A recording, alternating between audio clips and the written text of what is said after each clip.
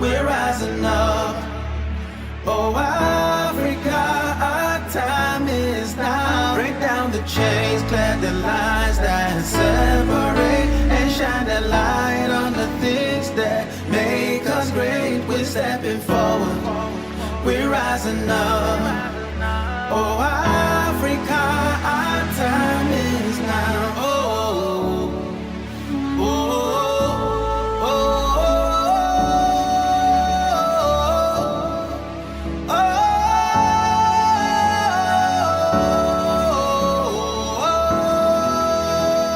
oh, Africa. Oh, oh, oh,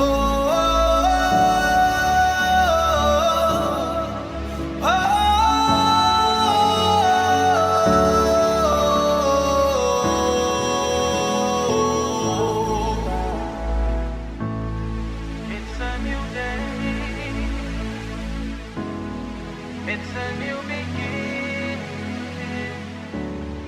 Higher ground, we're lifting up, and nothing holds us bound.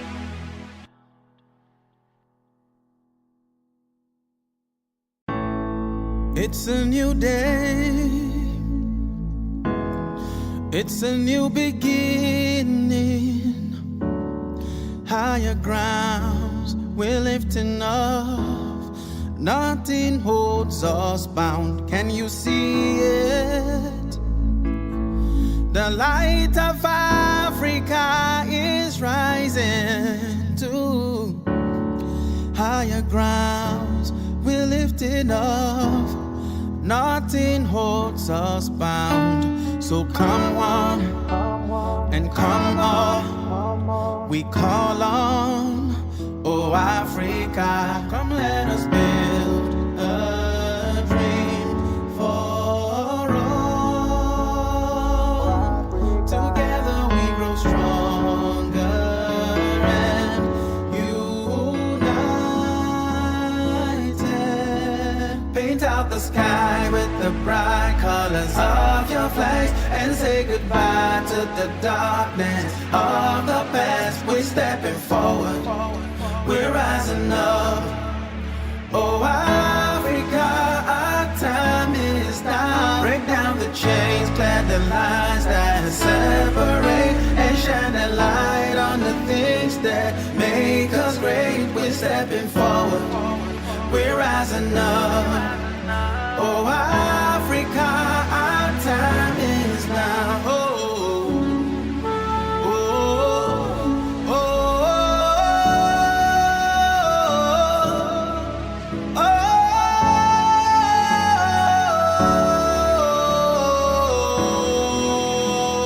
oh, yeah. We know we got that power. Africa, we are strong. One nation to another. See now we stand as one to celebrate our victory, riches and glory of the motherland. And nothing holds us bound. So come on and come on. We call on, oh Africa, come let us build a dream for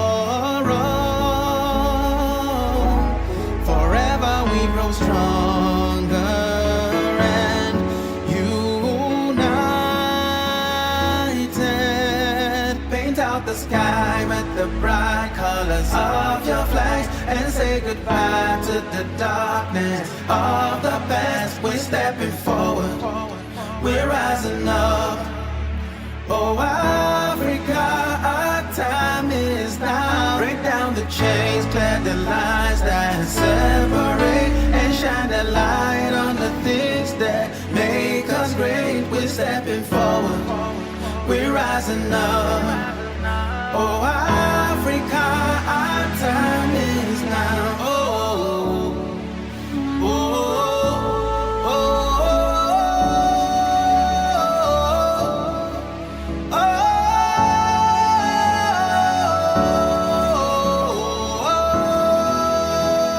oh, Africa. Oh, oh, oh, oh,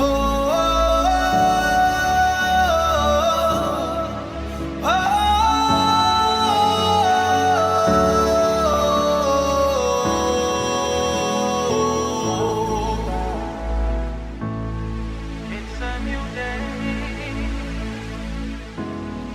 It's a new beginning, higher ground, willing to know that nothing holds us bound.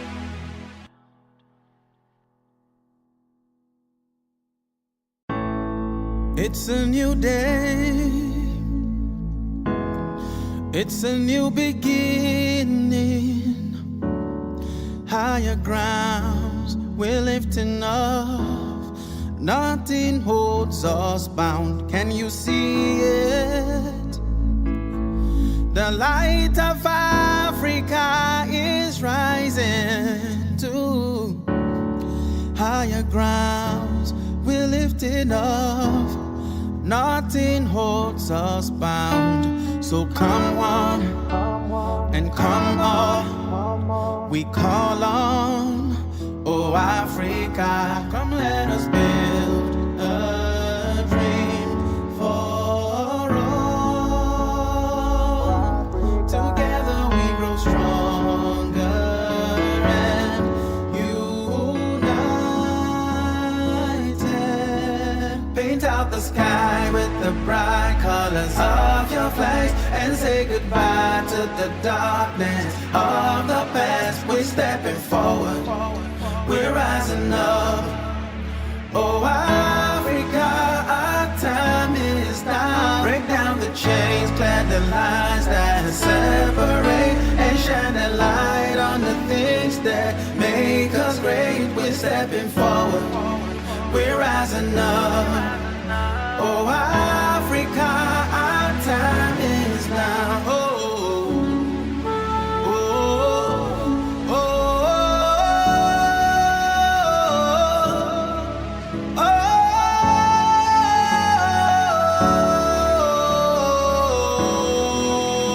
oh, yeah.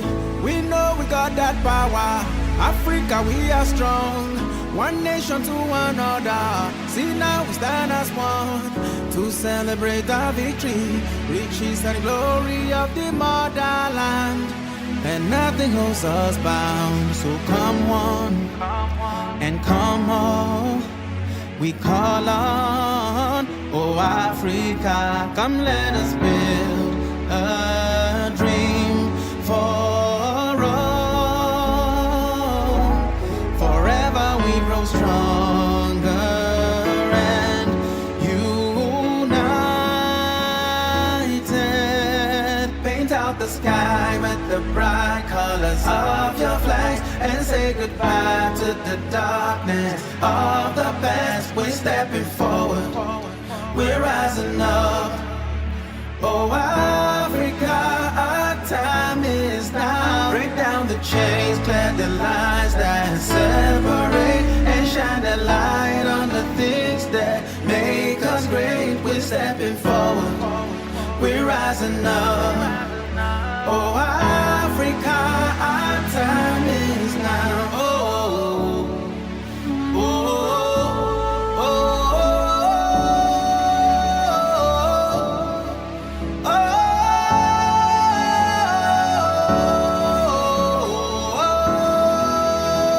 oh, Africa. Oh, oh, oh,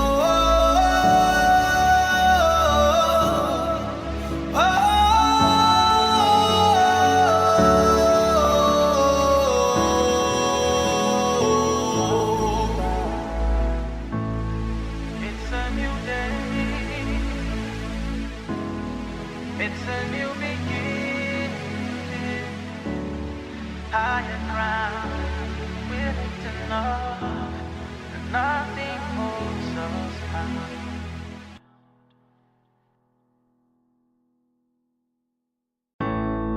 It's a new day, it's a new beginning, higher grounds we're lifting off, nothing holds us bound. Can you see it? The light of Africa is rising to higher grounds we're lifting off, nothing holds us bound. So come one and come all, we call on, oh Africa, come let us build a dream for all. Together we grow stronger and united. Paint out the sky with the bright colors of your flags and say goodbye to the darkness of the past. We're stepping forward, we're rising up. Oh Africa, our time is now. Break down the chains, clear the lines that separate, and shine a light on the things that make us great. We're stepping forward, we're rising up. Oh Africa, our time is now. Oh, oh, oh, oh, oh,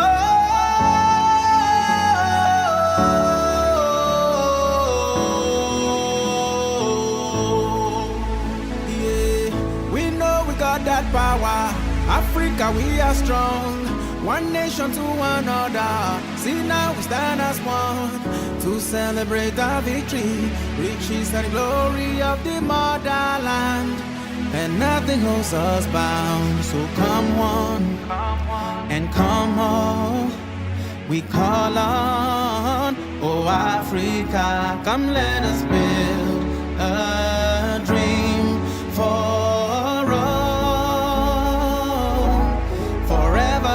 stronger and united. Paint out the sky with the bright colors of your flags and say goodbye to the darkness of the past. We're stepping forward, we're rising up. Oh Africa, our time is now. Break down the chains, clear the lines that separate, and shine a light on the things that make us great. We're stepping forward, we're rising up. Oh Africa, our time is now. Oh, oh, oh, oh,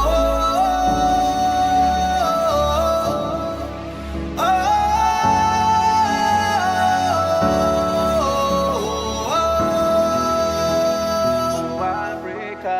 Oh, oh, oh,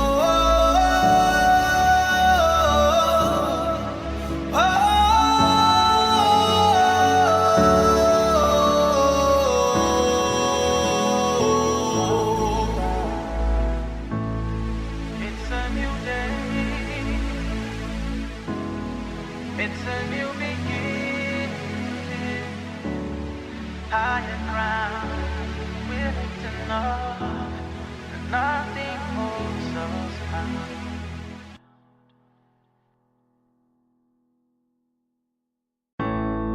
It's a new day. It's a new beginning. Higher grounds, we're lifting up. Nothing holds us bound. Can you see it?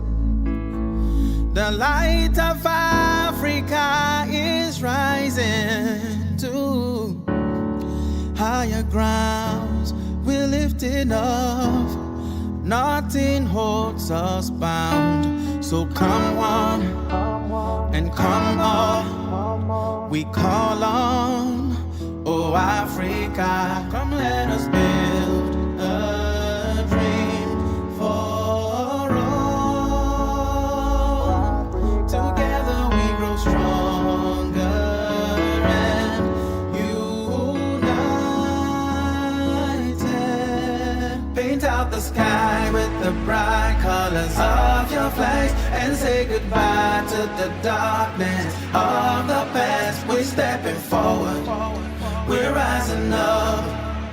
Oh Africa, our time is now. Break down the chains, clear the lines that separate, and shine a light on the things that make us we're stepping forward. We're rising up. Oh, Africa, our time is now. Oh, oh, oh, oh,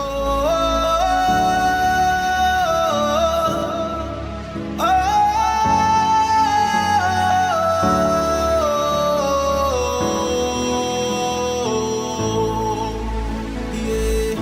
We know we got that power. Africa, we are strong. One nation to another. See now we stand as one to celebrate our victory, riches and glory of the motherland. And nothing holds us bound. So come one and come all. We call on, oh Africa, come let us build a dream for stronger and united. Paint out the sky with the bright colors of your flags and say goodbye to the darkness of the past. We're stepping forward, we're rising up. Oh Africa, our time is now. Break down the chains, clear the lines that separate, and shine the light on the things that make us great. We're stepping forward, we're rising up. Oh Africa, our time is now. Oh, oh, oh, oh, oh,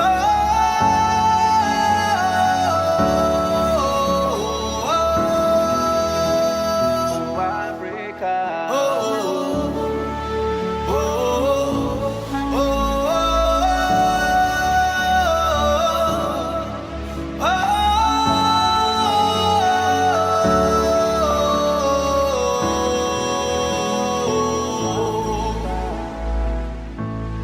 it's a new day. It's a new beginning. Higher ground, we're lifting up, and nothing holds us bound.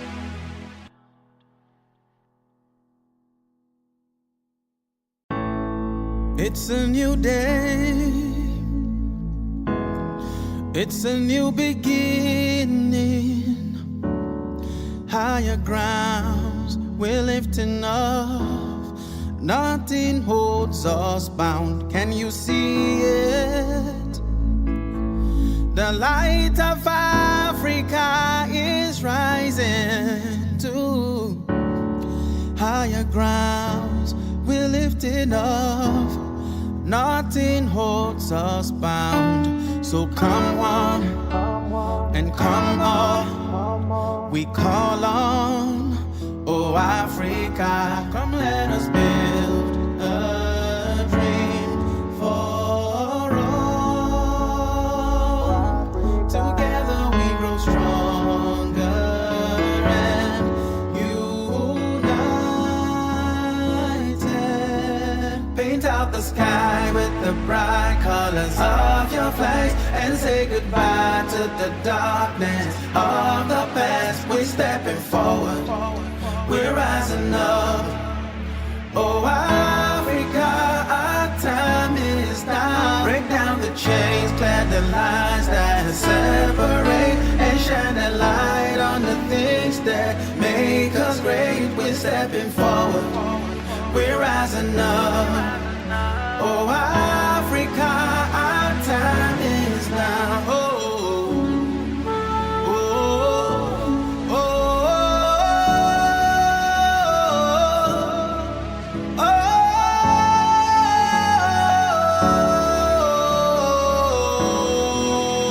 oh, yeah. We know we got that power. Africa, we are strong. One nation to another. See now we stand as one to celebrate our victory, riches and glory of the motherland. And nothing holds us bound. So come one and come all.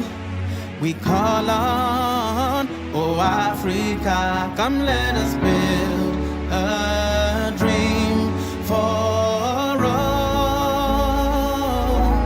Forever we grow stronger and united. Paint out the sky with the bright colors of your flags and say goodbye to the darkness of the past. We're stepping forward, we're rising up. Oh Africa, our time is now. Break down the chains, clear the lines that separate, and shine the light on the things that make us great. We're stepping forward, we're rising up. Oh Africa, our time is now. Oh, oh, oh, oh, oh,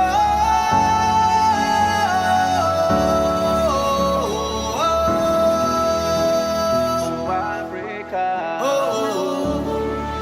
oh, oh, oh.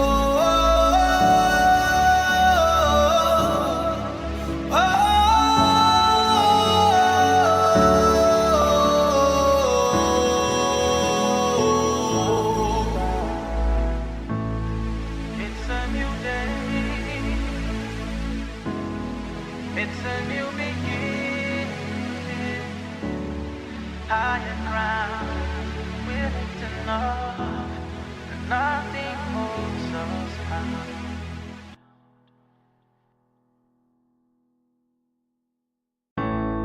It's a new day, it's a new beginning. Higher grounds, we're lifting up. Nothing holds us bound. Can you see it? The light of Africa is rising to higher grounds. We're lifting up. Nothing holds us bound. So come on and come on. We call on. Oh Africa, come let us build a dream for all. Together we grow stronger and united. Paint out the sky with the bright colors of your flags and say goodbye to the darkness of the past. We're stepping forward, we're rising up. Oh Africa, our time is now. Break down the chains, clear the lines that separate, and shine the light on the things that make us great. We're stepping forward, we're rising up. Oh Africa, our time is now. Oh,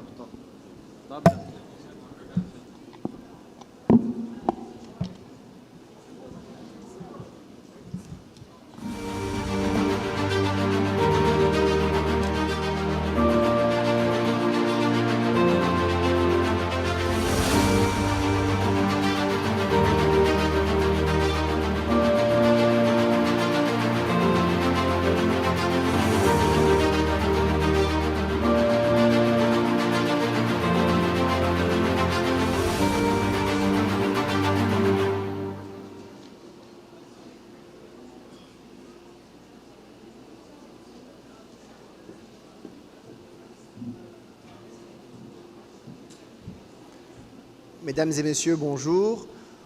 Le panel va être en anglais et en français, donc j'espère que tout le monde a ses casques pour l'interprétariat. C'est arabe channel 1, français channel 3 et anglais channel 2, canal 2. Donc it's going to be in French and in English and in possibly in Arabic. So If you want simultaneous interpretation, please make sure that you've got your headsets. So today's panel is called Investing in Africa's Energy Transition. I don't know if it's a good name, actually. We're the ones who chose the panel, but in terms of Africa, it's more about investing in Africa's energy mix, I'd say, rather than transition. And the energy mix will be a little bit about the transition, a little bit about actually getting power and making sure that energy works on the continent. So it's more than just the Africa's energy transition. We're going to break the panel down into two sort of segments. One will look at critical minerals, and we know that we've got a lot of critical minerals on the continent, including in Algeria, where, again, solid minerals is an industry that they want to develop. And obviously, also we want to talk about energy in general, so looking at renewables, looking at that energy mix. So renewables, gas as a transition fuel, and obviously other energy sources as well.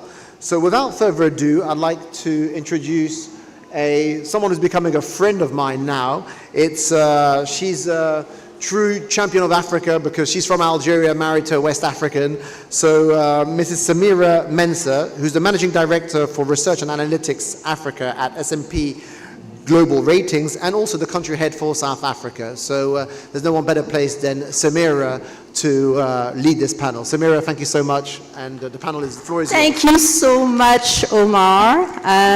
It's a pleasure to be back in my country, Algeria.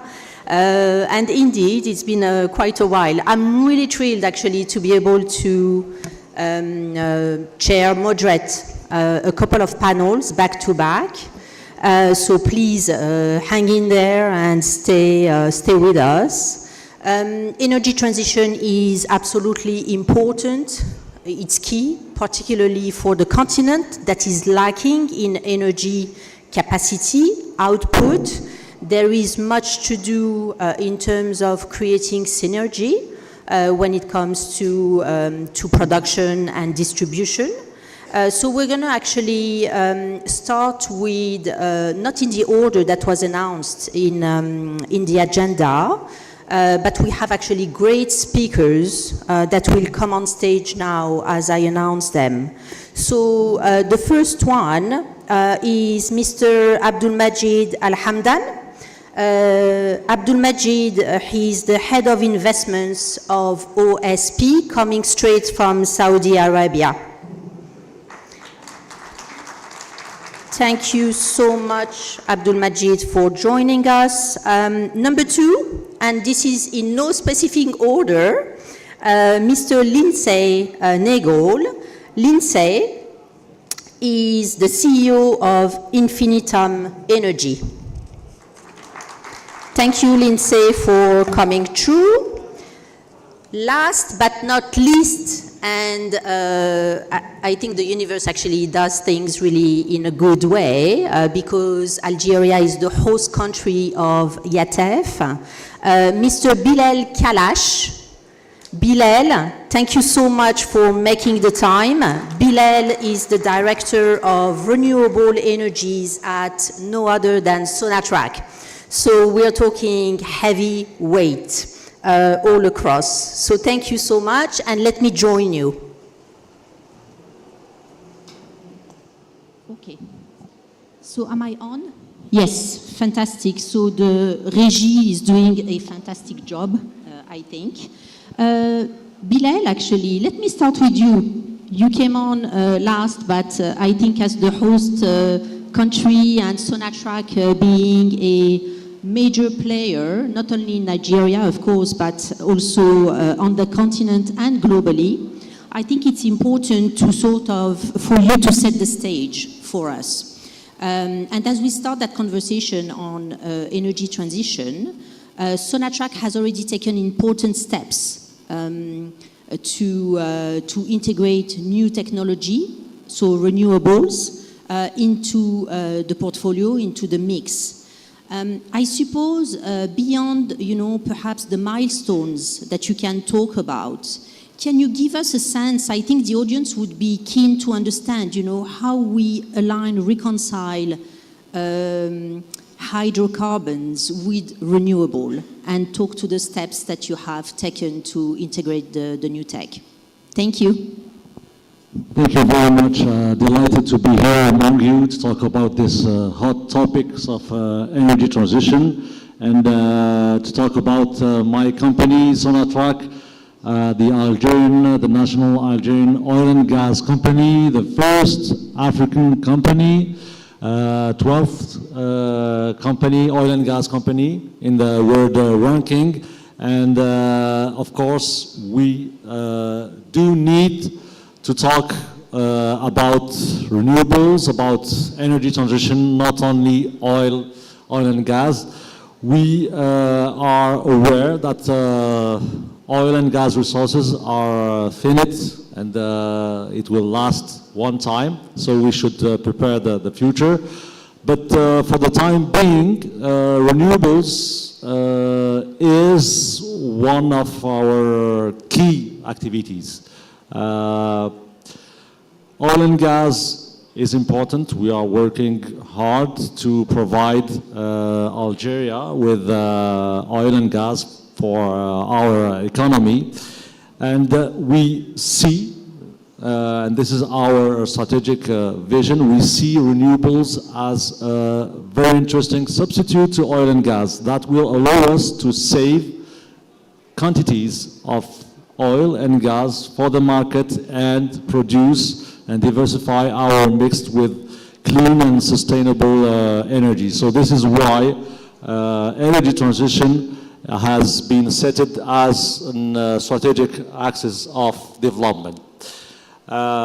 We have huge ambitions for renewables and green hydrogen also, which is a derivative of renewables. So green hydrogen produced by green electricity and electrolysis of water. We have set milestones. We started with developing renewables, solar plants, wind. We are working on wind, geothermal. So all the renewables, we are open to all the renewables. And we have set very ambitious goals to produce green hydrogen and to export it. So we are involved in a flagship project, South H2 corridor, to produce about more than 2 million tons per year of green hydrogen. So what does that, so 2 million ton, I mean, it seems to be big, but yes. It's... Yeah. Thank you for this details. Yes. 2 million tons of green hydrogen as a first step is equivalent to about 6 billion cubic meters of natural gas. Oh, yes. In terms of energy equivalents. And Algeria is, and Sonatrach in this instance, is like the major player then for green of course. Hydrogen. And yes, green hydrogen is a key driver for our energy transition strategy, and we are working with Italy and Austria and Germany in this integrated project from the upstream to produce hydrogen and transport it by pipeline through Tunisia, Italy, Austria, till Germany. So this is one of our very important projects for green hydrogen. We are working also on the many applications of green hydrogen, whether green iron. We have concluded a memorandum of understanding with Tosiali, a big player in iron, in steel production in Algeria, to green their production through green iron. I will not take more the stage, but this is basically what we are working on, and we see renewables rather an opportunity than a threat for our oil and gas company. That will allow us to save gas, to save oil, and the demand is still, the energy demand is still increasing. When the oil arises, we thought that will replace coal, and coal is still present. When the gas arises, we thought that the gas will replace oil and coal, and still we have coal, oil, and gas, and then renewables. And as everybody knows, the needs, the energy needs is still increasing with this AI revolution, needing and calling for more and more energy. So we are here to diversify our energy mix and go through this energy transition while still working on oil and gas. And gas, in fact, is the cleanest fossil energy. Yes. So we are, as a global company, working on being a key player on energy transition at the world, Yes. on the world scale. No, thank you so much, Bilal, for that. And can you give us a sense of the size of the investments on green hydrogen? Yes. We are starting with, let's say, medium to large scale solar plant. So the investment for the time being is around $100 million for the solar plant as a first stage, very early stage. But for the green hydrogen project, that will be tens of billion dollars. Okay. Whether for the South H2 corridor or the green iron or the green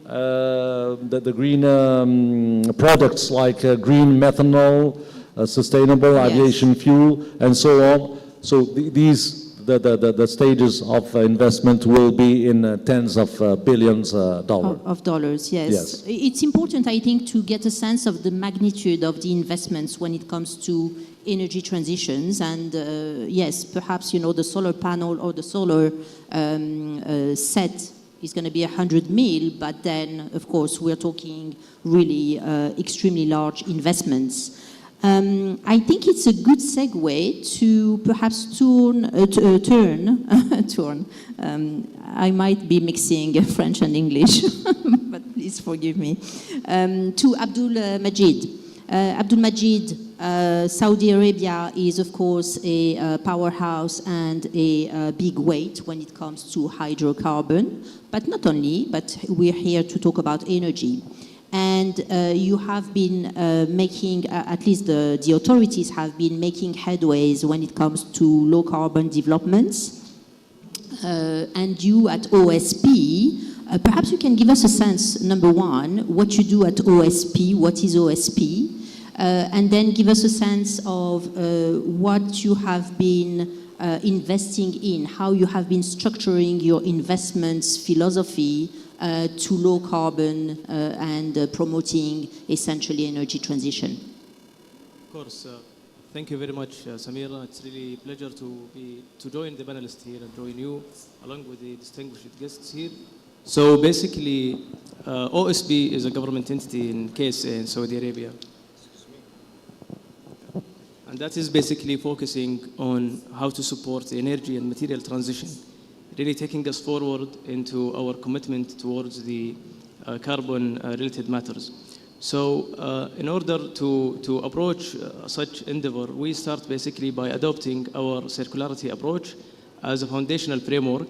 And really, this is guide us towards making our investments and making sure that they are not only commercially sound, but also create mutual value creation, starting first with the societies and the economies around us, addressing our planet, our environment, and also focusing on the returns that we make to the shareholders, the employees, and to the economy overall.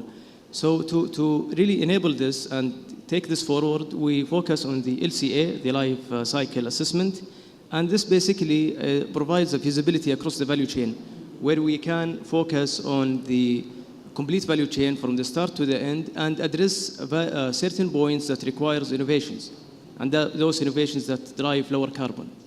And those innovations are not only focusing on technical innovations, but also to look at other requirements that will really support the business model that we are thinking about.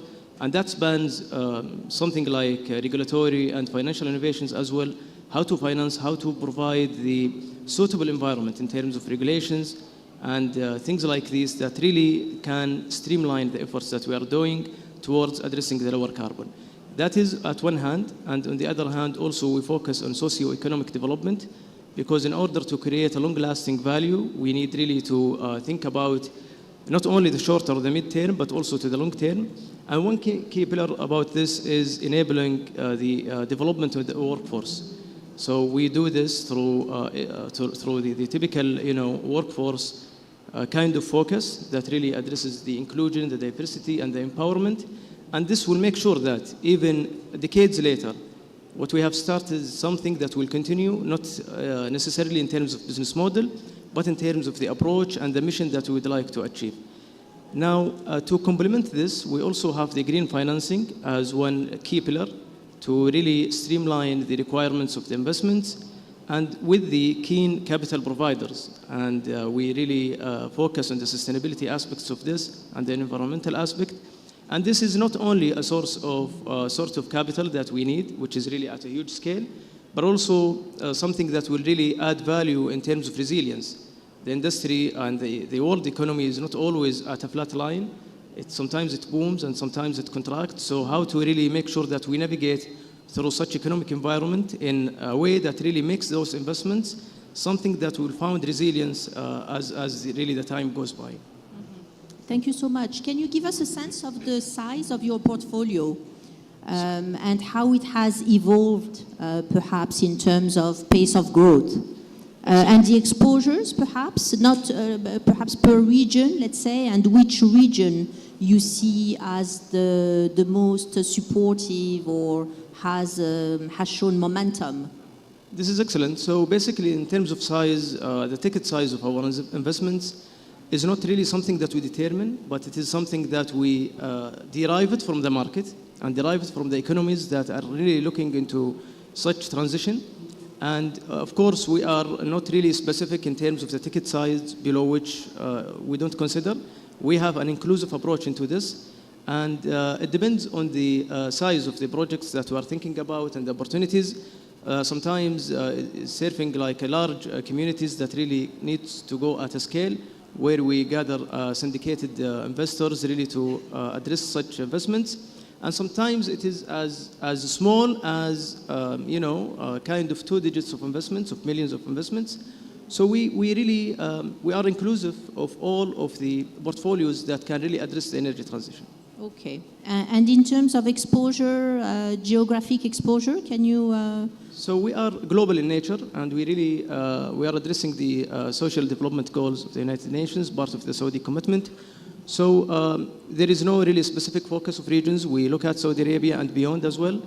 And we also have a focus on different economies that are really in a bad need of energy transition. And we investigate what could be our role really to enable such communities to address this in a sustainable way. Thank you. Thank you. I'm based in South Africa, and I know, to Bilal's point, we are using a lot of coal to fire our electricity power stations, and we are in certainly needs of investments to transition away from that coal-based, electricity infrastructure. Perhaps let me turn to you, Lindsay. Thinking about energy transition, waste perhaps in particular, can you perhaps start by telling us what is the focus of your company? Because the angle is certainly slightly different at Infinitum Energy, so the energy is there, but perhaps you take the problematic from another angle. And I think it would be great also to give us a sense of why you have decided to focus your energy in Africa and which countries in particular. Thank you. For us, we really approach things with a diversified approach, so technology agnostic, but opportunistic. With specifically in Africa, though, we've made a big pillar of our business to be waste to energy. We think it's a really untapped resource. It addresses multiple challenges at once. Environmental benefits are staggering. It's a huge employment driver. And a lot of African countries face challenges around baseload energy. Well, wind and solar are great technologies. They're very cheap and easy to deploy. They're not necessarily the backbone of an energy grid. So being able to provide that consistent baseload power to allow an economy to grow is something we think is really, really important.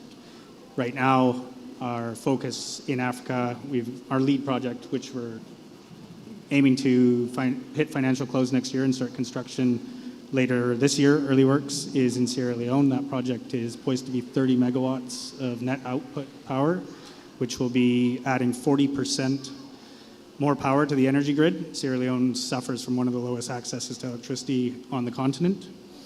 Once fully developed, the project will also avoid over 1,000 tons a day from landfills, which currently over capacity. The majority of the waste in Sierra Leone is disposed of in streams, ditches, rivers, generally making its way to the ocean.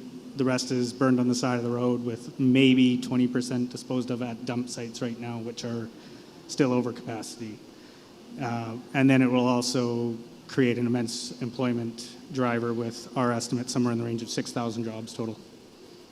For that project in particular, right? Correct. And that project in Sierra Leone, it's supposed to be done in stages, right? So the 6,000 employment or jobs are at the end of it, right? Upon completion. Yeah, that's including the waste management sector. Yes. So you mentioned some numbers, like 20% of waste. So just for clarification here, are you saying essentially that the project will collect 20% of waste in the capital city and transform that into energy to provide 40 megawatts? So at present, about 20% of the waste is collected via the informal and formal sectors. Okay. That's disposed of at dump sites. But those Yes. dump sites are overflowing, not managed properly. Okay. Our target, once the project is fully operational, will be to collect around 60-ish% of the entire waste generated in the western area. So that's the Freetown area and the outlying metropolitan area. Yes. So actually the potential for that type of model is way greater than actually your initial project.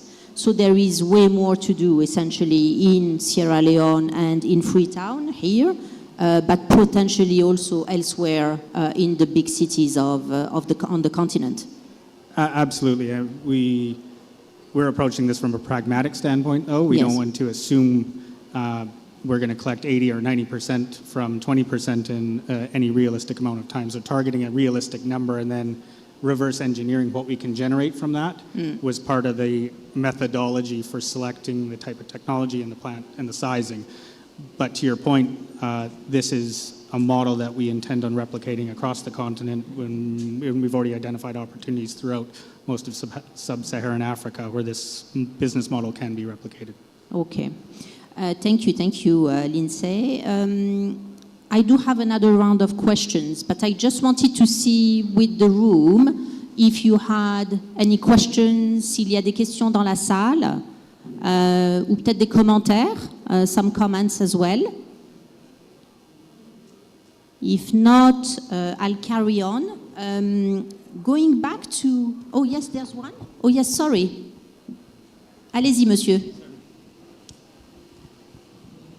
Je vous remercie d'abord pour toutes vos interventions et j'aimerais bien savoir, la question est posée à tout un chacun d'entre vous, messieurs, sur le montant d'investissement pour chacun de vos investissements pour la transition énergétique, et surtout j'aimerais bien prendre l'exemple de Freetown en Sierra Leone. Ceci peut être intéressant. D'accord, oui, c'est important. Donc, Lindsay, yes, Lindsay, it's okay. Lindsay actually speaks French and understands French, but I will translate for you.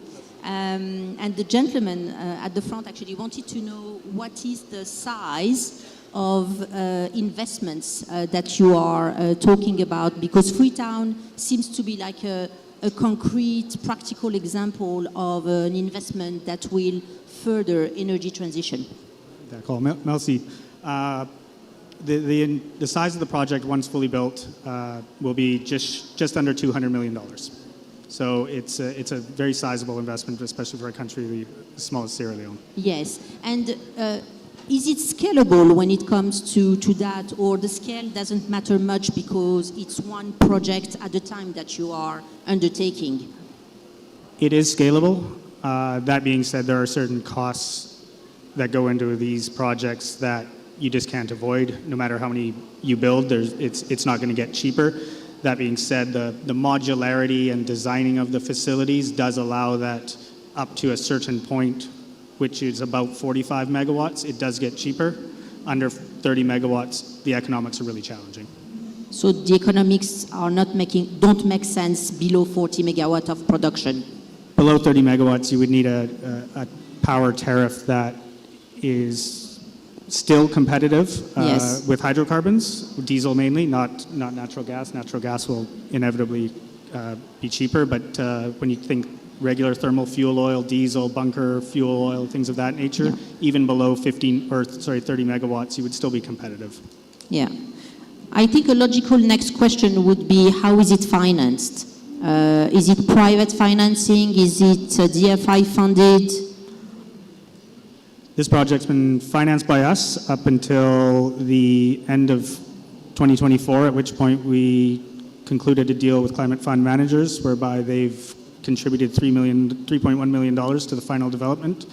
Subsequent to that, they've committed to up to 75% of the construction equity, and we are also in talks with IFC on senior debt. Okay. Yes, madame? We need the mic because un micro va arriver. C'est la dame avec le ligneur de jaune. Les mécanismes de financement pour promouvoir les actions Waste to Energy, spécialement dans le continent africain, est très importante. Ce qu'on appelle les mécanismes verts et comment accéder à la green finance en termes de lutte contre les changements climatiques. Est-ce qu'il y a des mécanismes précis qui sont utilisés pour promouvoir donc des projets énergie from waste? Voilà. From waste management in particular. Yeah. Would you like actually to try to take it, Lindsay? Essentially, are you aware of any sort of framework out there, potentially with DFIs, who would actually support waste management and transformation of that waste management into energy? So essentially, your project, did it come about because you had a great idea, or because you're taking advantage of perhaps a policy push coming from either DFIs or governments, I suppose? Great question, thank you. Yes, I think so. Honestly, when we took the project on, we didn't realize how big of an endeavor it was going to be. We didn't realize that waste, my background being energy development, came from energy first. After developing the project and getting quite a ways down the line, we figured out this was going to be more of a waste project and an energy project second. The logistics around waste management are tremendous, and without the waste and without the security of the waste, there's no project. So we've incorporated that scope of work into the project, which makes it really unique. And in the financing, DFIs are very, very proactive in this, a lot of them, in terms of seeing the size and scale of the opportunity. There's also the opportunity, which is not set in stone yet, but the monetization of renewable credits, especially under Article 6.2, with a lot of LDCs being places we would look to do these projects, presents an opportunity whereby monetizing those credits onto the international market, especially in Europe, potentially allows at least, for these countries to reduce their financial burden around waste management. Okay. What else? Yes, madam. A mic to the front, the lady with the blue dress. Hello, and thank you. I just wanted to ask, I have a few questions. First of all, why Sierra Leone? And secondly, how soon do you plan on executing this? And thirdly, what are the plans for employing women on the continent? All of my questions right there. Go ahead, Lindsay. Thank you. Why Sierra Leone? That more or less has to do with having a strong country director, a person that we can trust in the country, which we already had a relationship with prior to the project. Also, Sierra Leone is a big enough country in terms of population base around the major city that we would need to be able to collect enough waste. It's also a young enough country in terms of regulations and infrastructure around that allows for the government to work with us. In a very developed market, say a Johannesburg or something like that, we would probably struggle to be able to integrate the way we're doing right now. So that was part of it.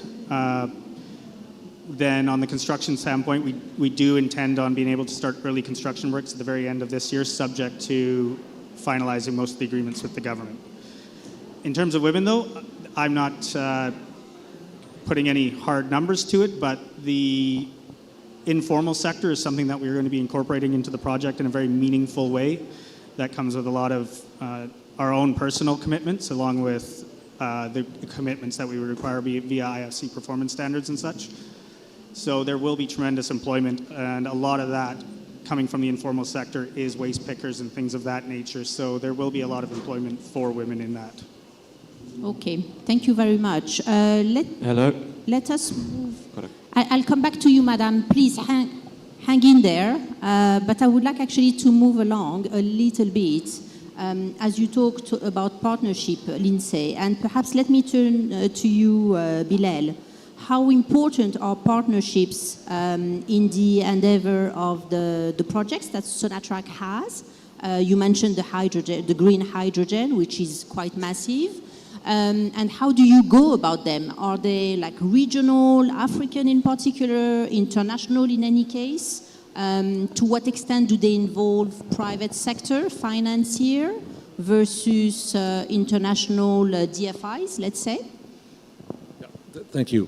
In fact, we have a very long track record on partnership in the oil and gas sector, and on a very large scale, risky projects, we should go through a partnership. We should rely on partnership, and these are international partnership, whether we are open to any kind of partnership, provided it brings the added value in terms of expertise, in terms of experience, in terms of financial resources. So we should share the risks of the project across the whole value chain.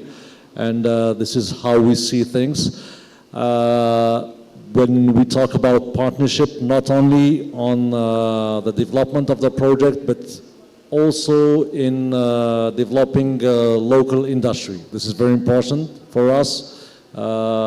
Keeping the industrial component based in Algeria to bring added value, to create jobs, and so we have this very broad vision of partnerships in the project we intend to go through.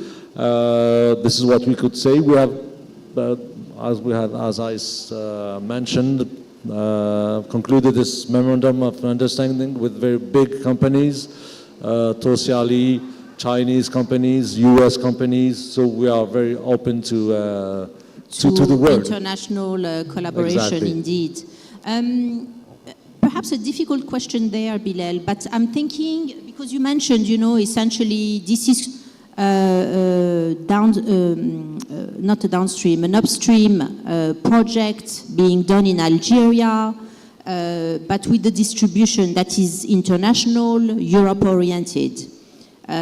You mentioned Germany, I think you mentioned another country. I'm just trying to think here that Europe and the US certainly have not shifted, but have, let's say, amended, changed a little bit the pace of the energy transition going forward. because of some policy direction changes, but because these investments are huge, they are super long-term. To what extent actually policy, not politics, policy could influence let's say the progress of that green hydrogen, or is it going according to schedule? Because, you know, in any case, this is, yes, you are a government-related entity at Sonatrach, but you manage this as a private sector, right? It's a private entity, I suppose. Can you give us a sense of, you know, how you think about this at Sonatrach? Yeah, thank you. In fact, we do believe that energy transition is going on, and the question of green hydrogen is not whether green hydrogen will have a role in energy mix, but when. So we should prepare for it. And the time or the planning of these investments will depend on the market, on the development of the market. So we are monitoring the market and thinking about marketing schemes like long-term purchase agreement that will be mandatory at the first stage before we could just go on this very huge investment. So that will go by step. We should build this learning curve on mid-scale projects. We are working on a green ammonia project to export ammonia by shipping. That will be the first stages. We are in discussion with Spanish companies, with Netherlands companies, with German companies, and of course the huge investment will be first with small investment and then going at a larger scale. Yes, no, thank you.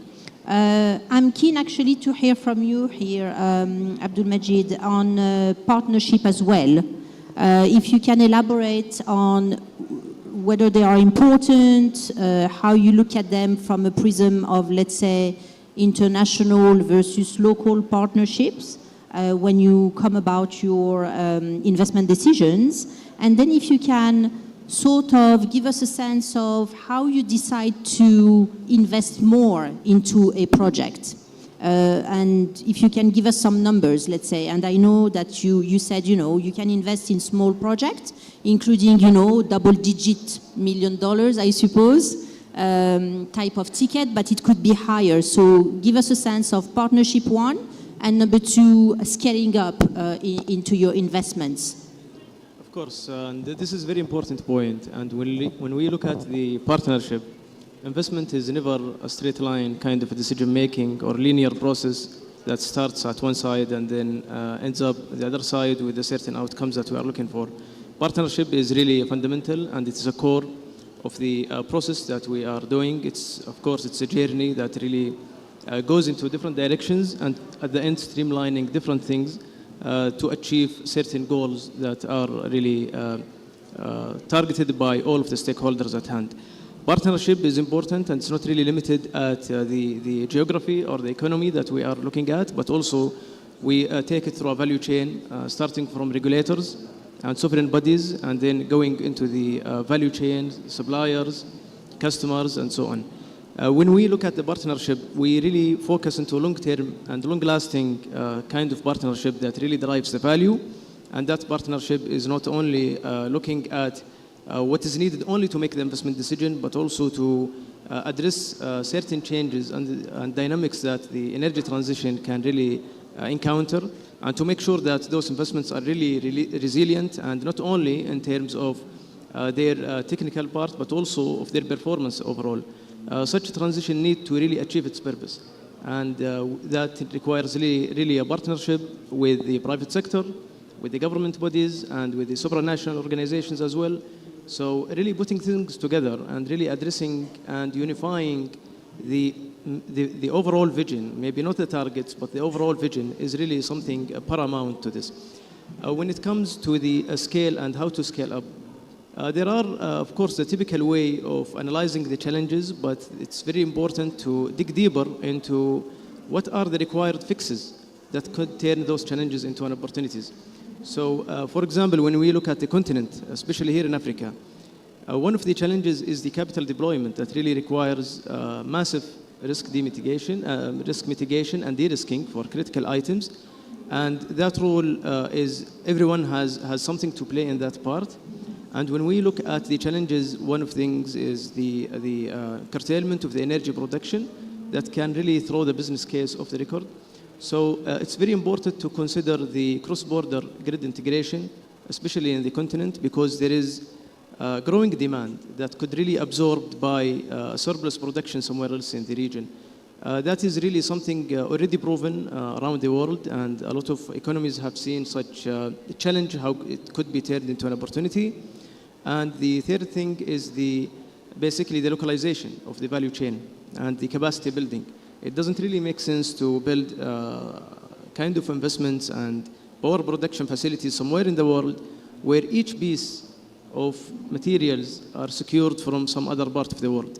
Yes, we believe in the comparative advantage of economies, but also there is a basic scale of localization that needs to be achieved. And that will not only drive the prices down and the cost to a lower level that enables satisfactory level of retail and profitability, but also enables the workforce development. Again, this is back to the first round of questions that we discussed. It's very important because it really not only drives the cost down, but provides a long-lasting return that could really address the changes and the dynamics nature of the energy transition in the future. Now, all of these really sum into one value that the ultimate user and the ultimate beneficiary will witness, which is the levelized cost of energy. All of the above will reduce the weighted average cost of capital. And it's of energy, of electricity. Of energy, of course. Of electricity and any form of energy that's required. And the reduction in WACC is not really one-to-one in terms of reduction in the cost. It can go up to order of magnitude. So 1% of reduction in the WACC could result in order of magnitude reduction in the levelized cost of energy. And that is really the innovation that we need to think about. Having the technology is really something good, but not really sufficient. We need to look at how to do financial engineering around the investments to enable an optimum level of value creation that we can have.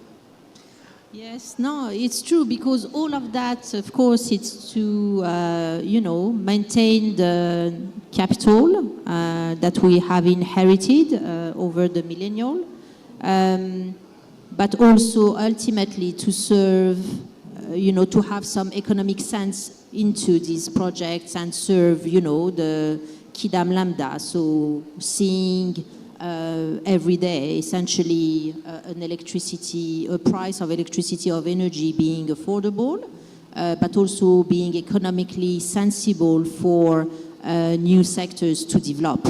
And we know that AI in particular will require massive amount of power, of electricity, and at some point, the price and the economics have to make sense. So I think you are certainly touching here, Abdelmajid, on a very key point. Madam, you had a question. Let me go to you. Yes, just one question from the audience. At the front, the lady with a black blouse with pink flowers. Full description, right there. Bonjour. Bonjour. Je suis Mademoiselle Asnaoui Amna, je suis ingénieure chimiste et je suis fondateur et CEO d'une entreprise innovante en Tunisie, c'est Émeraude Pianta. Et là, ma question parmi nos unités, c'est unité Émeraude Pianta Green Gold Energy.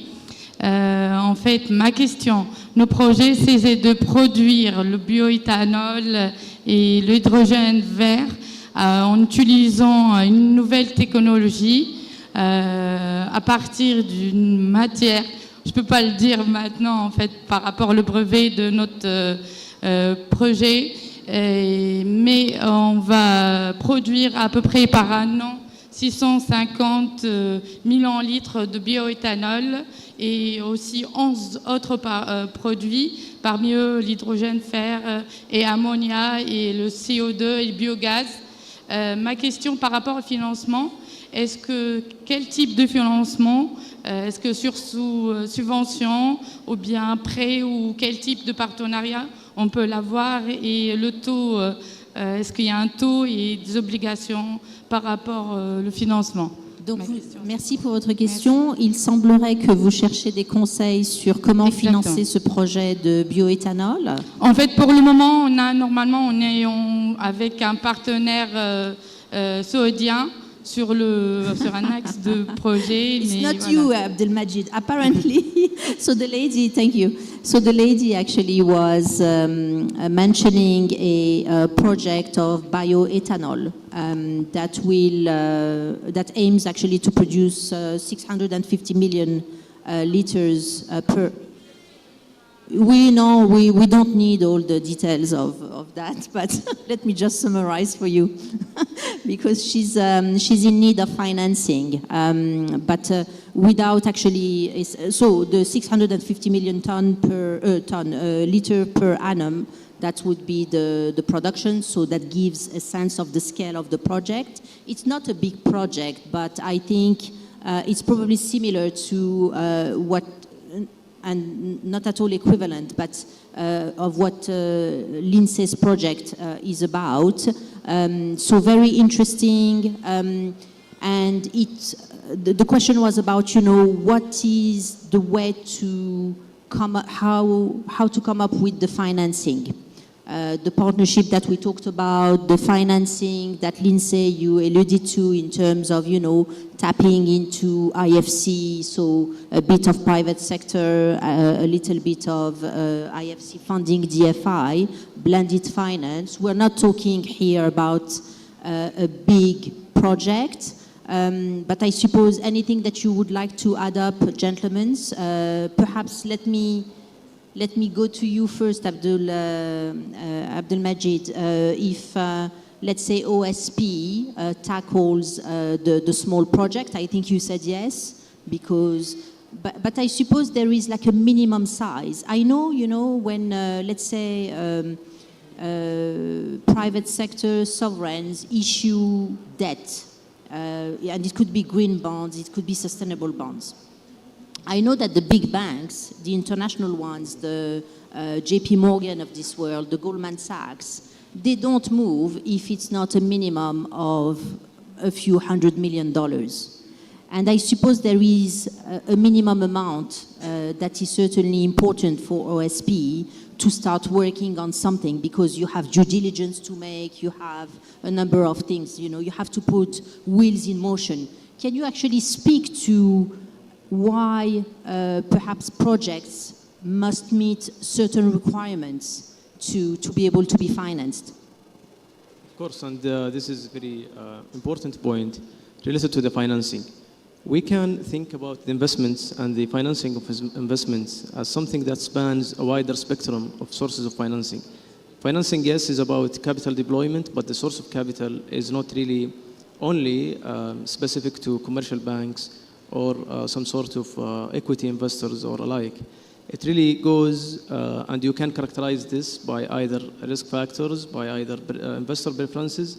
There are different attributes where you can look at different spectrums of what would be the competitive financing. Of course, financing is not really the problem. Financing is there, but the problem is how to make that financing really competitive and something that drives really value for the long term of the project. Now, looking at the possible ways of financing, of course, this goes into different attributes that can really define this. But we can, for example, think about DFIs. We can think about specific funds that are really interested to provide private credit into similar opportunities, especially in this field of production of energy from such raw materials.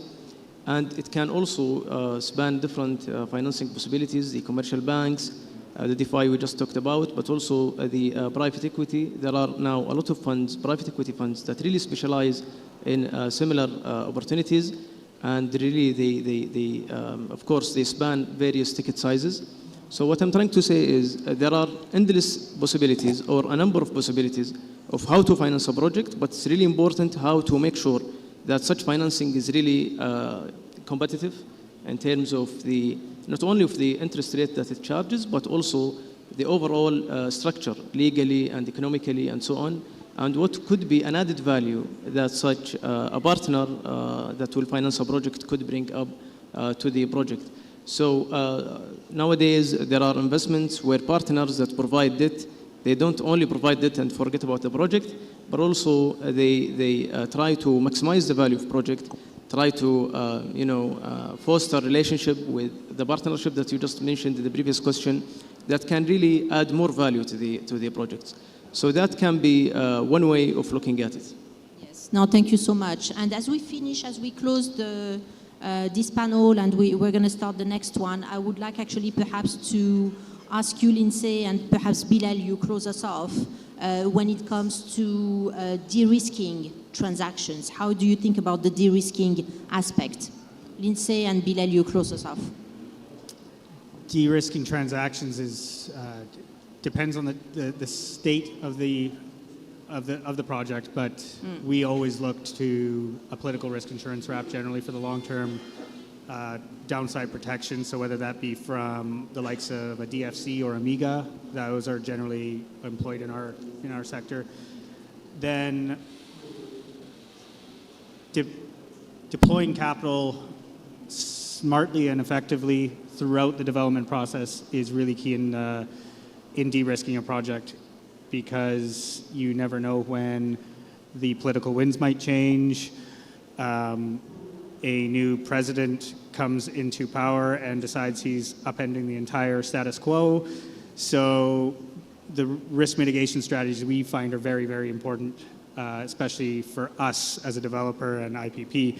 It's our capital going into the projects at the onset, so we really want to make sure that we're going to not get to the finish line and find out everything's changed. So having that strategy in place and then de-risking it from the long term with those insurance policies and the likes is really important to attracting that long-term capital from the likes of, say, an OSB or IFC or someone like that. Yes, okay, no, thank you. And Bilal, le mot de la fin.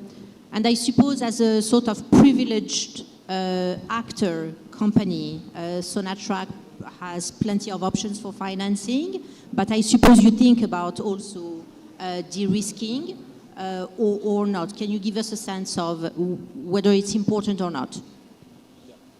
As any economical company, we are market-driven. So de-risking really rely on the off-taking. On the off-takers. So as the market, the renewables market, or well, more specifically the green hydrogen market is not yet mature, so we need to go through long-term purchase agreement. So this is the way we see de-risking for hydrogen project or any kind of energy transition project. And we also need to share the risk through partnerships. If the off-takers, we think about production sharing schemes where the off-takers invest into the production on the whole value chain. So this is the way we see de-risking, and developing also industry, local industry is a way to de-risk the project when we have investors building factories in Algeria.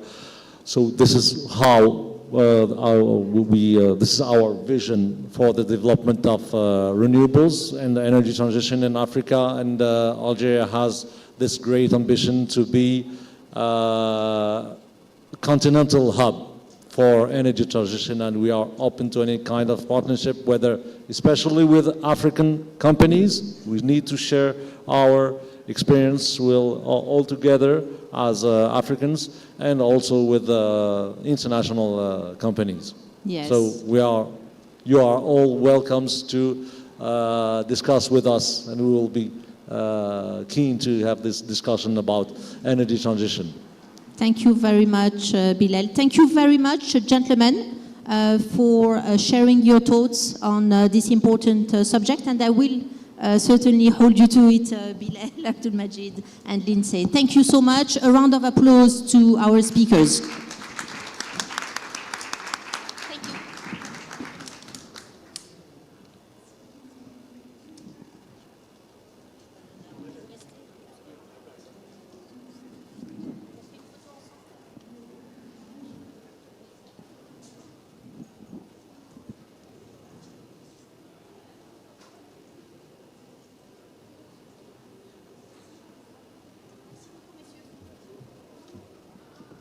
So I will introduce just now the next panel, so please just stay with us.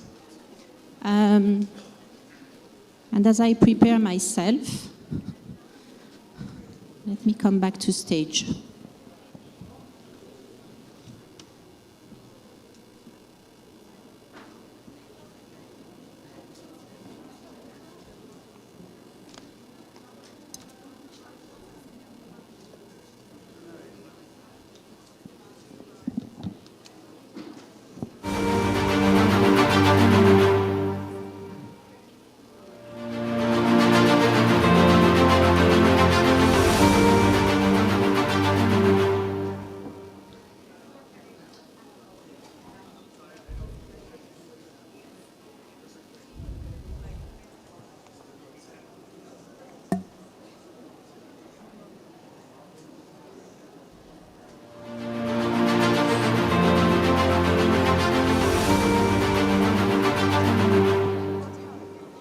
Oui, vous pouvez enlever le podium.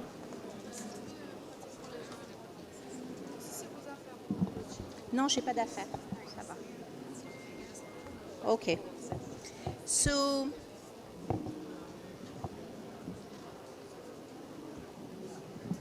let me perhaps carry on and welcome to the stage our next set of speakers. Please don't go away. We are carrying on the discussion on decarbonization. It's an important element as we already tackled energy transition.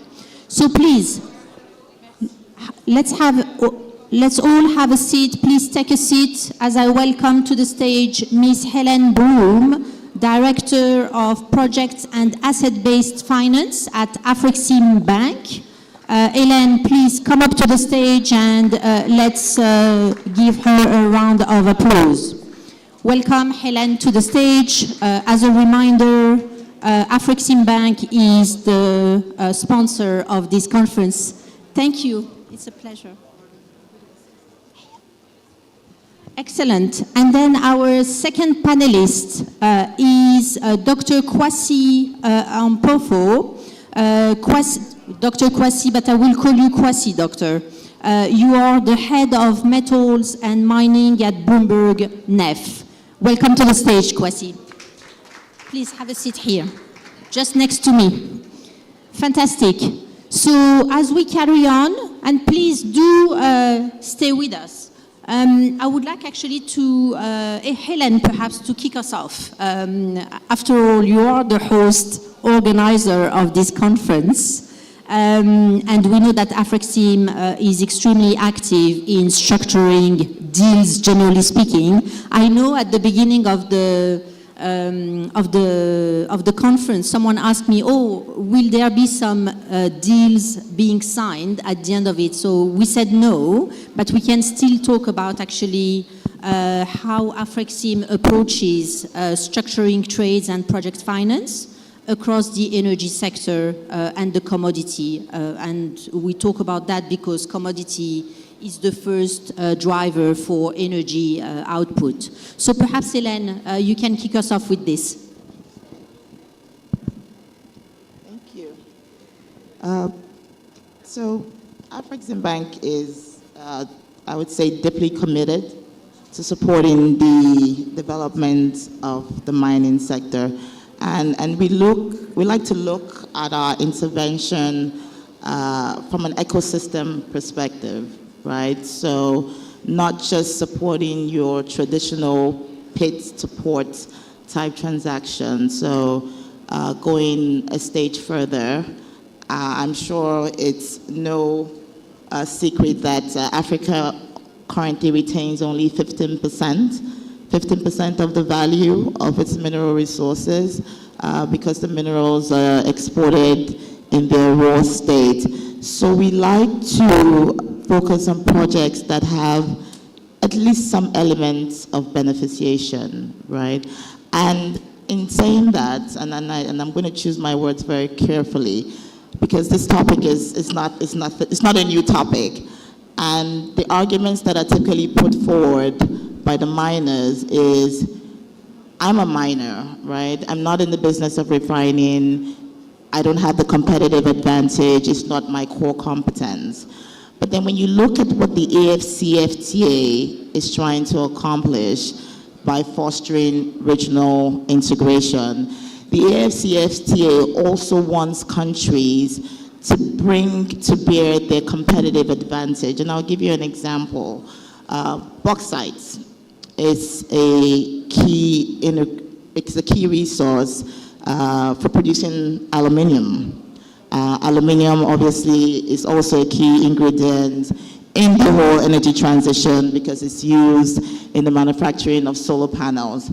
To process bauxite to aluminium requires a high level of stable power supply, right?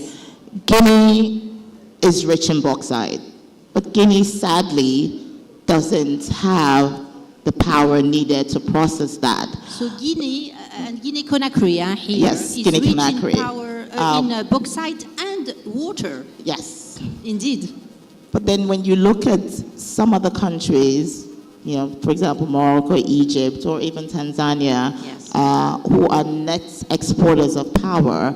So if you think about what the AfCFTA is trying to accomplish, you can mine that bauxite in Guinea, and if the borders are open and if regional collaboration is fostered, that bauxite could be easily transported to Morocco and Tanzania and processed. That way the value is retained on the continent. And I'll just talk about one particular initiative that we're doing. So typically we support transactions with senior debt, but we realize that if we really want to make an impact in the sector, that's not enough, right? So there are a whole suite of other products that we deploy routinely. We have our guarantee products, which can help protect against, sovereign risk of appropriation, risk of capital being stuck in a country. So yes, that's standard. But how do we actually undertake initiatives that are impactful, initiatives that help move not just the conversation forward, but actually see the impact from a GDP perspective, from a job creation perspective. And we're doing that successfully in the DRC and Zambia, where we are building a special economic zone. And this special economic zone would straddle the two countries. Again, those two countries being very rich in mineral resources, cobalt, and I believe, what is the other one? Well, so the idea is to build a battery precursor park in that special economic zone, which obviously would help create jobs, which will help boost the manufacturing capacity on the continent, as opposed to having that value taken to China and then re-imported, and Africa essentially losing out entirely on that ecosystem. Yes. So you've said a lot of things there, Helen. So let us try to break it down a little bit and sort of get to the essence. So the first aspect is certainly the fact that AfCFTA has some criteria around beneficiation and de-risking before getting onto financing these important projects that are important for decarbonization and energy transition.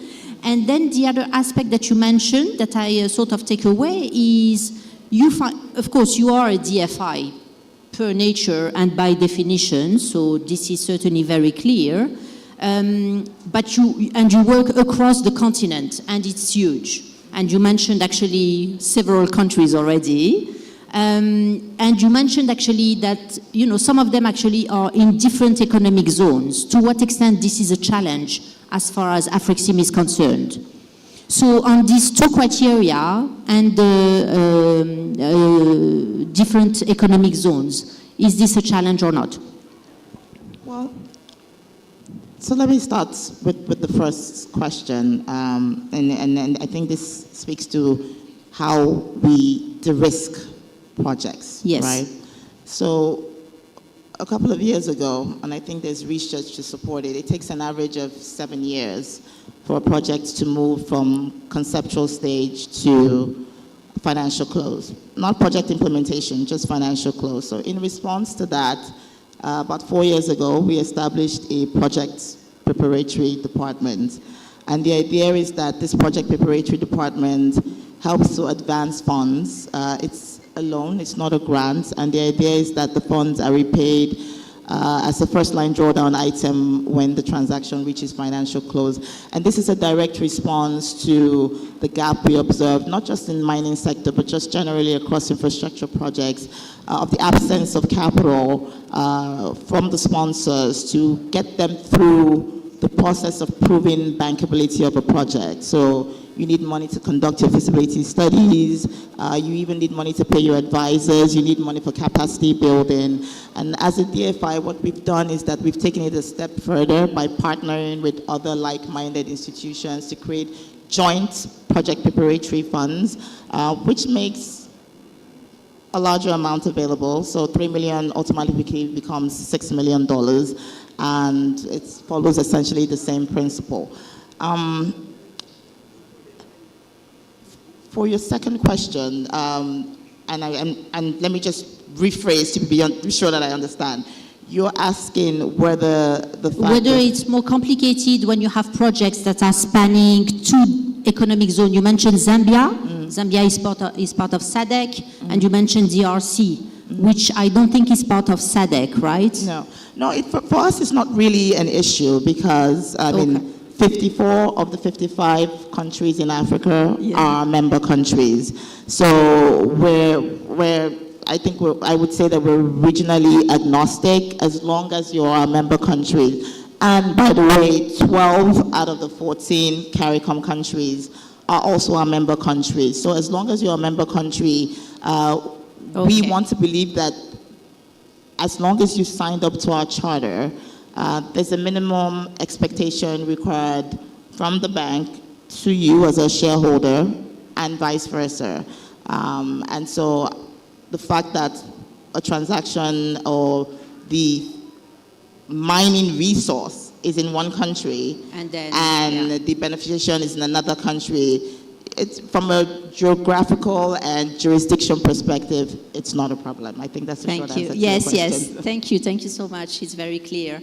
Kwasi, let me turn to you, please. Bloomberg's NEF Transition Metals Outlook highlights a substantial capex gap.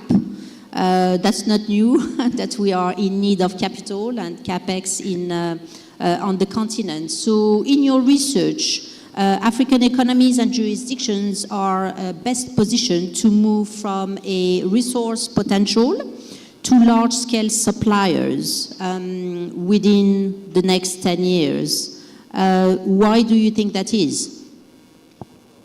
Yeah, so I think, just for context, to be able to build all the mines that we need in order to meet demand from the energy transition, as an example, we are looking at investments of about 1.6 trillion in our base case, and our high case is how much the investments? 1.6 trillion. Globally. $1.6 trillion over the next 2.5 decades. 25 years. Correct. Okay. I'm translating. I'm translating. But here is a good part. If you're able to invest that 1.6 trillion, according to our analysis, the money that we can make by selling those critical minerals we mine is between $6 to $10 trillion. So our base case is 6 trillion, our high case is $10 trillion. Now let me bring the audience in. So it's a no-brainer. Exactly. What is Africa's GDP? Can anyone tell me what Africa's GDP is? let's say we have 400 billion in South Africa, we have 200 in Ethiopia, we have 200 in Nigeria. So it's a couple of trillion? $2.83 trillion. 2.8 trillion. Correct. Okay, so I was short of $800 billion, ladies and gentlemen. I wasn't that far. So $2.8 trillion is the total combined GDP for Africa. And then you think about the fact that one industry alone could potentially unlock almost that combined figure. Because mind you, if 10 trillion is what we can make globally by selling critical minerals, Africa has 30%.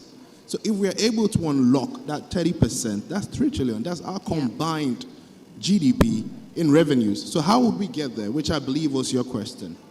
So I've come to develop a very simple formula in critical minerals.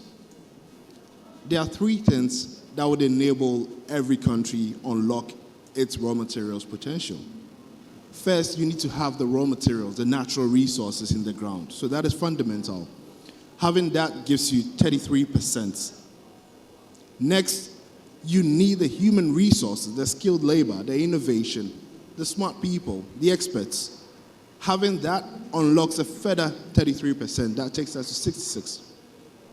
And then the final thing is you need to unlock the capital that would convert the natural resources with the capabilities of the human resources to get the whole value chain, okay? At the moment, can anyone guess which part of the value chain Africa focuses on? I think it's an easy question. The audience, which part of the sector Africa tends to focus on? Is it upstream, production, downstream, distribution, or midstream, which is transformation? Upstream. The upstream. So at the moment, we've only been able to unlock 33%, and it comes as no surprise that most governments are not benefiting from their natural resources. So for me, I like case studies.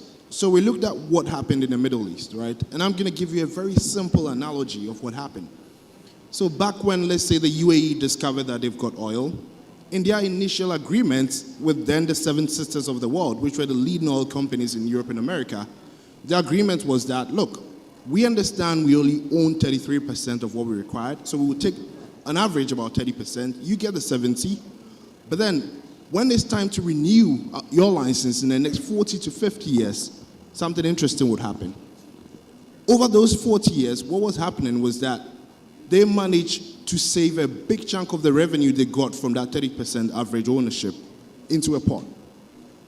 At the same time, if you look at majority of the Middle Eastern countries that have oil, go to every leading universities in the world. You're going to find people on free scholarships there. They partnered with universities like Harvard to come. So ADNOC has a program that brought all the leading professors across all the expertise that they would need 40 years down the line locally. So what did they do over 40 years? What they did was that they developed their capability and they developed a capital base. Fast forward 40 years time, it's time to negotiate. The Exxons and Co. were like, you know what? Can we still get 70%? And the simple answer is no. The tables have turned. We've managed to close that loop. We have the resources, we have the skill capability, and we also have the deep pockets to be able to finance some of these projects. So if you ask what it takes, I think we are 1/3. We need a strategy to unlock the 2/3, and I believe down the line, who knows what can come out of it. Yes. No, I like what you're saying, Kwasi. There's one thing that you haven't mentioned at all, which is, I mean, you said strategy. I would contend vision, leadership, and that speaks actually to the governance around, you know, developing the right strategy to get to the right outcome. So to what extent you're focusing on that actually as you assess potential and next phase for the continent? I think leadership is everything. You raise a very important point, right? So that human resource I talked about, the 1/3 of it sits down with leadership. And if you look at pretty much all those countries that I mentioned, you'd always find that it takes a vision of one woman or one man who develops a strategy, come out with the practical steps to implement them. So that 1/3 of what I talk about with human resource, sit down with leadership. Yes. No, thank you. Thank you very much. I know that, so I won't go to questions to the audience, but I probably want to get to at least one question each as we progress. And I want to look into the future, Helen. So looking forward, what is the bank's strategic vision in terms of the role it plays in unlocking Africa's potential? When it comes to these critical minerals, part of the energy transition as well, and what is the sort of, let's say, corridor that the bank is focusing on? Is it intra-Africa? Is it projects that are sort of seemingly oriented towards Asia? Can you give us a sense, actually, of the vision of the bank in that space? So, our overall vision is to retain as much value as we can on the continent. And all our products are designed along that route. Mining is going to play a very key role in Africa's future.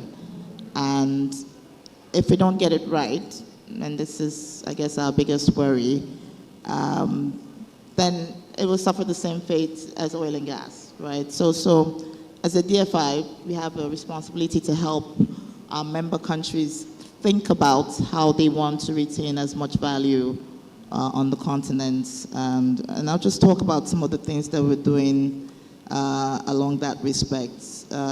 We're establishing a gold bank, right? And for those of you who don't know, gold is, I think there's probably only one gold refinery processing plant on the continent in South Africa.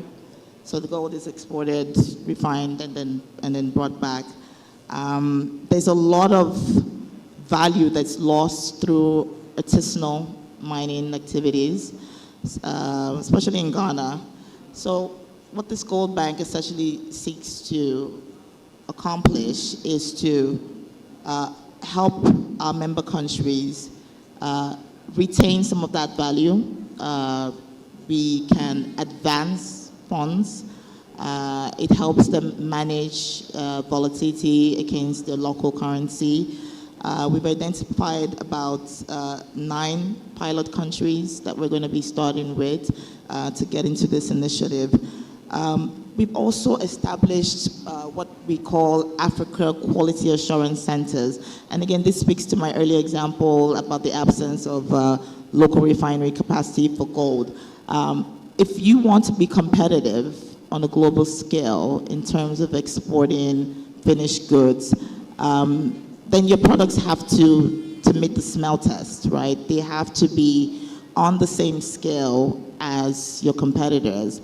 So we've established quality assurance centers that essentially allows potential exporters, and this is not limited to mining, that allows potential exporters take their products there. Those products are tested, they're certified as appropriate for exportation. You get your normal seal and stamp. And it's a partnership with Bureau Veritas, who is recognized globally. And, the good thing is that it allows not just your established companies, but even your SMEs to compete more globally and to improve export development. So I think as we roll out more of these quality assurance centers, it will go a long way in terms of shaping the vision of how the continent wants to really, really monetize their mineral resources. I'll just talk about one last initiative, if you permit me. We've partnered with a private sector, and we've identified 16 mines. This is the 16 mines across Africa. And the idea is a lot of them are brownfield mines, some are greenfield. We're going to be investing up to 40% equity. This is a $1.6 billion project. And once those mines are acquired, the next step is to put in beneficiation across those mines, right? And it could be a 1-step, 2-step, 3-step beneficiation process. But these are key strategic mines that we identified across the continent. I think this is just AfCFTA saying, We're going beyond your traditional debt instruments because we're seeing that the country needs more, the continent needs more than that. So how can we support, how can we get people to start thinking about this in the right way? And that's what a development finance institution is supposed to do.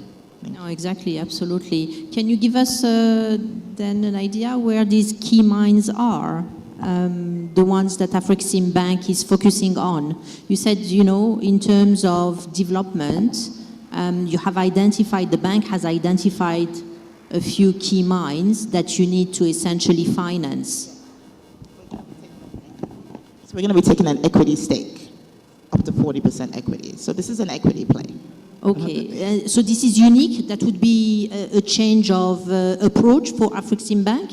Well, it's not a change of approach because we do have a subsidiary that already does equity, and this equity investment will be done through that subsidiary. Okay, yes. Okay. But it seems that to be a news here, like there's a shift in what AfCFTA wants to do with in terms of commodity play. So if the equity stake is not it's business as usual because you have a subsidiary that does that, it's probably then because these are strategic African assets. Yes. So these are. So which one are they? So these are. Which mineral? Oh yeah. So there's manganese, there's lithium. Okay. There's bauxite, there's gold. Okay. There's cobalt, and there's iron ore. I know where these are. So I can sort of see that there's a bit in Central Africa and West Africa. But that's great. Thank you so much, Hélène. And perhaps, Kwasi, you can close us off here because I'm conscious of time. What is your outlook for the next, I don't know, can I dare to say 20 years or 25 years when it comes to the continent getting control of their commodity story? Yeah, I think I'm very optimistic. And for me, I always like to draw parallels to what I've seen happen elsewhere, right? And I come from Ghana, for those who cannot tell from my name. And Helen, I believe you come from Nigeria. You come from Nigeria, right?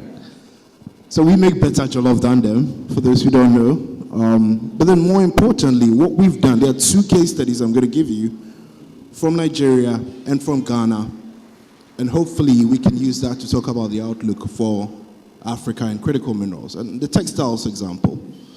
So in the late 90s into the early 2000s, Ghana's textile manufacturing industry was struggling. It was struggling because obviously there's just a lot of import coming in from China, and the government had two choices.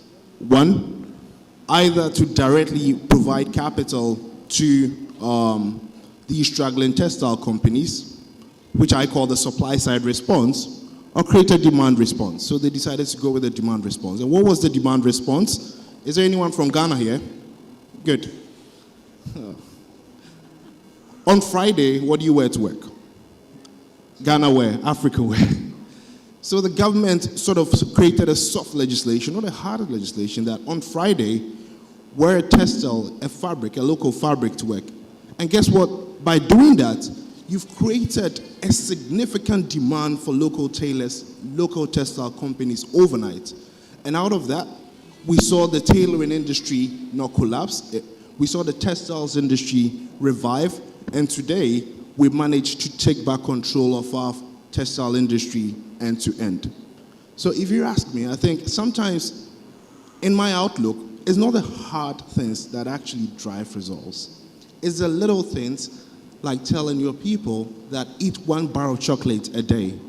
And by that, you create a market where the cocoa farmer doesn't have to export to Switzerland anymore, but then they can actually meet that local demand we've created. So that is one. The second example, which I gave earlier on, is about the banking industry. 30 years ago, the Nigerian banking industry was at the point of collapse. In came some of the smartest central bank governors they had. I mean, for those who remember the days of Sanusi and his predecessors, they came in and they realized that Nigeria's banking industry was at a point of collapse. What do we need? We need strong institutions, we need strict regulation, and the government actually backed the Nigerian financial institution in order to make them competitive. Today, I don't know which country you're coming from, but pretty much everyone has a Nigerian bank across the whole of Africa. I get to Terminal 5 at Heathrow, and guess what? There's GT Bank advertising there. But then the end game was not actually the Nigerian banking industry.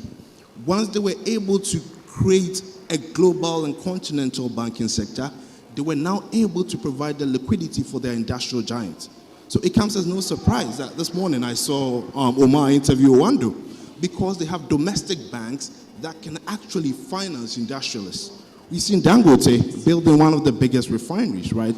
So my outlook is that let's focus on the little things, let's support our banking industry, and in 20 years' time, we might have a Dangote refinery, we might have a Samira refinery somewhere across the continent, but let's focus on the small things. Amin. Thank you so much. We are short of time, so I would like you to certainly thank and give a round of applause to our speakers. Thank you, Hélène. Thank you, Kwasi.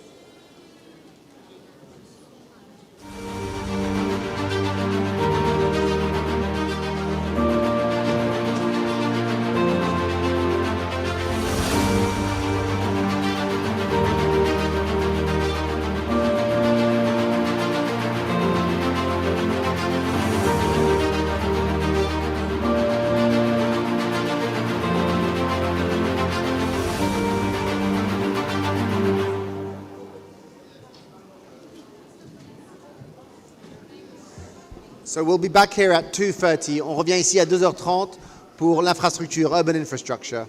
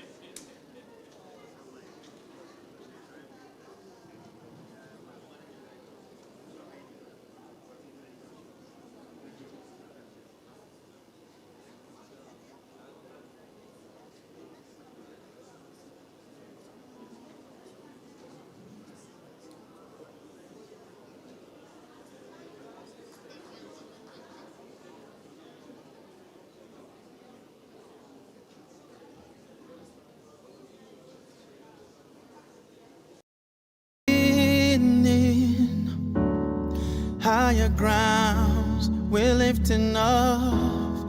Nothing holds us bound. Can you see it?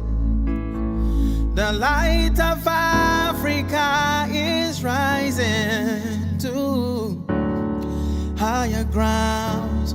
We're lifting off. Nothing holds us bound. So come on and come on.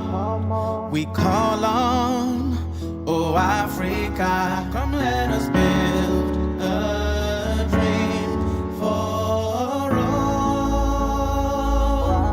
Together we grow stronger and united.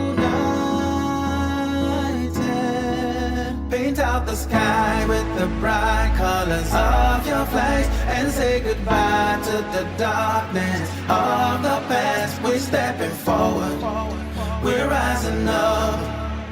Oh Africa, our time is now. Break down the chains, clear the lines that separate, and shine a light on the things that make us great. We're stepping forward, we're rising up. Oh Africa, our time is now. Oh, oh,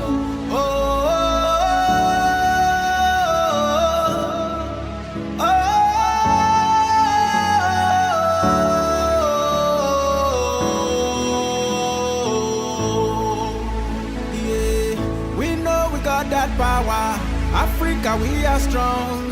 One nation to another. See now we stand as one to celebrate our victory, riches and glory of the motherland. And nothing holds us bound. So come one and come all. We call on, oh Africa, come let us build a dream for all. Forever we grow stronger and united. Paint out the sky with the bright colors of your flags and say goodbye to the darkness of the past. We're stepping forward, we're rising up. Oh Africa, our time is now. Break down the chains, clear the lines that separate, and shine the light on the things that make us great. We're stepping forward, we're rising up.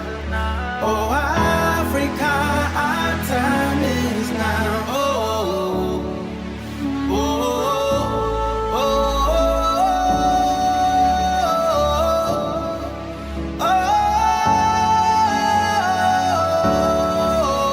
oh, oh, Africa.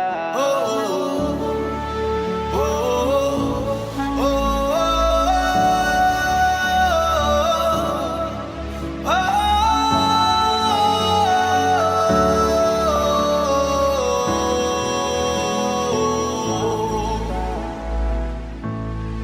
it's a new day. It's a new beginning. Higher ground, we're lifting up, and nothing holds us back.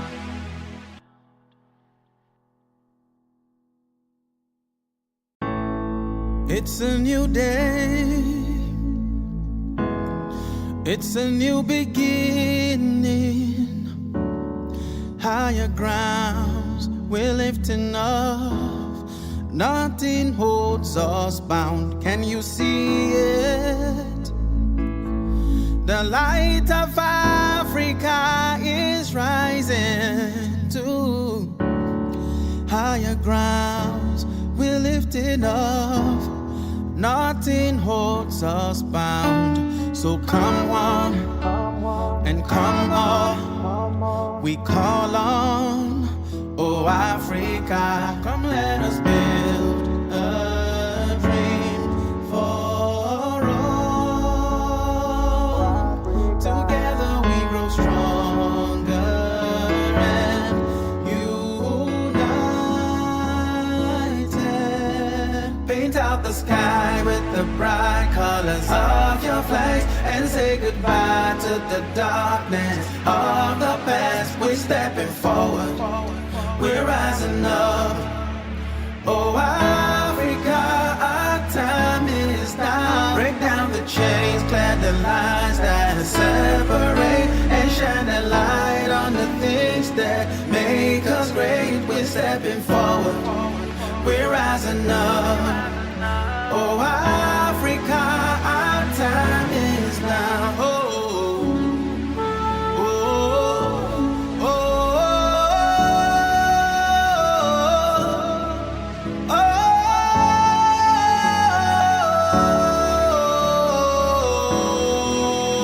oh, yeah. We know we got that power. Africa, we are strong. One nation to another. See now we stand as one to celebrate our victory, riches and glory of the motherland. And nothing holds us bound. So come one and come all. We call on, oh Africa, come let us build a dream for all. Forever we grow stronger and united. Paint out the sky with the bright colors of your flags and say goodbye to the darkness of the past. We stepping forward. We're rising up. Oh, Africa, our time is now. Break down the chains, clear the lines that separate, and shine the light on the things that make us great. We're stepping forward. We're rising up. Oh, Africa, our time is now. Oh, oh, oh, oh,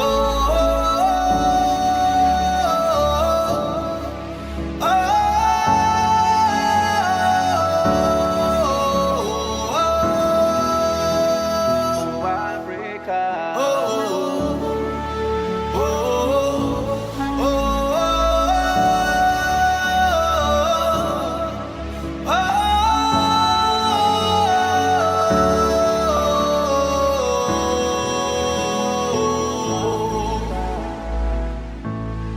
it's a new day.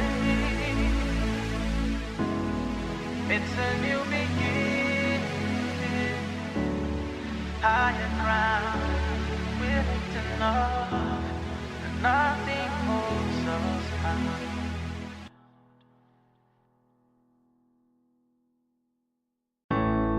It's a new day.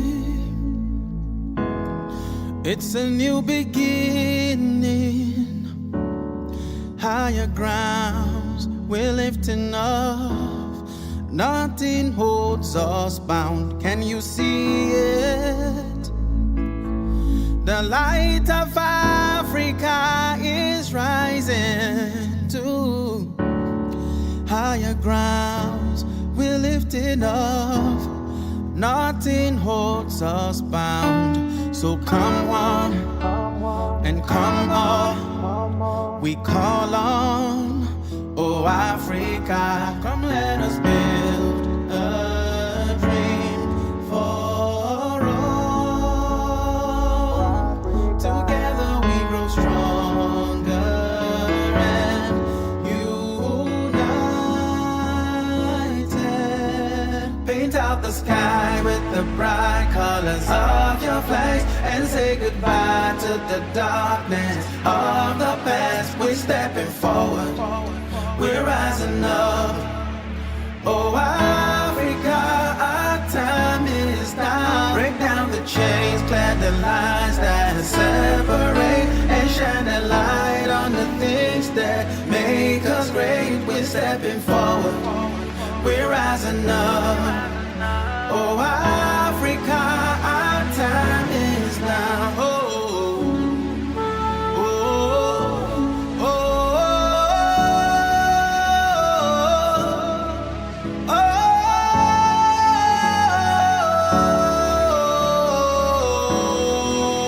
oh, yeah. We know we got that power. Africa, we are strong. One nation to another. See now we stand as one to celebrate our victory. Riches and glory of the motherland, and nothing holds us bound. So come on and come on. We call on, oh Africa, come let us build a dream for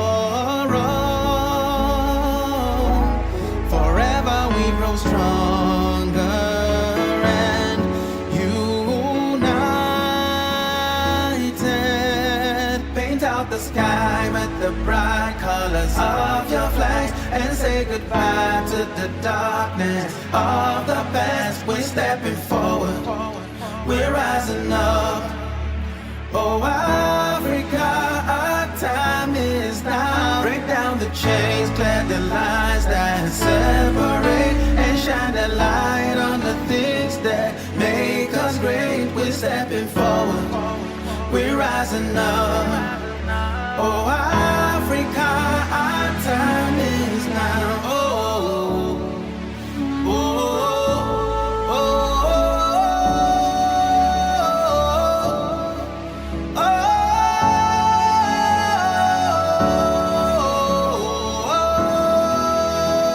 oh, Africa. Oh, oh, oh, oh,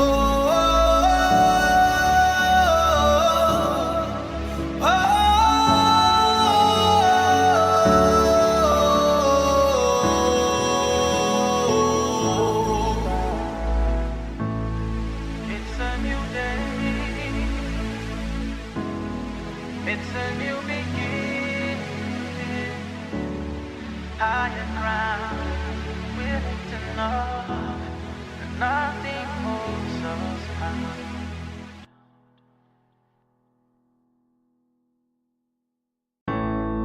It's a new day. It's a new beginning. Higher grounds, we're lifting up. Nothing holds us bound. Can you see it?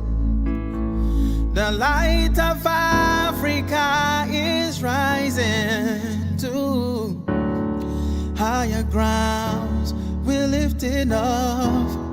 Nothing holds us bound. So come on and come on. We call on, oh Africa, come let us build a dream for all. Together we grow stronger and united. Paint out the sky with the bright colors of your flags and say goodbye to the darkness of the past. We're stepping forward, we're rising up. Oh Africa, our time is now. Break down the chains, clear the lines that separate, and shine a light on the things that make us great. We're stepping forward, we're rising up. Oh Africa, our time is now. Oh, oh, oh, oh,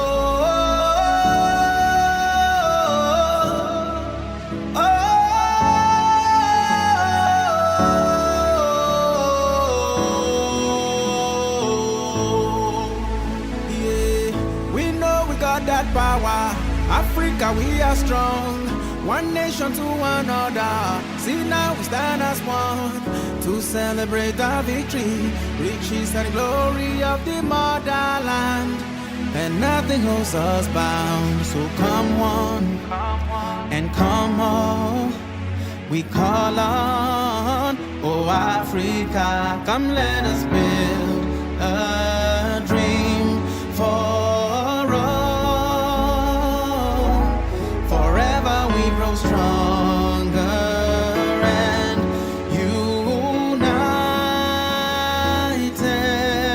Paint out the sky with the bright colors of your flags and say goodbye to the darkness of the past. We're stepping forward, we're rising up.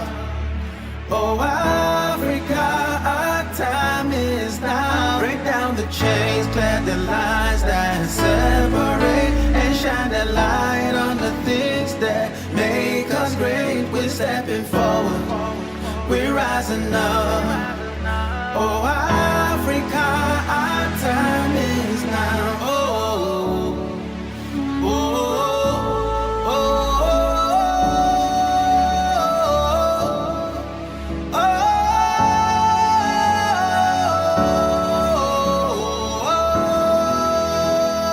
oh, Africa.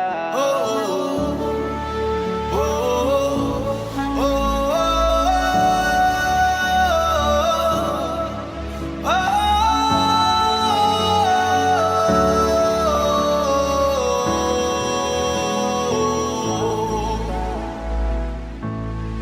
it's a new day. It's a new beginning. Higher ground, we're lifting up, and nothing holds us back.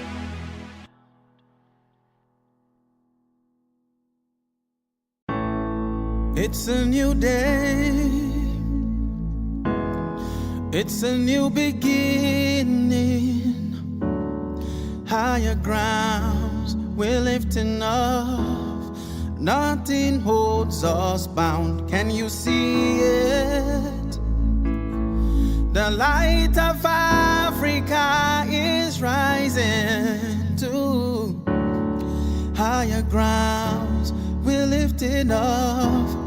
Nothing holds us bound. So So come one and come all, we call on, oh Africa, come let us build a dream for all. Together we grow stronger and united. Paint out the sky with the bright colors of your flags and say goodbye to the darkness of the past. We're stepping forward, we're rising up. Oh Africa, our time is now. Break down the chains, clear the lines that separate, and shine a light on the things that make us great. We're stepping forward, we're rising up. Oh Africa, our time is now. Oh, oh, oh, oh,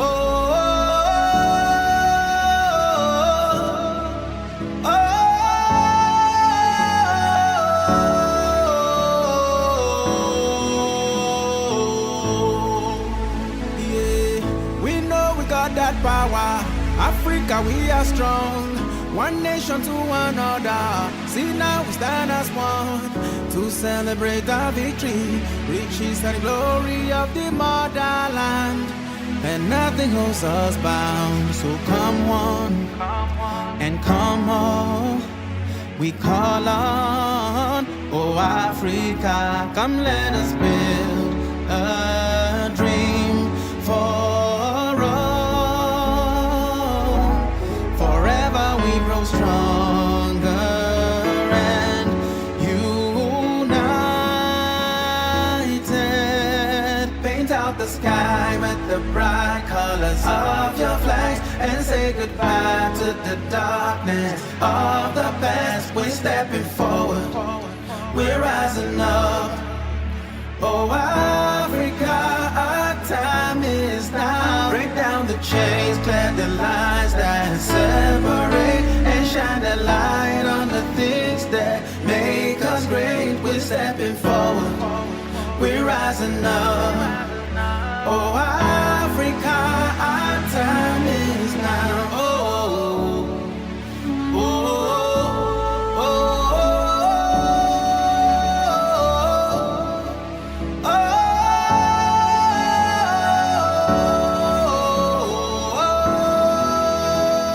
oh, Africa. Oh,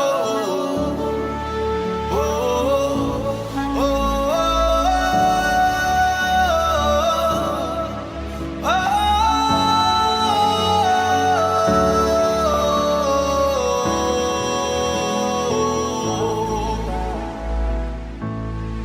it's a new day.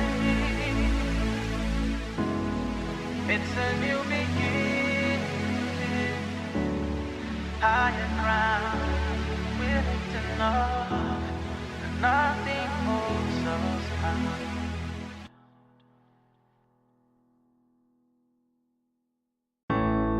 It's a new day. It's a new beginning. Higher grounds, we're lifting up. Nothing holds us bound. Can you see it? The light of Africa is rising to higher grounds. We're lifting up. Nothing holds us bound. So come one and come all, we call on, oh Africa, come let us build a dream for all. Together we grow stronger and united. Paint out the sky with the bright colors of your flags and say goodbye to the darkness of the past. We're stepping forward, we're rising up. Oh Africa, our time is now. Break down the the lines that separate and shine a light on the things things that make us great. We're stepping forward, we're rising up. Oh, Africa, our time is now. Oh,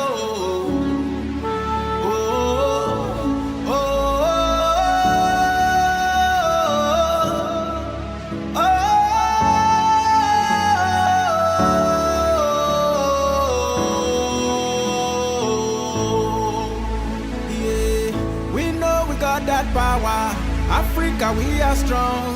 One nation to another. See now we stand as one to celebrate our victory. Riches and glory of the motherland, and nothing holds us bound. So come one and come all. We call on, oh Africa, come let us build a dream for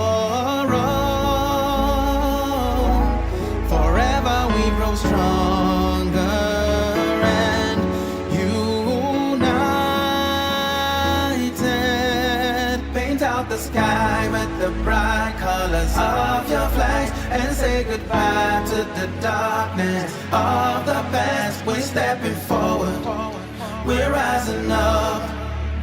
Oh Africa, our time is now. Break down the chains, clear the lines that separate, and shine the light on the things that make us great. We're stepping forward, we're rising up. Oh Africa, our time is now. Oh, oh, oh, oh,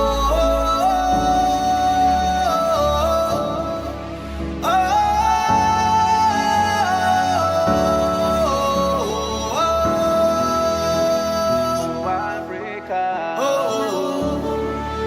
oh, oh,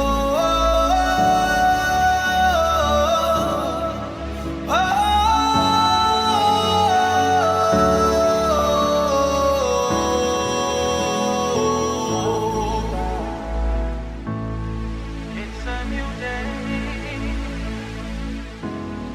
It's a new beginning. Higher ground, we're lifting up, and nothing holds us down.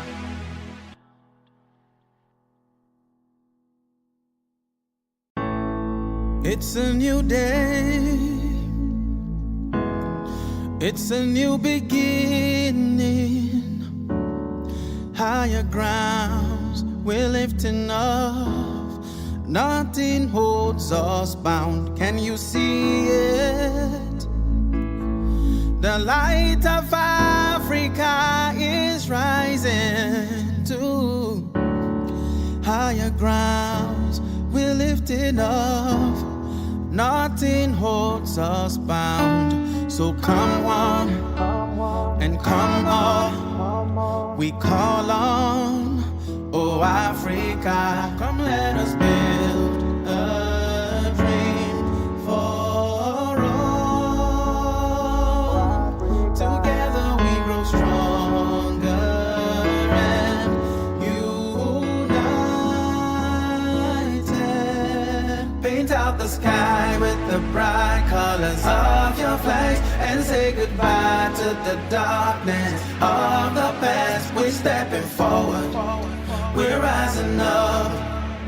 Oh Africa, our time is now. Break down the chains, clear the lines that separate, and shine the light on the things that make us great. We're stepping forward, we're rising up. Oh Africa, our time is now. Oh, oh, oh, oh,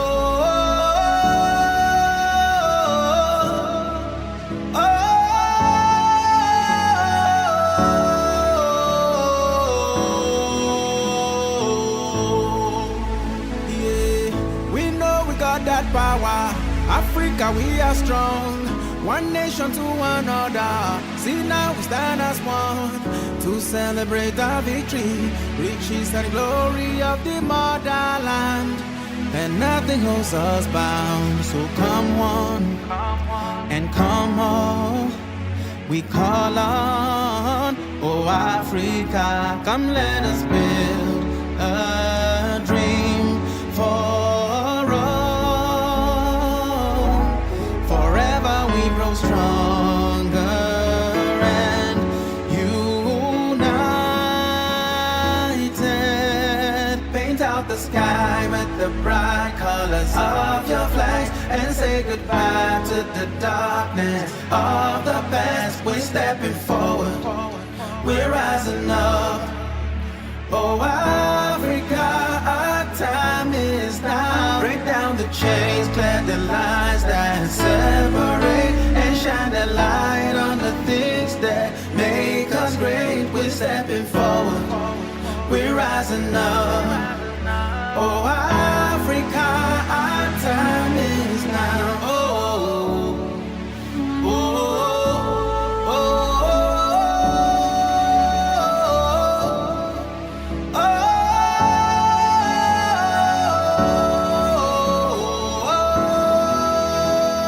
oh, Africa.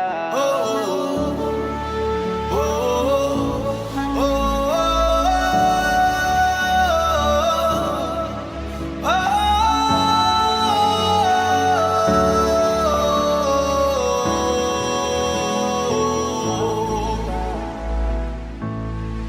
it's a new day. It's a new beginning. Higher ground, we're lifting up. Nothing holds us back.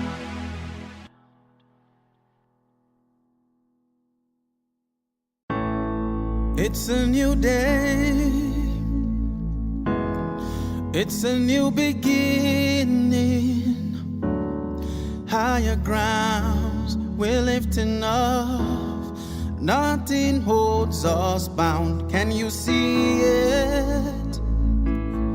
The light of Africa is rising to higher grounds. We're lifting off.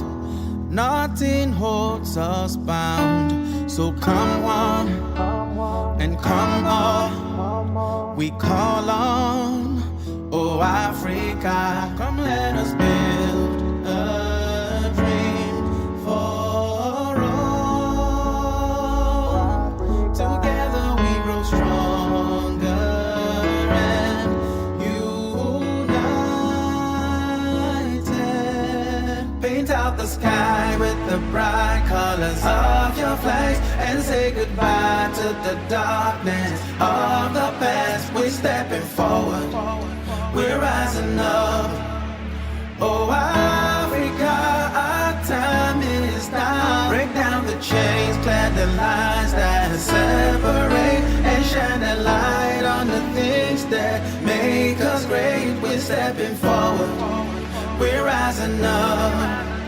Oh Africa, our time is now. Oh, oh, oh, oh,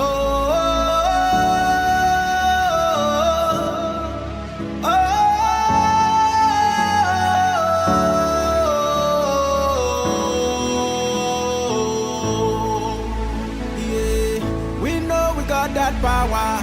Africa, we are strong. One nation to another. See now we stand as one to celebrate our victory, riches and glory of the motherland. And nothing holds us bound. So come on and come on. We call on, oh Africa, come let us build a dream for stronger and united. Paint out the sky with the bright colors of your flags and say goodbye to the darkness of the past. We're stepping forward, we're rising up. Oh Africa, our time is now. Break down the chains, clear the lines that separate, and shine the light on the things that make us great. We're stepping forward, we're we're rising up. Oh, Africa, our time is now. Oh, oh, oh, oh,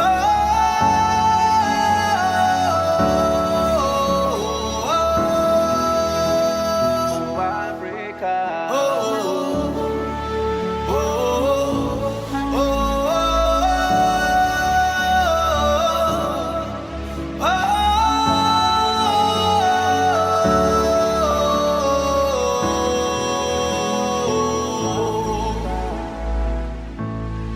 it's a new day. It's a new beginning. Higher ground, willing to know that nothing holds us bound.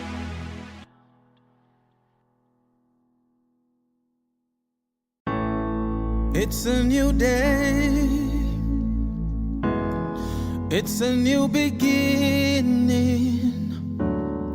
Higher grounds we're lifting off. Nothing holds us bound. Can you see it? The light of Africa is rising to higher grounds we're lifting off. Nothing holds us bound. So come on and come on. We call on, oh Africa, come let us build a dream for all. Together we grow stronger and united. Paint out the sky with the bright colors of your flags and say goodbye to the darkness of the past. We're stepping forward, we're rising up. Oh Africa, our time is now. Break down the chains, clear the lines that separate, and shine a light on the things that make us great. We're stepping forward, we're rising up.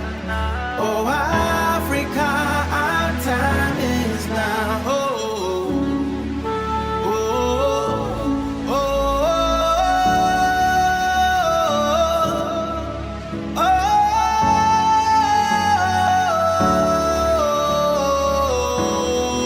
oh, yeah. We know we got that power. Africa, we are strong. One nation to another. See now we stand as one to celebrate our victory, riches and glory of the motherland. And nothing holds us bound. So come on and come on. We call on, oh Africa, come let us build a dream for stronger and united.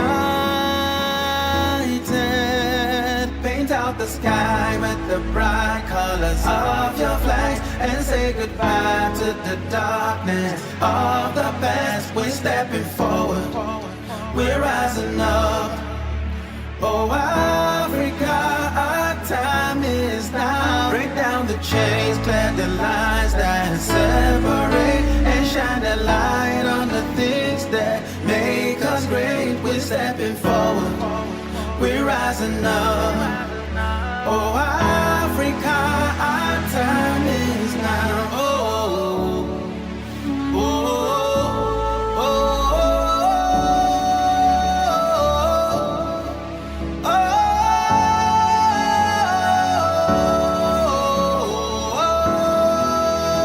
oh, Africa. Oh, oh, oh,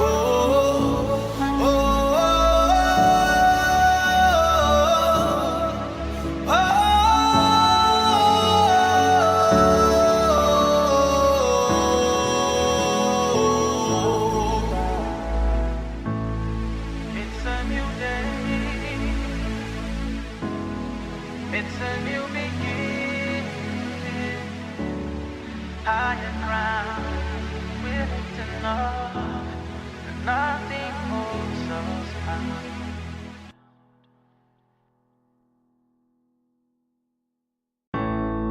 It's a new day.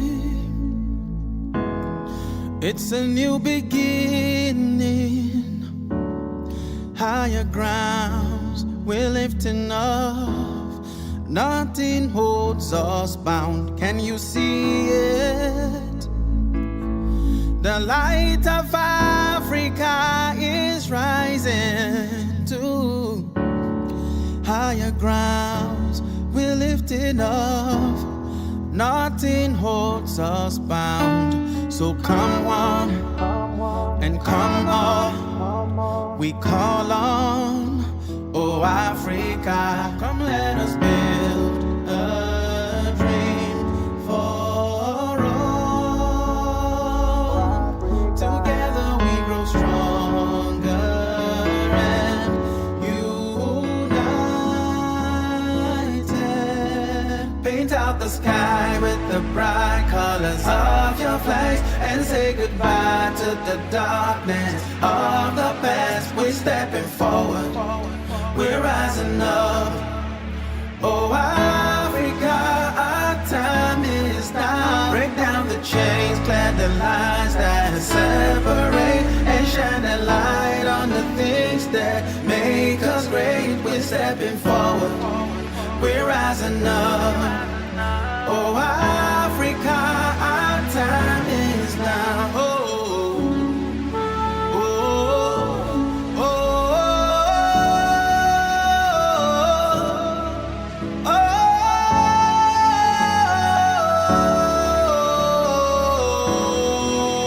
oh, yeah. We know we got that power. Africa, we are strong. One nation to another. See now we stand as one to celebrate our victory, riches and glory of the motherland. And nothing holds us bound. So come one and come all. We call on, oh Africa, come let us build a dream for stronger and united. Paint out the sky with the bright colors of your flags and say goodbye to the darkness of the past. We're stepping forward, we're rising up. Oh Africa, our time is now. Break down the chains, clear the lines that separate, and shine a light on the things that make us great. We're stepping forward, we're rising up. Oh Africa, our time is now. Oh, oh, oh, oh,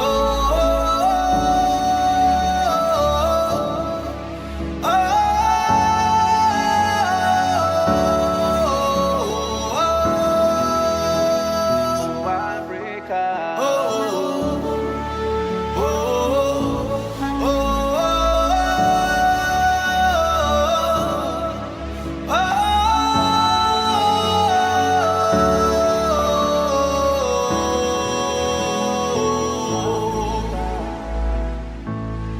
it's a new day. It's a new beginning. Higher ground, we're lifting up, and nothing holds us bound.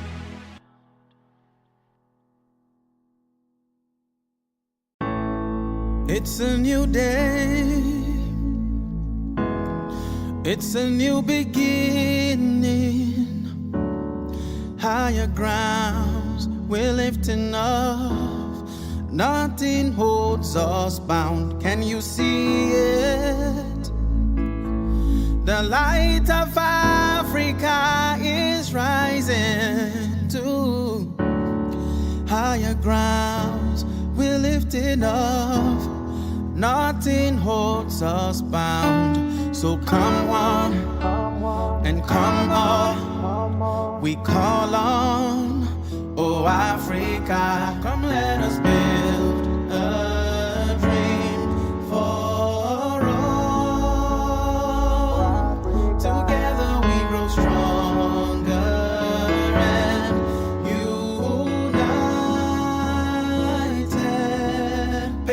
the sky with the bright colors of your flags and say goodbye to the darkness of the past. We're stepping forward, we're rising up. Oh, Africa, our time is now. Break down the chains, clear the lines that separate, and shine a light on the things that make us great. We're stepping forward, we're rising up. Oh, Africa, our time is now. Oh, oh, oh, oh,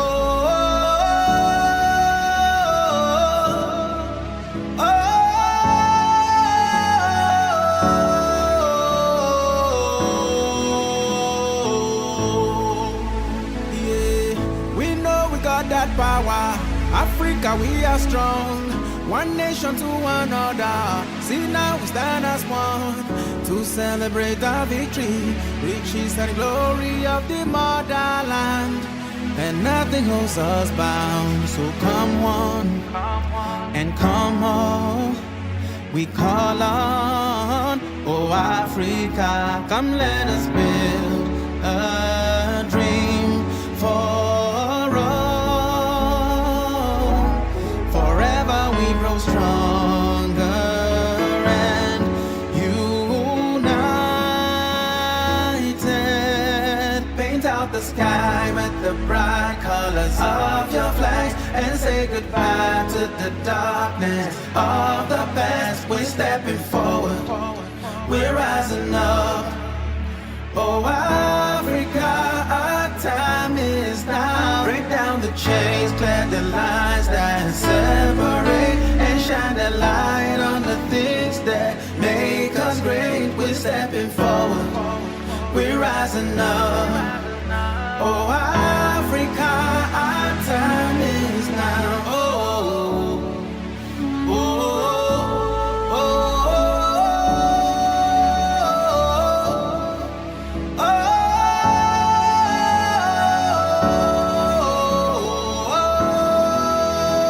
oh, Africa. Oh, oh, oh,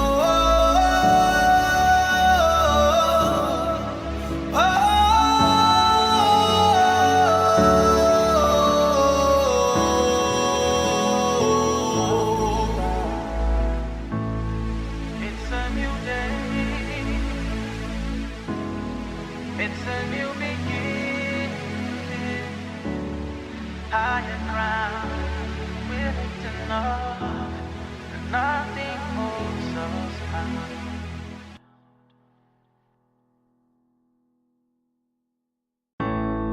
It's a new day. It's a new beginning. Higher grounds, we're lifting up. Nothing holds us bound. Can you see it? The light of Africa is rising to higher grounds. We're lifting up. Nothing holds us bound. So come one and come all.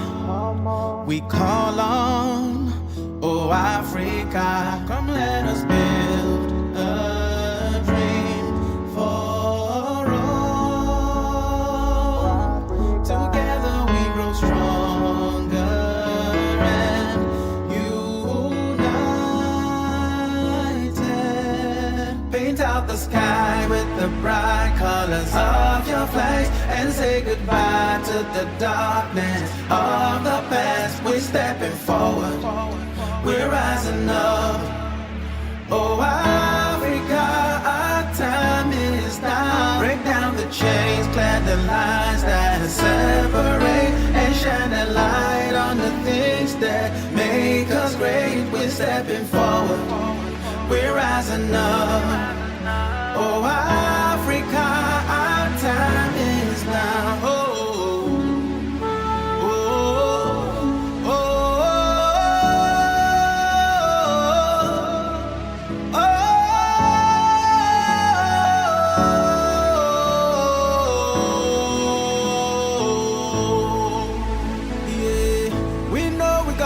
power. Africa, we are strong. One nation to another. See now we stand as one to celebrate our victory. Riches and glory of the motherland. And nothing holds us bound. So come one and come all.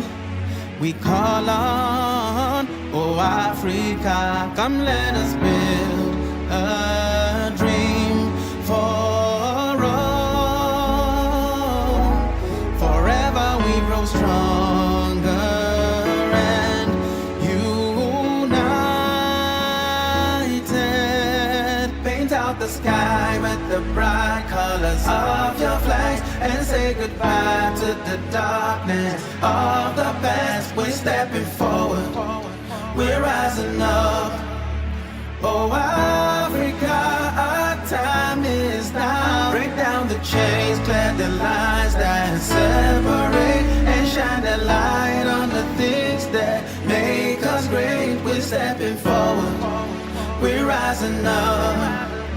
Oh Africa, our time is now. Oh, oh, oh, oh, oh,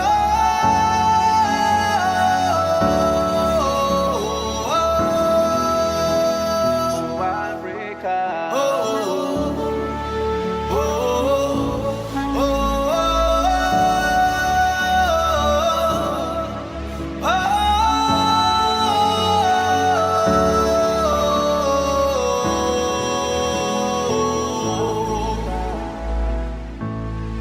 It's a new day. It's a new beginning. Higher ground, we're lifting up, and nothing holds us back.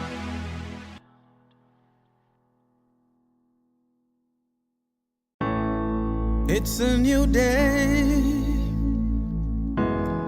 It's a new beginning. Higher grounds, we're lifting up. Nothing holds us bound. Can you see it? The light of Africa is rising to higher grounds. We're lifting up.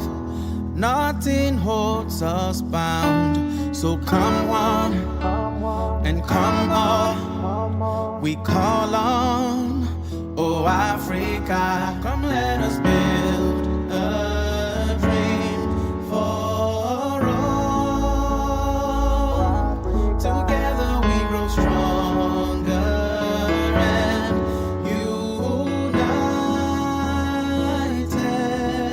Paint out the sky with the bright colors of your flags and say goodbye to the darkness of the past. We're stepping forward, we're rising up. Oh Africa, our time is now. Break down the chains, clear the lines that separate, and shine the light on the things that make us great. We're stepping forward, we're rising up. Oh Africa, our time is now. Oh, oh, oh, oh,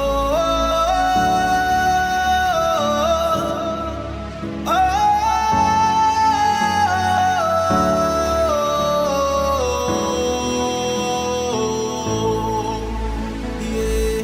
We know we got that power. Africa, we are strong.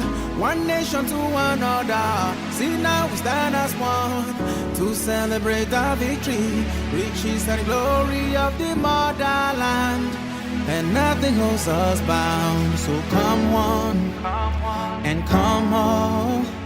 We call on, oh Africa, come let us build a dream for all. Forever we grow stronger and united. Paint out the sky with the the bright colors of your flags and say goodbye to the darkness of the past. We're stepping forward, we're rising up.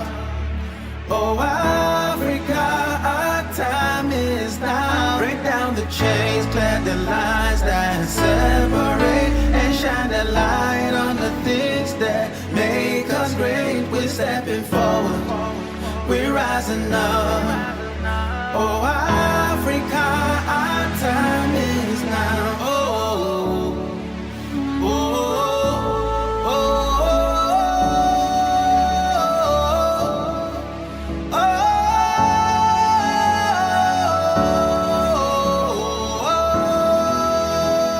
oh, Africa. Oh, oh, oh, oh.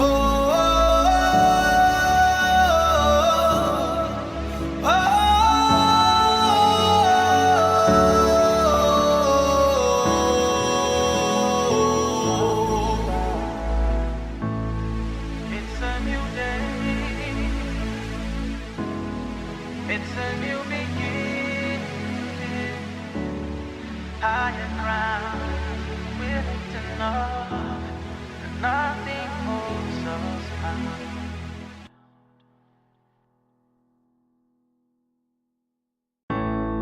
It's a new day, it's a new beginning.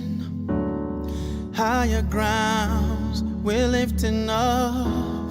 Nothing holds us bound. Can you see it? The light of Africa is rising to higher grounds. We're lifting up. Nothing holds us bound. So come on and come on. We call on, oh Africa, come let us build a dream for all. Together we grow stronger and united. Paint out the sky with the bright colors of your flags and say goodbye to the darkness of the past. We're stepping forward, we're rising up. Oh, Africa, our time is now. Break down the chains, clear the lines that separate, and shine the light on the things that make us great. We're stepping forward, we're rising up. Oh, Africa, our time is now. Oh,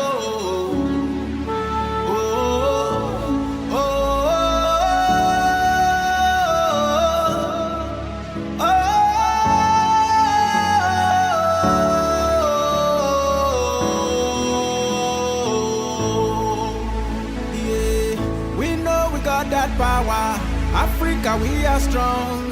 One nation to another. See now we stand as one to celebrate our victory. Riches and glory of the motherland, and nothing holds us bound. So come on and come on. We call on, oh Africa, come let us build a dream for grow stronger and united. Paint out the sky with the bright colors of your flags and say goodbye to the darkness of the past. We're stepping forward, we're rising up. Oh, Africa, our time is now. Break down the chains, clear the lines that separate, and shine the light on the things that make us great. We're stepping forward, we're rising up. Oh, Africa, our time is now. Oh, oh, oh, oh, oh,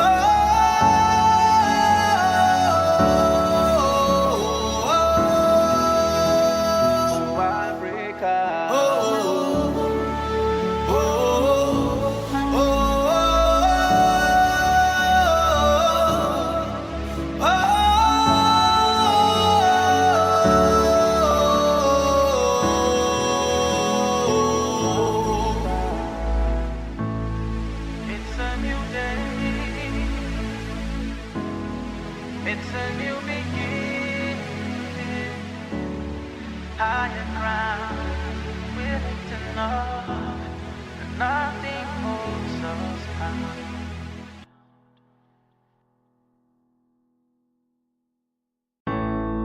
It's a new day. It's a new beginning. Higher grounds we're lifting off. Nothing holds us bound. Can you see it? The light of Africa is rising to higher grounds we're lifting off. Nothing holds us bound. So come on and come on. We call on, oh Africa, come let us build a dream for all. Together we grow stronger and united.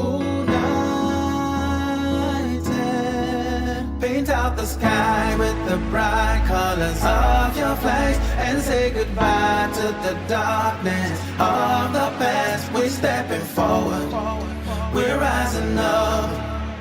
Oh Africa, our time is now. Break down the chains, clear the lines that separate, and shine a light on the things that make us great. We're stepping forward, we're rising up. Oh Africa, our time is now. Oh, oh, oh, oh,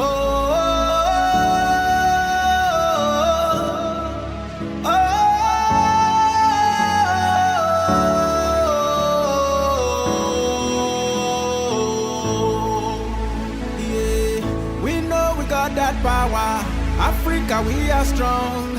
One nation to another. See now we stand as one to celebrate our victory. Riches and glory of the motherland, and nothing holds us bound. So come on and come on. We call on, oh Africa, come let us build a dream for stronger and united. Paint out the sky with the bright colors of your flags and say goodbye to the darkness of the past. We're stepping forward, we're rising up. Oh Africa, our time is now. Break down the chains, clear the lines that separate, and shine a light on the things that make us great. We're stepping forward, we're rising up. Oh Africa, our time is now. Oh, oh, oh, oh,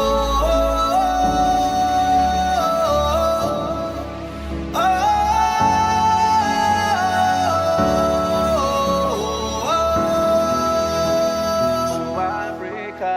Oh, oh, oh,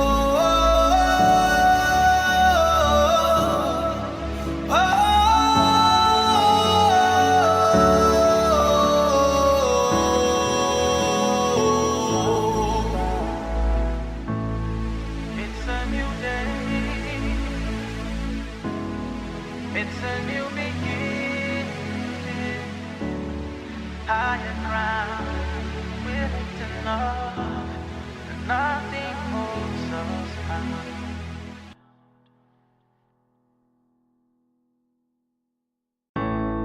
It's a new day. It's a new beginning. Higher grounds we're lifting off. Nothing holds us bound. Can you see it? The light of Africa is rising to higher grounds we're lifting off. Nothing holds us bound. So come on and come on. We call on, oh Africa, come let us build a dream for all. Together we grow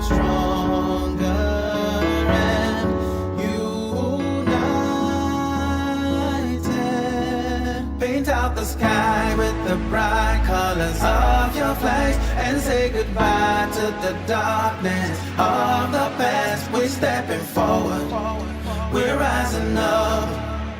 Oh, Africa, our time is now. Break down the chains, clear the lines that separate, and shine a light on the things that make us great. We're stepping forward, we're rising up. Oh, Africa, our time is now. Oh,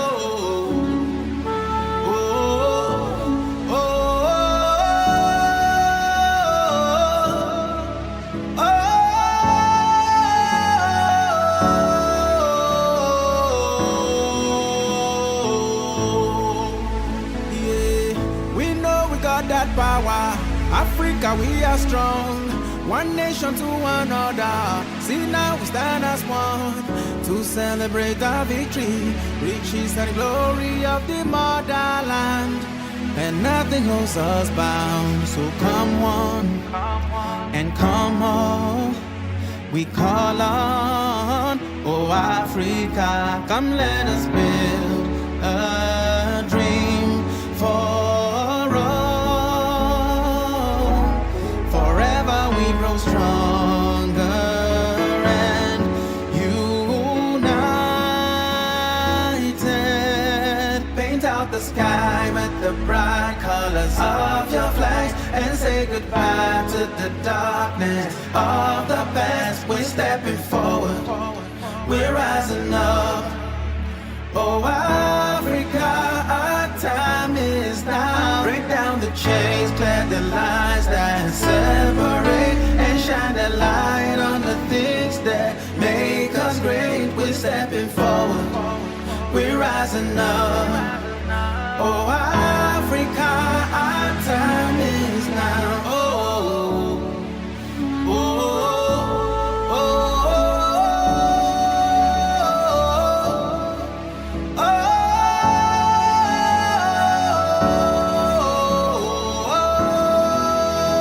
oh, Africa. Oh, oh, oh,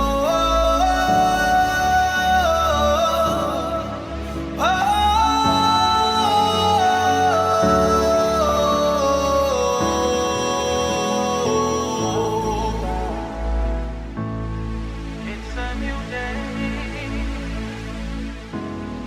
It's a new beginning. Higher ground, we're lifting up, and nothing holds us bound.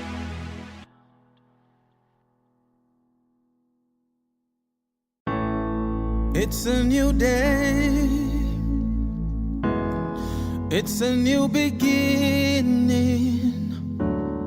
Higher grounds, we're lifting up. Nothing holds us bound. Can you see it? The light of Africa is rising to higher grounds. We're lifting up. Nothing holds us bound. So come on and come all.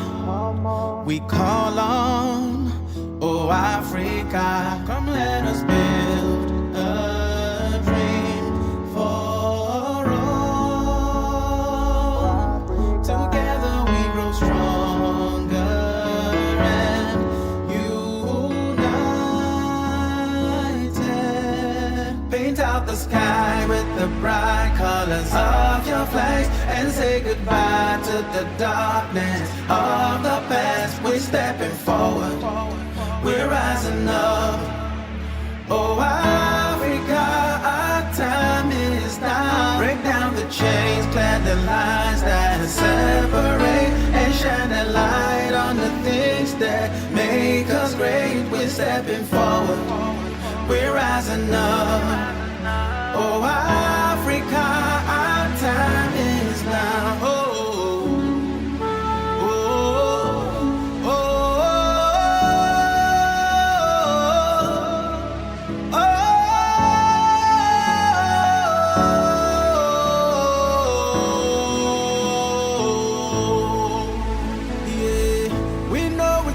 power. Africa, we are strong. One nation to another. See now we stand as one to celebrate our victory. Riches and glory of the motherland. And nothing holds us bound. So come one and come all. We call on, oh Africa, come let us build a dream for all. Forever we grow stronger and united. Paint out the sky with the bright colors of your flags and say goodbye to the darkness of the past. We're stepping forward, we're rising up. Oh Africa, our time is now. Break down the chains, clear the lines that separate, and shine the light on the things that make us great. We're stepping forward, we're rising up. Oh Africa, our time is now. Oh, oh, oh, oh, oh,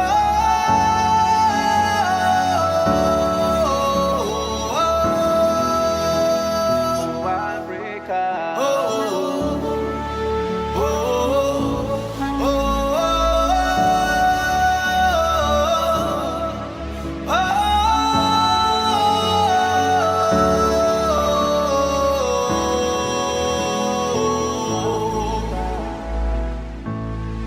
it's a new day.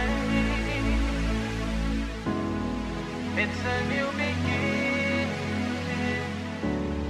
Higher ground, we're lifting up. Nothing holds us back.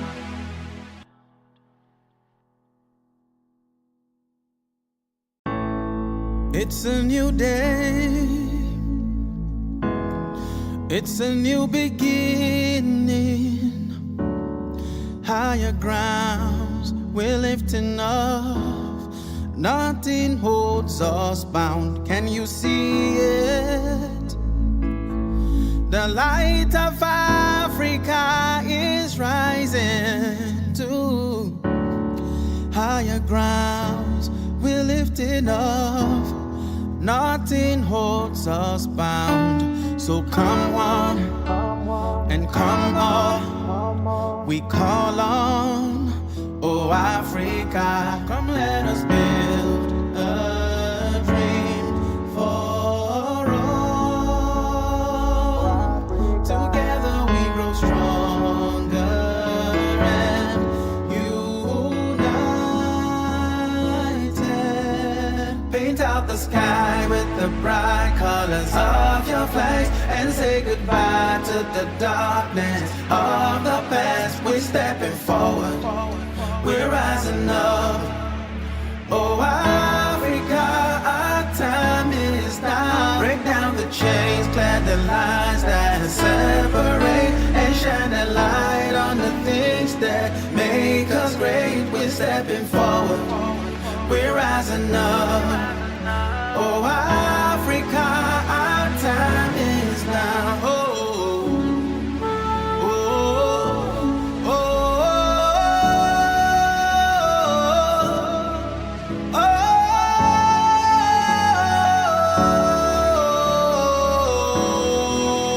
oh, yeah.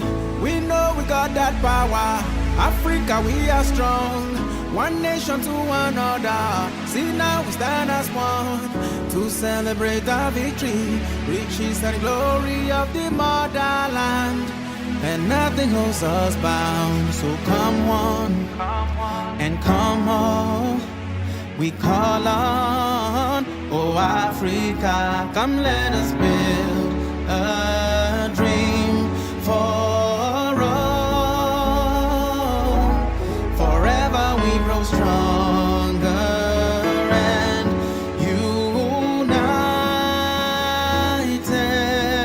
Paint out the sky with the the bright colors of your flags and say goodbye to the darkness of the past. We're stepping forward, we're rising up.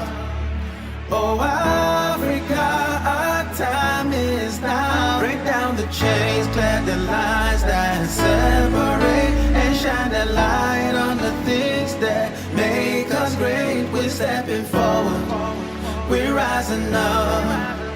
Oh, Africa, our time is now. Oh,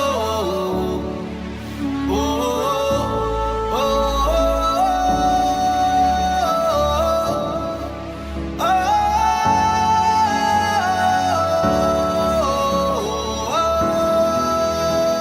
oh, Africa. Oh, oh, oh,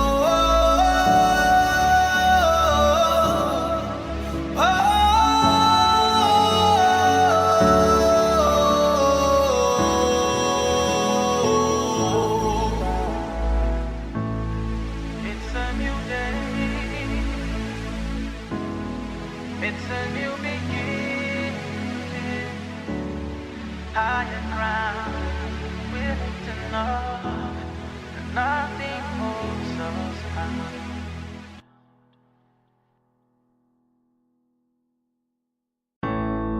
It's a new day. It's a new beginning. Higher grounds, we're lifting off. Nothing holds us bound. Can you see it? The light of Africa is rising to higher grounds. We're lifting off. Nothing holds us bound. So come on and come on. We call on, oh Africa, come let us build a dream for all. Together we grow stronger and united. Paint out the sky with the bright colors of your flags and say goodbye to the darkness of the past. We're stepping forward, we're rising up. Oh, Africa, our time is now. Break down the chains, clear the lines that separate, and shine the light on the things that make us great. We're stepping forward, we're rising up.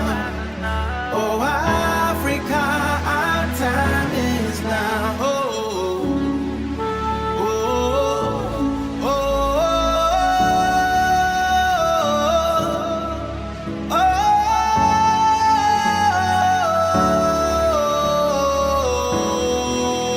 oh, yeah. We know we got that power. Africa, we are strong. One nation to another. See now we stand as one to celebrate our victory, riches and glory of the motherland. And nothing holds us bound. So come on and come on. We call on, oh Africa, come let us build a dream for stronger and united. Paint out the sky with the bright colors of your flags and say goodbye to the darkness of the past. We're stepping forward, we're rising up. Oh, Africa, our time is now. Break down the chains, clear the lines that separate, and shine the light on the things that make us great. We're stepping forward, we're rising up. Oh, Africa, our time is now. Oh, oh, oh, oh,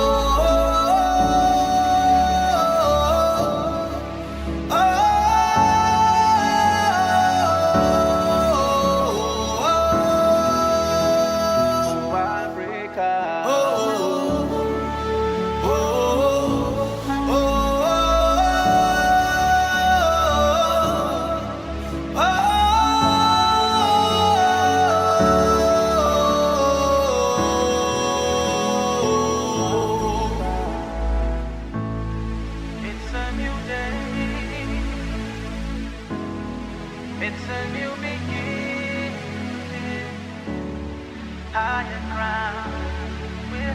enough.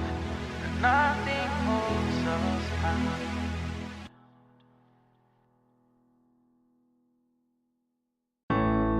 It's a new day. It's a new beginning. Higher grounds we're lifting off. Nothing holds us bound. Can you see it? The light of Africa is rising to higher grounds we're lifting off. Nothing holds us bound. So come on and come on. We call on, oh Africa, come let us build a dream for all. Together we grow stronger and united. Paint out the sky with the bright colors of your flags and say goodbye to the darkness of the past. We're stepping forward, we're rising up. Oh Africa, our time is now. Break down the chains, clear the lines that separate, and shine a light on the things that make us great. We're stepping forward, we're rising up. Oh Africa, our time is now. Oh, oh, oh, oh, oh,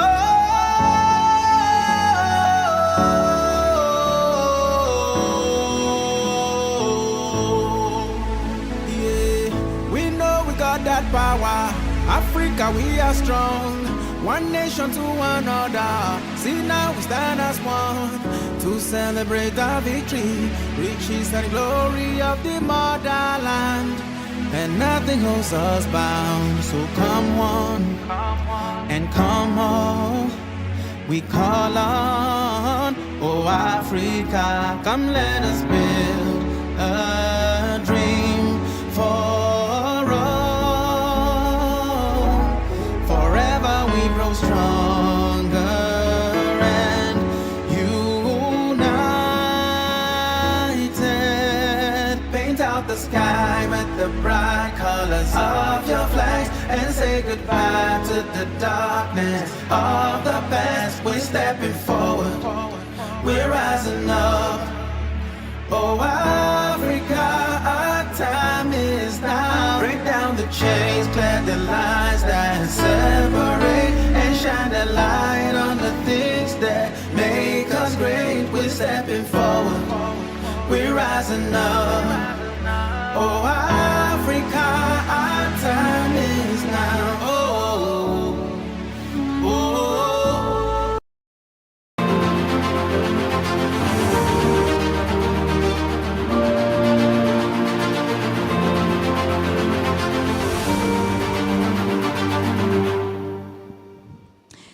Ladies and gentlemen, hello, good afternoon, and welcome to Urban Infrastructure Building Africa's Cities of the Future. This is session 2, or at least parallel session 2 of this of this investment forum's afternoon. Welcome and thank you for being here. Mesdames et messieurs, bon après-midi, bonjour et bienvenue à cette session dédiée à la planification urbaine et construire une Afrique adaptée au futur, des villes africaines adaptées à notre futur.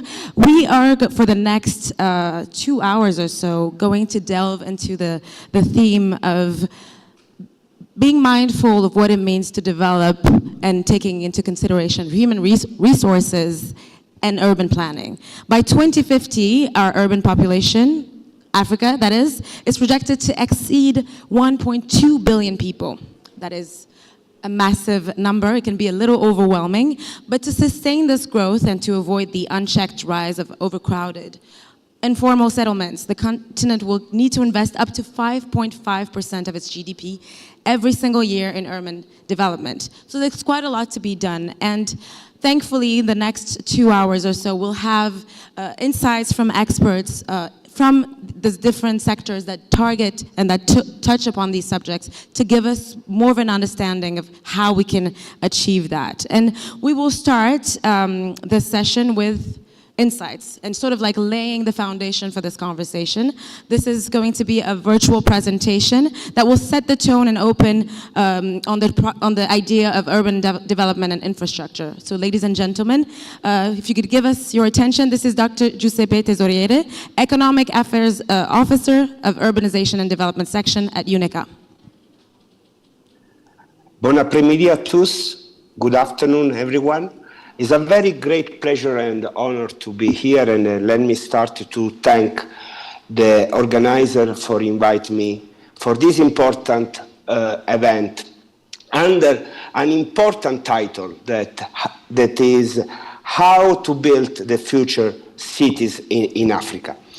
Today is my pleasure to deliver a presentation that tries to give you a picture of the urban transition in the continent. In particular, I will try to synthesize the major trend connected with the urban transition, the main challenges and opportunities. And especially I will try to synthesize and summarize the key ideas, the tools and the stories we have at the moment that can shape a better future in the cities and can change the urban trajectory in the continent. I will share my screen and start my presentation.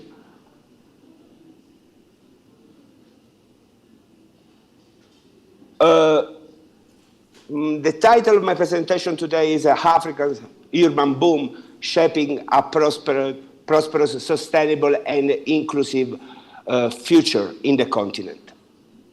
In the continent, we know that, as in the opening has been remarked, urbanization in Africa is the fastest in the world.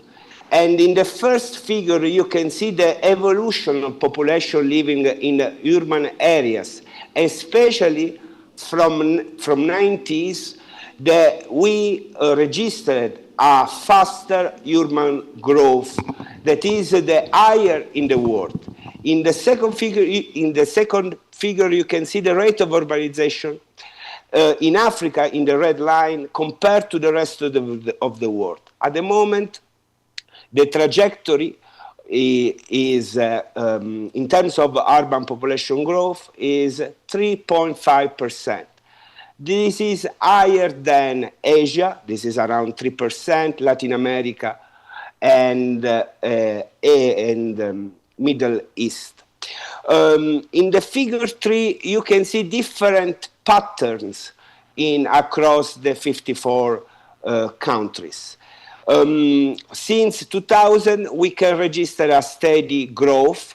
So this means that urban transition held a consistent pace, a sharp deceleration between 2011 and 2015, and a gradual stabilization since 2015, where urban transition, the growth of population living in cities, is growing, is rising, but also in some cases is a constant rate. And this can help us to say that the urbanization journey in Africa is different across different countries. The future of urbanization will be different and compared to the rest of the world. And Africa is, together with Asia, are the main regions in the world. The projected change in urban population between 2015 and 2030, as we can see, the major changes are located in the two regions, in Africa and in Asia.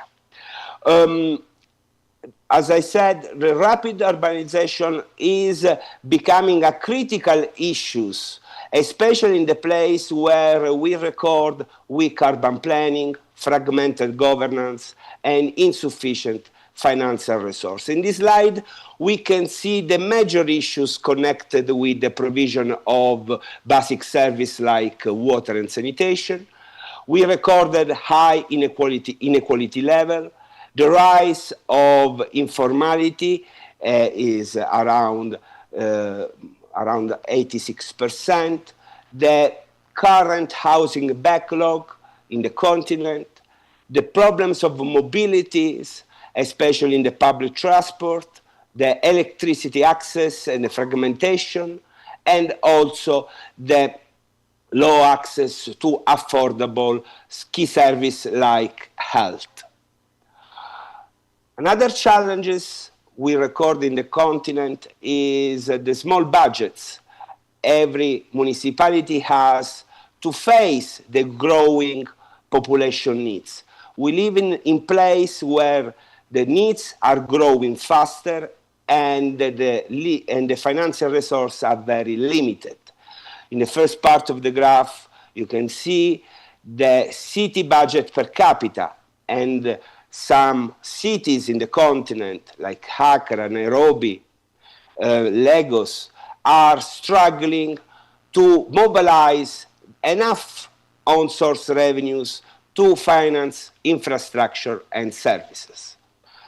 From the picture I shared, the dominant message comes from the urbanization are clear. Africa is the fastest urbanizing countries. In some cases, the growth and the speed of growth is outpace infrastructure development. Most of the people living in African cities at the moment live in informal settlement with basic infrastructure.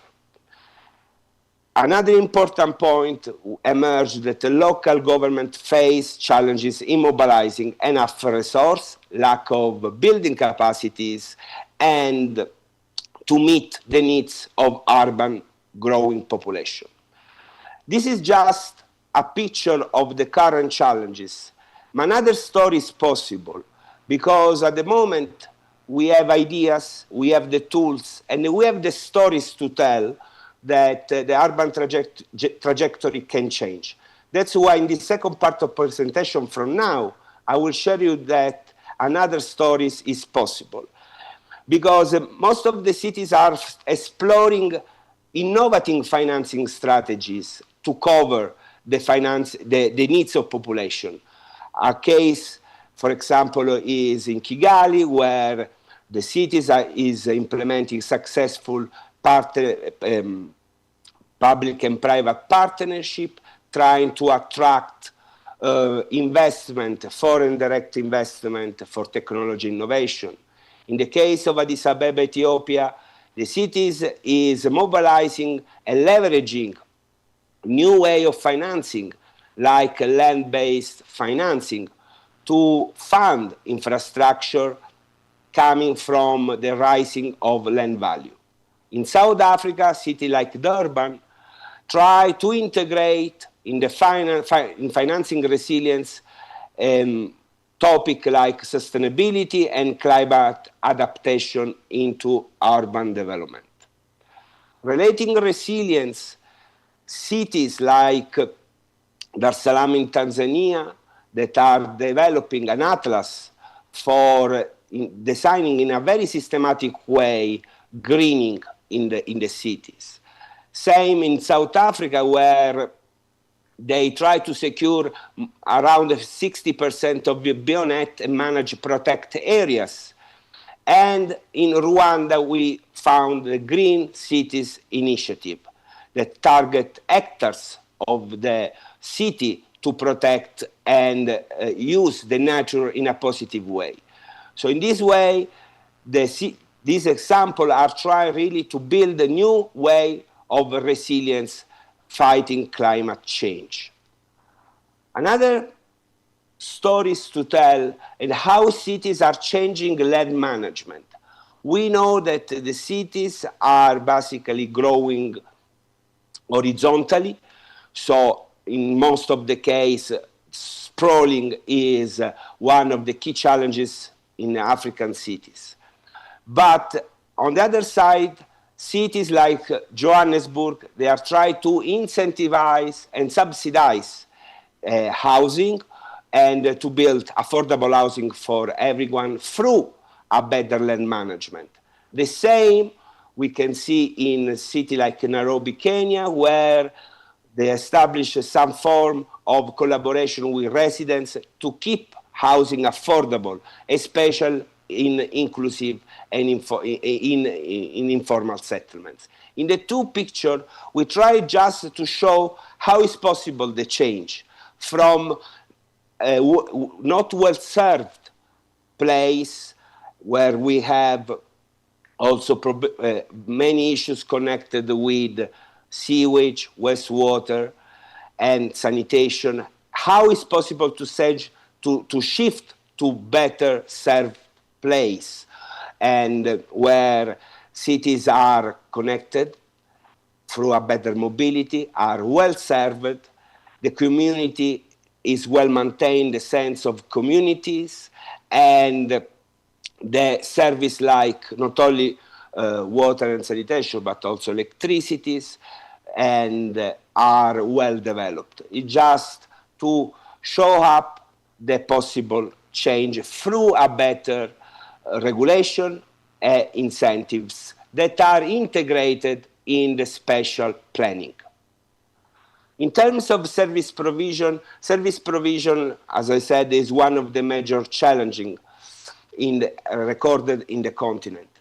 And other cities are moving through better strategies like Durban, where upgrading infrastructure, especially in the flood-prone slums, they are integrating resilience planning. Lagos and Cape Town are contracted informal transport operators for services, but also, let me say, Nairobi, where utilities and community group managers are well involved in the process to provide better service for everyone. Digitalization is one of important transition happening in the continent. And the government at all the levels, from local to national, are implementing new way and transform how to operate and deliver service. E-government, the map you have on the right is just a figure that show up the e-government performance across the continent. E-government through an e-government index. The e-government index is delivered by UNDESA, the United Nations Department from Economic and Social Affairs, every 2 years, and give you a sense of the different performance across the continent, also in the context of rapid urbanization. Some countries, and most of the countries, are implementing, as I said, the e-government and the digitalization to deliver better service. Some cases, like Mauritius, they use the e-government in the public transport, in the public sector transformation. In South Africa, the e-government is integrated in the Vision 2030, and the main goal is to build inclusive digital society, digitalized service, and provide transparent service to everyone. In Rwanda, we have since 2000, the government launched the Smart Rwanda Master Plan, where the digital transformation is strongly connected with the socio-economic development plan.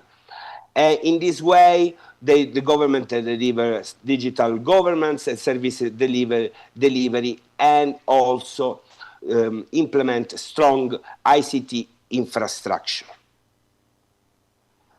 The key question is, and I think this is the key question of this session today, is building the city of tomorrow in the context of rapid urbanization. And the ideas, the stories, and the tool I presented give a sense of the importance of putting urbanization at the core of national and local development agenda. And I would like to conclude my speech with 5 important recommendations for putting the urbanization at the core of the agenda. The first is decentralized economic opportunities. We need strong capital cities, but we need also strong secondary cities and regional hubs to mitigate the speed of urbanization in 1-2 cities per country. We need to incentivize business beyond, I said, the major centers and support the smaller cities. In parallel, the focus is on the young generation, youth, and especially on employment and skills. The future of cities is strongly connected with the people and the future for the people. That's why it's important to remark that if we would like to build the cities of future, we need to also to have a strong focus on labor market, providing the skills we need at the moment, with a specific focus on digitalization. We need also to reduce and mitigate the growing effect of informal economy. We need to reduce the informality, creating stable jobs. And in this sense, let me recall the importance of the social protection, to expand the social protection for everyone and foster inclusive economic growth. Data and technologies. The future is already here, it started. The implementation of digitalization as I present in the e-government is well developed and is expanding across the region. That's why we need to continue to use the digitalization as a big opportunity to face urban challenges. And that's why, let me recall the importance to implement and foster digital tools, try to foster new partnership with the private sector, because the challenges of urbanization cannot be faced by city or local government alone. They need a strong partnership with private sector, investors, research center, academia, communities. Then local governance. The local governance, as I mark in yellow, is pivotal. We need to make the local government fits for purpose. That's why the decentralization process is particularly important, to give the autonomy to local government to enhance on-source revenue, to mobilize the financial resource they need to face the growing needs of population. That's why I also encourage the participatory process, where the community is part of this change. Finally, the last but not least is the regional cooperation. Events like this one, where this event at Intra-African Trade Fair is particularly important, because give the opportunity to exchange best practices and peer learning. And I would like really to conclude as a start that at the moment we have a dominant message relating to the urbanization, but as I think I showed, there are ideas, tools and stories that show that a new urban future is possible. Thank you very much.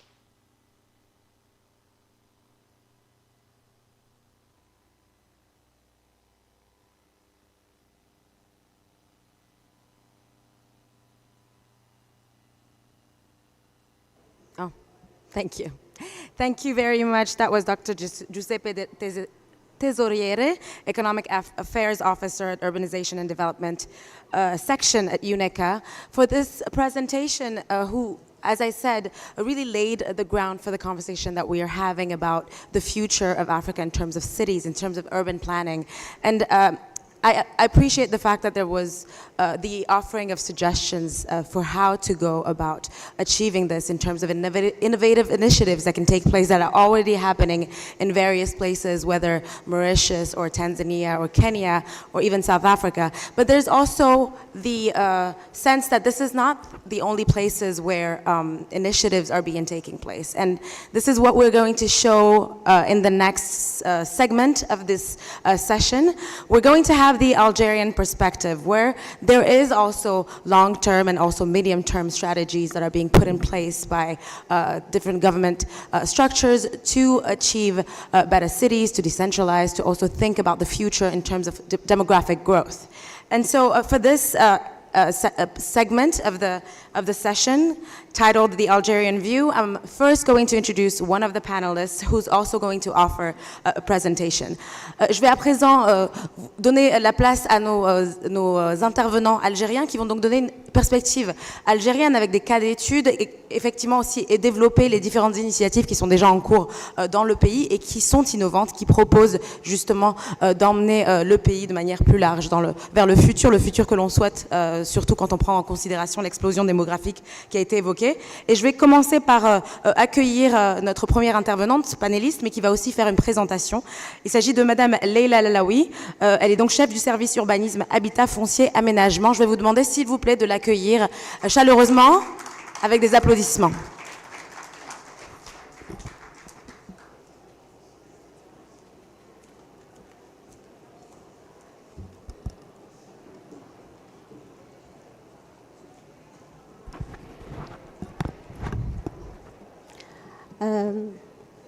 Tout d'abord, je suis très contente d'être parmi vous aujourd'hui et je tiens à remercier les organisateurs pour la qualité de cette rencontre.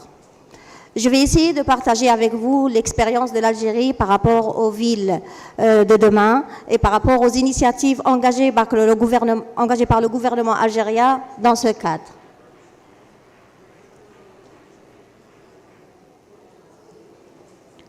Construire les villes demain en Afrique nécessite d'accompagner une croissance urbaine rapide avec des infrastructures modernes, durables et inclusives. En 2005, 1,4 milliard de personnes en Afrique vivront dans les villes, ce qui fait 2/3 de la population. On aura 159 villes de plus d'1 million et 17 mégapoles dépassant 10 millions. Les défis majeurs à entreprendre pour ces villes de demain, c'est assurer un accès à des logements abordables et services essentiels, faire face aux risques liés au changement climatique et réduire la pauvreté urbaine et les inégalités sociales. Stratégie pour les villes durables. Donc pour assurer ces enjeux et pour pouvoir faire face à cette urbanisation galopante, donc il faut avoir une planification urbaine inclusive et anticipée, avoir un développement des infrastructures vertes, mobilité écologique, énergie renouvelable et l'intégration des villes intelligentes. Je vais vous partager avec vous aujourd'hui l'expérience de l'Algérie par rapport aux villes nouvelles. Par rapport aux performances de l'Algérie dans le cadre du développement durable, l'Algérie a réalisé un score de 72,3 en 2022. Elle est classée 56e pays sur 166 selon le rapport des Nations Unies sur le développement durable. Le ministère de l'Habitat, de l'Urbanisme et de la Ville s'est approprié cette dynamique et a apporté des réponses à ces enjeux. Donc la réalisation des villes nouvelles s'appuie sur 4 lignes directrices. La durabilité des ressources, le rééquilibrage du territoire, l'attractivité et la compétitivité et l'équité sociale et territoriale. On a 5 villes nouvelles, 2 au niveau du littoral et du Tel, 1 au niveau des hauts plateaux et 2 au niveau du sud. Par ce système urbain équilibré, ces 5 villes nouvelles visent à instaurer un système urbain nouveau, avec l'intégration de l'environnement physique, économique et social, donc avoir des conditions de développement des activités économiques et la promotion des technologies avancées. La mise en place d'un transport en commun écologique et durable, l'autobus, donc les trains, le monorail, à assurer l'intermodalité. Et là, je vous montre l'exemple des villes de bus intelligents connectés au niveau de la ville nouvelle de Sidi Abdallah. Réalisation de centres de traitement des déchets intégrés, des stations d'épuration, des réseaux séparatifs eaux usées et eaux pluviales, qui sont tous réalisés et finalisés. Réalisation de centres de traitement des déchets. Là, je vous montre les exemples qui sont déjà réalisés. Stations d'épuration et centres d'enfouissement technique. L'utilisation de l'énergie solaire. Là, par exemple, en 2019, le ministère de l'Habitat il a réalisé 0,99 MW, la capacité cumulée, et en 2023, on a atteint 8,04. Création d'un paysage urbain vert intégrant l'environnement naturel, donc lier le paysage urbain à l'environnement. Le réseau vert et bleu, créer des espaces, d'espaces verts intégrés à des réseaux d'espaces aquatiques. Sachant que ces villes nouvelles intègrent une dimension très importante par rapport au volet espace vert. Par exemple, on a 27% du périmètre urbanisable qui est dédié aux espaces verts. Ce qui fait que cette fonction est la 12e fonction de la ville au niveau de Sidi Abdallah et la 13e fonction au niveau de Bougzoul. Réalisation de galeries techniques englobant des réseaux séparatifs au niveau de la ville nouvelle. Là, c'est des exemples de réseaux réalisés.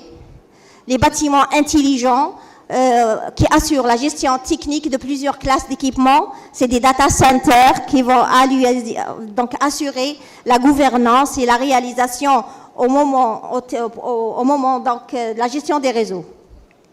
Politique publique et partenariat. Donc, il faut renforcer les cadres réglementaires et définir les visions claires, assurer des partenariats publics et privés pour mobiliser les financements et assurer l'engagement des citoyens pour l'appropriation et la durabilité des projets. Recommandations pour ce panel.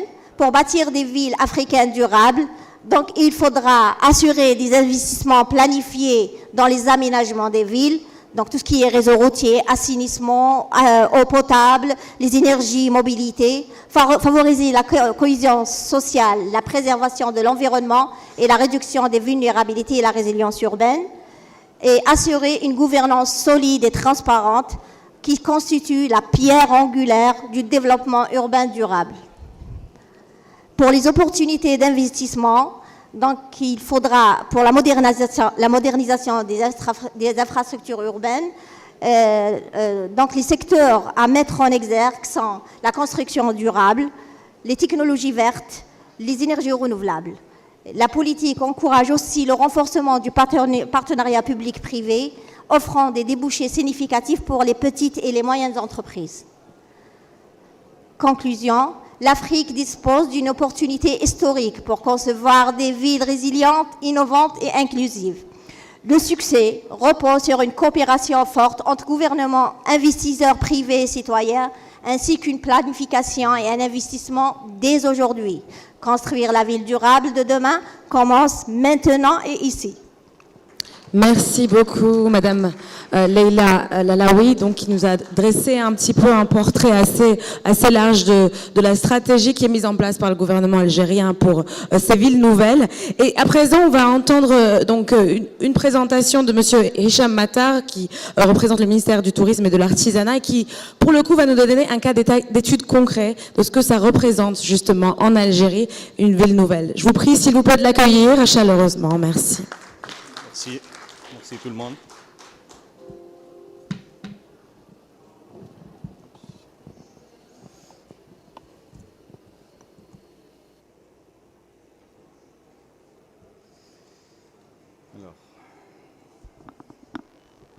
Bonjour tout le monde.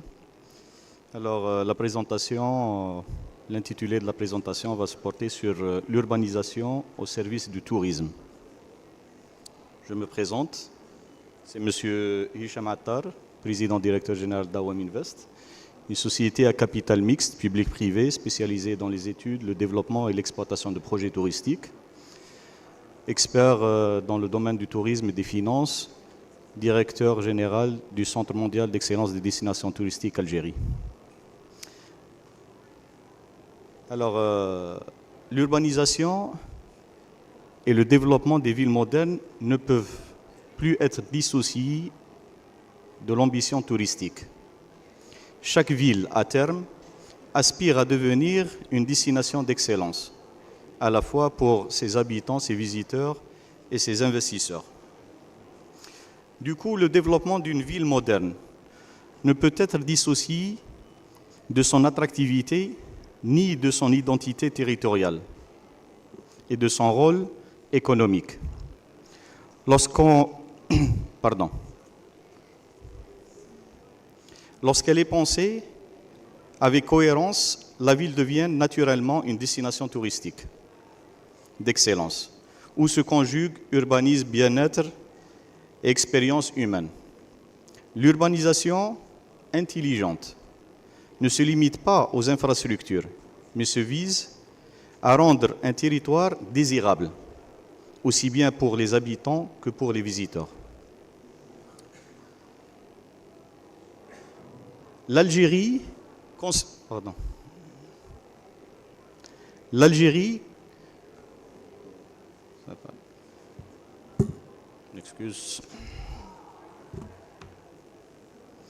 L'Algérie s'inscrit dans cette mutation urbanistique et des opportunités économiques qu'elle offre à intégrer dans son schéma d'aménagement touristique, ce qu'on appelle le SNAT, une version très ambitieuse, et de faire de l'urbanisme un levier de transformation transversale, de développement durable et d'attractivité. Ce schéma cadre est décliné dans le SDAT, qui est le schéma directeur d'aménagement touristique Horizon 2030, qui prévoit la structuration de pôles touristiques à travers le pays, intégrant des villes et appuyant sur les spécifications régionales, thermales et naturelles. Pour ce faire, on a pris un cas d'une destination touristique existante en Algérie depuis 2000 ans. C'est le cas de la destination antique Bouhnifia, connue sous le nom romain d'Aquasirène. C'est une destination de 2000 ans. On a fait un travail avec le Centre mondial d'excellence des destinations touristiques pour repenser cette ville thermale, antique, et de faire de cette ville une destination touristique réfléchie et bien pensée. Là, je vais vous montrer à peu près cette ville. Elle a passé sur différentes étapes, différentes époques. C'est une ville à 1 heure de la ville d'Oran, connue par les vertus de son eau thermale. Et là, on a commencé par un premier projet qui était inscrit comme premier projet de cette destination. Et on a fait ce qu'on appelle le SMED. Le SMED, c'est le système de mesure de l'excellence de la destination. Quand on pense une ville, le futur de cette ville et l'ambition, c'est de faire de cette ville une destination touristique d'excellence. Cet instrument nous permet de mettre en œuvre, au préalable, les conditions favorables pour avoir une destination touristique d'excellence. C'était une projection sur 22 hectares avec un master plan qui regroupe les principaux composantes d'une destination touristique, à savoir les loisirs, l'hébergement, la sécurité, le transport, la connectivité. Et puis, il y a eu ces maquettes pour le devenir de cette destination dans un futur proche. Là, je vous laisse voir cette vidéo illustrative de cette ville moderne qui est inscrite dans les projets prioritaires de l'État.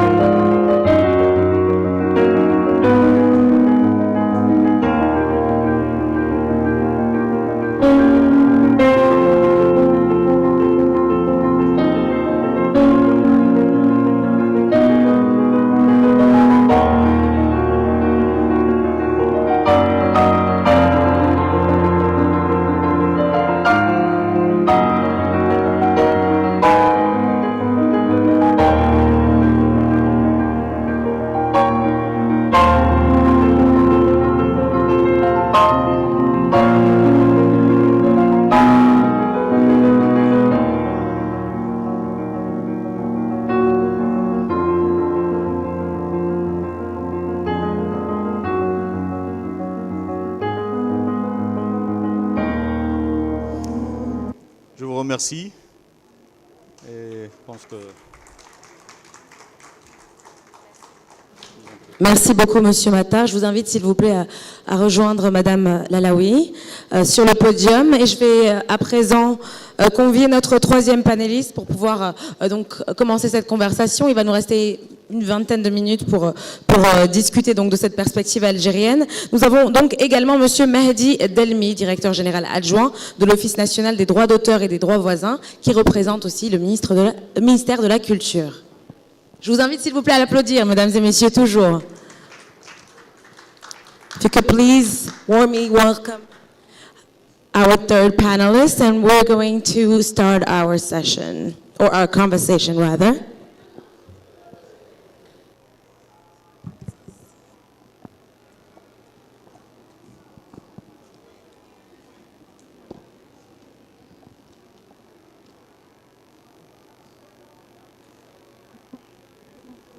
Ladies and gentlemen, for English speakers who do not necessarily understand French, I urge you to try to grab a headset for live translation, as it is happening here. We have translators doing a great job in the cabin, so feel free to do so.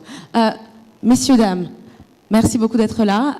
Alors, on a pu entendre à travers vos présentations, Madame Lalaoui, mais aussi vous, Monsieur Matar, qu'il y a donc des projets qui sont en cours, des projets d'envergure, qui prennent donc en considération différents aspects cruciaux donc du développement urbain dans le contexte dans lequel on vit, avec une explosion démographique, avec de nombreux défis qu'il faut tenter de dépasser. En quoi est-ce que la durabilité sont partie prenante de cette stratégie mise en place par le gouvernement algérien, et quels sont les défis principaux? S'il vous plaît, Madame Lalaoui, ensuite on reviendra vers vous.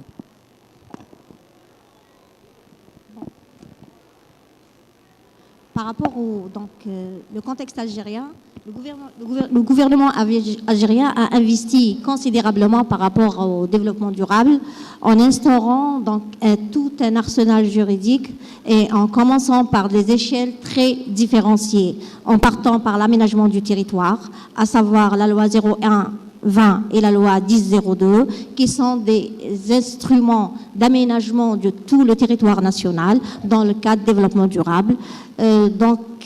Cet instrument propose une planification durable axée sur des axes majeurs, et donc pour la protection de la ressource et le développement économique, social et environnemental en faveur d'un développement durable. Aussi, dans une autre échelle, et en passant donc de l'aménagement territoire à l'échelle des villes, un autre segment, donc il y a une nouvelle vision est instauré par rapport donc le développement des villes nouvelles, qui est une nouvelle dimension dans de modernisation des villes, une nouvelle vision dans la planification urbaine, à travers donc 3 armatures urbaines et donc sur le territoire national. Le but de la projection de ces villes nouvelles, c'est d'assurer donc le décongestionnement des grandes villes pour faire face aux problèmes urbains que rencontrent dans ces villes, à savoir la surdensité, le manque des fonctions urbaines, par rapport pour assurer donc la durabilité de la ressource, par rapport surtout à la vulnérabilité au risque majeur, sachant que l'Algérie, à l'instar des villes africaines, subit de plein fouet les effets du changement climatique. Et sans vous dire que la région MENA, Middle East, North of Africa, donc il y a beaucoup de problèmes par rapport à la recrudescence des risques d'inondation et que l'Algérie chaque année donc subit les effets néfastes de ces phénomènes. Donc pour assurer donc cette durabilité, les villes nouvelles sont une réponse pour délocaliser la population vulnérable dans des zones qui présentent moins de risques. Et dans ce cadre, donc la réalisation des 5 villes nouvelles, répond à cet objectif. Et ces villes nouvelles sont des villes très très importantes, avec des surfaces très importantes, 19 500 hectares pour la ville de Bougzoul, 7 000 hectares pour la ville de Sidi Abdallah, et donc on a la ville de Hassim Saoud, Mnia et Bougzoul. Et chaque ville nouvelle, elle a une vocation et une destination du sol très spécifique. Pour Sidi Abdallah, par exemple, c'est l'excellence, c'est la TIC, c'est le développement des TIC. Pour Bougzoul, c'est l'environnement et développement durable. On a donc chaque ville, elle a sa spécificité et sa vocation. Merci beaucoup, Madame Lalaoui. Vous avez évoqué la notion de décentralisation. Effectivement, dans beaucoup de pays africains et dans le monde d'ailleurs, nous avons donc des capitales qui sont ultra denses et le reste du territoire qui est beaucoup moins peuplé. Donc cette question de décentralisation est évidemment cruciale. Quand on pense à l'urbanisation de la perspective touristique, Monsieur Matar, comment est-ce qu'on peut associer donc cette notion de décentralisation au fait aussi de promouvoir le tourisme à l'intérieur du pays? L'Algérie est un pays qui a beaucoup de potentialités touristiques, mais qui reste relativement, comparé à certains de ses voisins, beaucoup plus en retrait. Est-ce que tout ça peut se passer en même temps, en sachant qu'il y a énormément de sites possibles qui pourraient devenir des destinations touristiques prisées? Pardon. Merci. L'Algérie en elle-même, c'est un continent. L'Algérie en elle-même, c'est un continent, dans le continent africain, avec ses richesses et ses patrimoines touristiques, balnéaires, sahariens, climatiques et tout. Il y a du travail à faire. Et quand on parle de développement de villes modernes, de villes nouvelles, d'urbanisation, sachant que l'Afrique, c'est un grand chantier, il faut toujours réfléchir au devenir de ces villes modernes. Parce que la finalité d'une ville moderne et son inspiration, c'est d'être une destination touristique d'excellence. À quoi bon faire doublement le travail? Il faut, à mon avis, a priori réfléchir à la fois à la configuration de cette destination et à l'aspect urbanistique. Pour ce faire, il y a des outils qui ont été développés par des centres d'excellence, vraiment des centres d'excellence qui sont des experts reconnus par l'Organisation mondiale du tourisme. Et cette approche, ce qu'on appelle le système de mesure de l'excellence de la destination, le SMED. Ce système repose sur ce qu'on appelle les pôles d'excellence. Chaque localité, que ce soit rurale, enclavée, une ville moderne, a des pôles d'attractivité touristique. Autour de ces pôles d'attractivité touristique, on peut concevoir une vision d'une destination touristique. Et sur la base d'une vision d'une destination touristique, on met les instruments d'urbanisation. C'est qu'avec cette configuration qu'on peut mettre en œuvre une stratégie de développement urbanistique et de développement de zones d'expansion touristique convenables.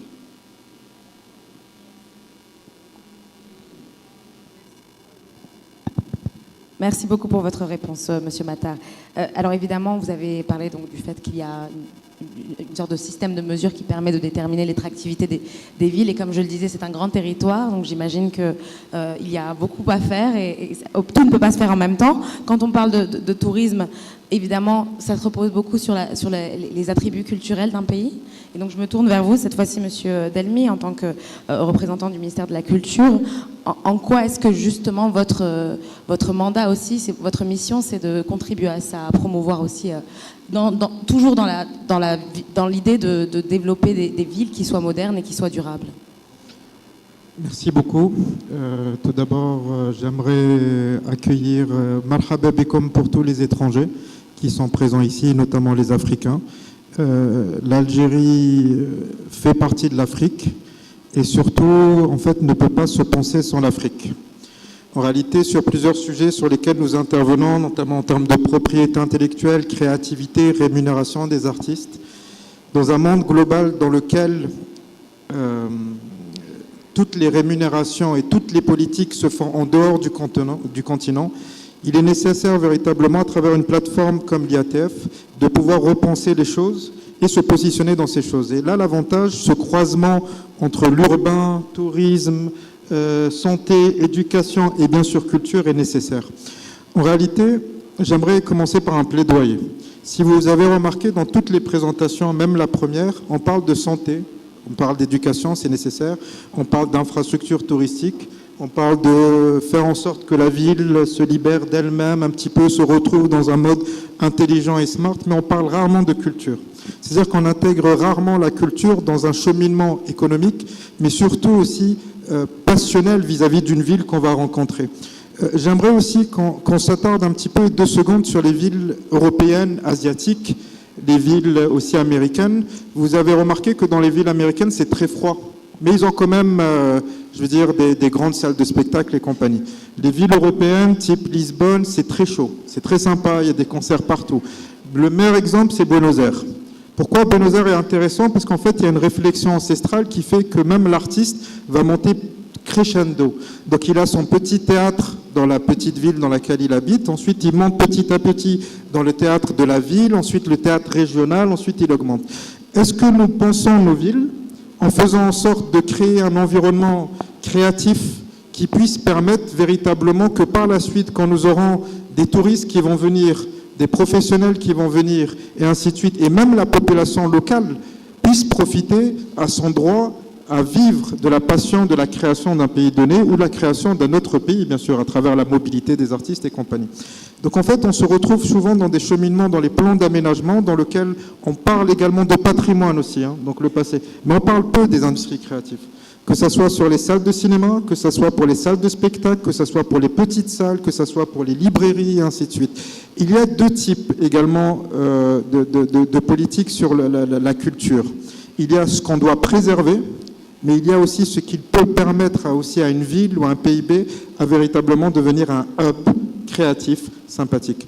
Donc l'idée principale, c'est qu'à travers le ministère de la Culture, nous avons lancé sous le leadership, bien sûr, de Monsieur le Président et l'impulsion de Monsieur le Ministre de la Culture, des études. C'est-à-dire qu'en 2021, nous avons lancé une étude sur les industries créatives avec le ministère des Finances et dans laquelle nous avons fait une cartographie. Parce qu'en fait, on ne peut pas se dire aujourd'hui, nous allons placer 5 multiplexes dans telle ville. Y a-t-il un public? Y a-t-il une économie à venir? Ainsi de suite, et ces indicateurs sont importants. Le deuxième élément, la deuxième étude qui a été lancée dernièrement, c'est l'étude sur la relance des industries cinématographiques. Donc quand on parle de culture, on parle bien sûr de diffusion, mais on parle aussi de production. C'est-à-dire dans les villes, est-ce qu'il a été pensé des éléments qui permettent de capter un petit peu une manne financière qui vient des productions du visuel, qui par la suite vont permettre naturellement à attirer des personnes d'un point de vue touristique. Je vais vous donner l'exemple d'Emily in Paris qui a été acheté par Emily in Rome. Ainsi de suite, ainsi de suite, ainsi de suite. C'est-à-dire que même d'un point de vue santé, éducation, infrastructure, attractivité, penser la ville sans penser la culture est une aberration et j'aimerais inviter tous les stakeholders, tous les parties prenantes ici à venir réfléchir avec tous les acteurs de la culture et des industries créatives de manière à véritablement rendre la ville plus belle, plus heureuse, plus vivante, plus épanouie. Et pour ça, bien entendu, il faut de la data, des études de marché, des positionnements, savoir quelles sont les potentialités de chacune des villes africaines pour véritablement devenir un hub et aussi des mégalopoles qui ne retirent pas toute la profondeur et toute la fierté de nos cultures et de notre universalité. Merci pour cette belle réponse, Monsieur Delmy. Alors, vous parlez du fait qu'il faille des études, il faut pouvoir faire une sorte d'état des lieux pour comprendre justement comment est-ce qu'on fait pour vraiment inclure les industries créatives. On est dans cette phase-là en Algérie, c'est pour ça qu'on n'arrive pas encore à complètement l'intégrer dans l'urbanisation proprement parlée. En réalité, quand on parle de culture, il y a cette question d'urbanisme, il y a aussi cette question financière, il y a cette question d'éducation, il y a cette question ainsi de suite. En fait, en réalité, toutes les problématiques que nous allons citer tout au long de l'IATF, ce sont des problématiques intersectorielles. Tout est connecté. Je pense que la problématique africaine est de toujours faire en sorte d'avoir des œillères et de ne pas avoir une vision 360 lorsque nous pensons les politiques à venir, et notamment sur les industries créatives. C'est-à-dire qu'il y a des discussions qui se font, mais qui n'intègrent pas. Donc, dans le cadre des industries créatives et au niveau du ministère de la Culture, ce sont beaucoup de batailles sur la stratégie nationale du plan d'aménagement du territoire. Il y avait dans l'ancienne version uniquement le patrimoine. Nous avons réussi, grâce à l'écoute aussi du ministère, à intégrer aussi cette question d'industrie créative. Parce que, une fois de plus, tout le monde a le droit à la culture. Ça, c'est un élément important. Nos artistes ont besoin de travailler et nous avons besoin également de permettre à un public donné d'aller au cinéma, d'aller voir un spectacle et de pouvoir profiter également d'une situation pour aller le lendemain aller travailler également. Et aussi s'inspirer aussi dans son travail. Si aujourd'hui je peux parler comme ça, c'est grâce aux films que j'ai vus, les livres que j'ai lus, les pièces de théâtre que j'ai pu jouer dans des écoles. Et là, la question est-ce que dans les écoles, nous plaçons également des espaces, en plus de sportifs, comme étant des espaces aussi culturels pour permettre à ces types d'activités de se mettre en place. Merci beaucoup. Alors, il nous reste quelques minutes pour cette discussion. Je vais peut-être vous donner la parole à Madame Lalaoui et ensuite à vous, Monsieur Matar, juste pour peut-être réagir à ce qui vient d'être dit par votre copanéliste, parce que je pense que c'était un plaidoyer intéressant et vous donner votre mot de conclusion entre guillemets. Je vous remercie de me donner la parole parce que je voulais vraiment intervenir et je le salue pour ces remarques.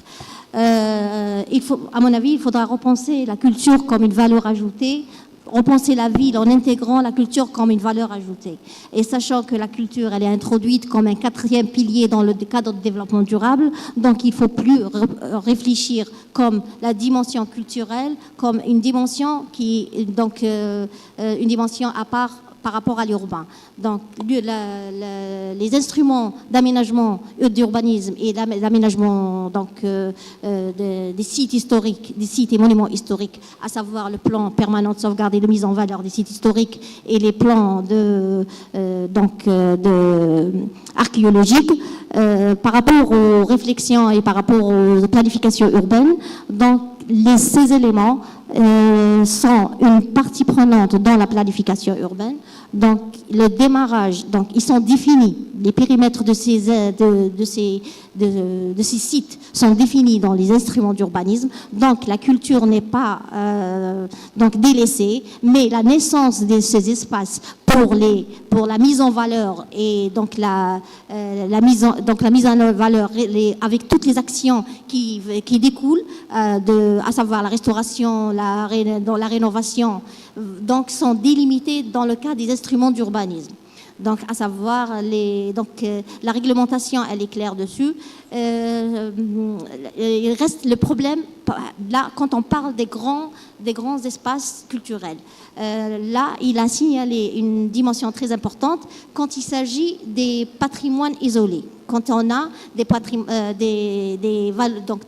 des monuments historiques isolés, là, il faudra revoir, donc en termes de classement, les instruments d'urbanisme et la loi, elle est en train d'être refaite pour intégrer donc la loi sur l'urbanisme, la 90-29, elle est en train d'être refaite pour intégrer la dimension, toutes les fonctions urbaines, la culture, l'environnement, le tourisme, comme des éléments, des éléments de démarrage dans la planification urbaine, sachant que l'ancienne loi, elle a accordé quatre points essentiels pour tous les éléments spécifiques du territoire. Actuellement, il y a un nouveau souffle pour mettre en exergue, pour dynamiser toutes ces fonctions urbaines qui sont très importantes dans le devenir et la planification urbaine et la modernisation des villes algériennes. Merci beaucoup. Monsieur Matar, s'il vous plaît. Pour conclure, moi je Quelques dirais mots de fin. qu'au jour d'aujourd'hui, le continent algérien est en chantier. Nous devons le construire, mais on a la responsabilité de le construire en bonne et due forme. C'est de notre devoir de le faire de façon professionnelle et scientifique et d'éviter les erreurs qui ont été faites dans d'autres pays. Mettons la main dans la main et essayons de lever l'Afrique vers les pays développés. Je vous remercie. Merci à vous. C'est sur ces paroles que nous allons devoir malheureusement terminer cette conversation. J'aurais aimé que l'on puisse parler plus longtemps, mais nous avons encore d'autres segments dans le cadre de cette session sur l'urbanisation. Donc merci à tous les trois pour vos interventions, pour votre partage d'expérience. On va effectivement les applaudir. Merci beaucoup à Madame Lalaoui, Monsieur Matar et Monsieur Delmi pour donc cette perspective algérienne. Et sans trop attendre, on va... Oh, exactement, on va faire une photo de groupe, s'il vous plaît, Madame Lalaoui. Oui, c'est la moindre des choses quand même. Avec moi, très bien.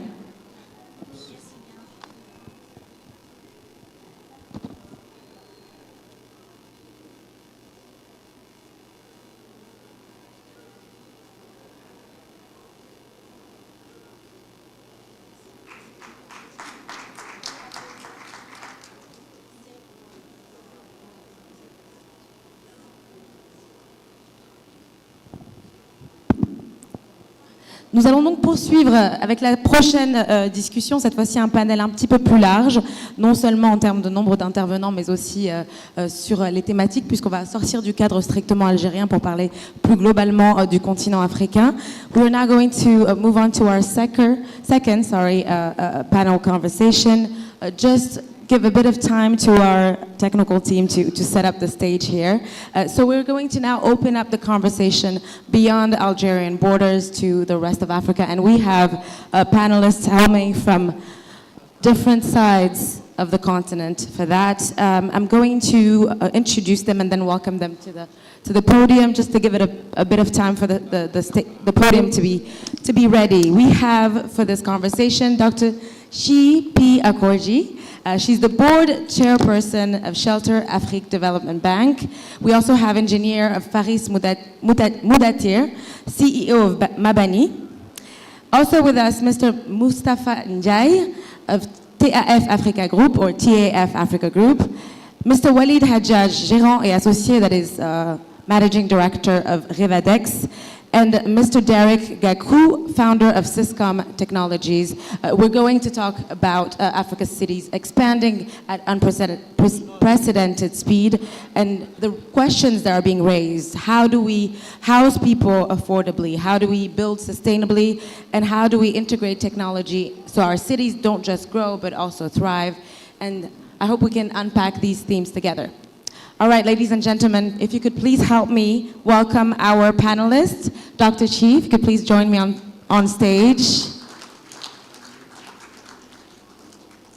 We also have, as I was saying, Mr. Faris Mudatir, who's going to join us.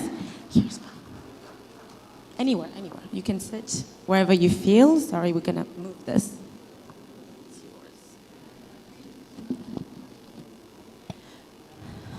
Mr. Mustafa Njai, if you could please also join me on the podium, and we are going to give them a round of applause, please, ladies and gentlemen. Monsieur Walid Hajjaj, donc gérant et associé Revadex. Et enfin, or last but not least, Mr. Derek Gakou, founder of Syscom Technologies. Thank you very much for being with us. We'll sit here. I think it makes more sense.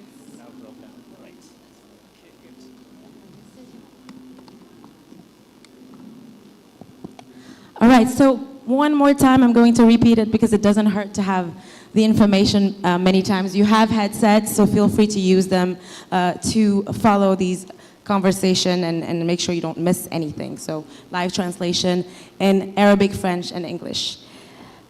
Thank you all for being part of this panel. We heard from our previous panelists about what is being done in Algeria and how there needs to be also more synergy of different sectors, right? When we think about what urban planning is, there are various sectors that can come into play when we think about tourism, how cultural preservation is part of it, how thinking of climate change and ways to endure climate change better is also part of it.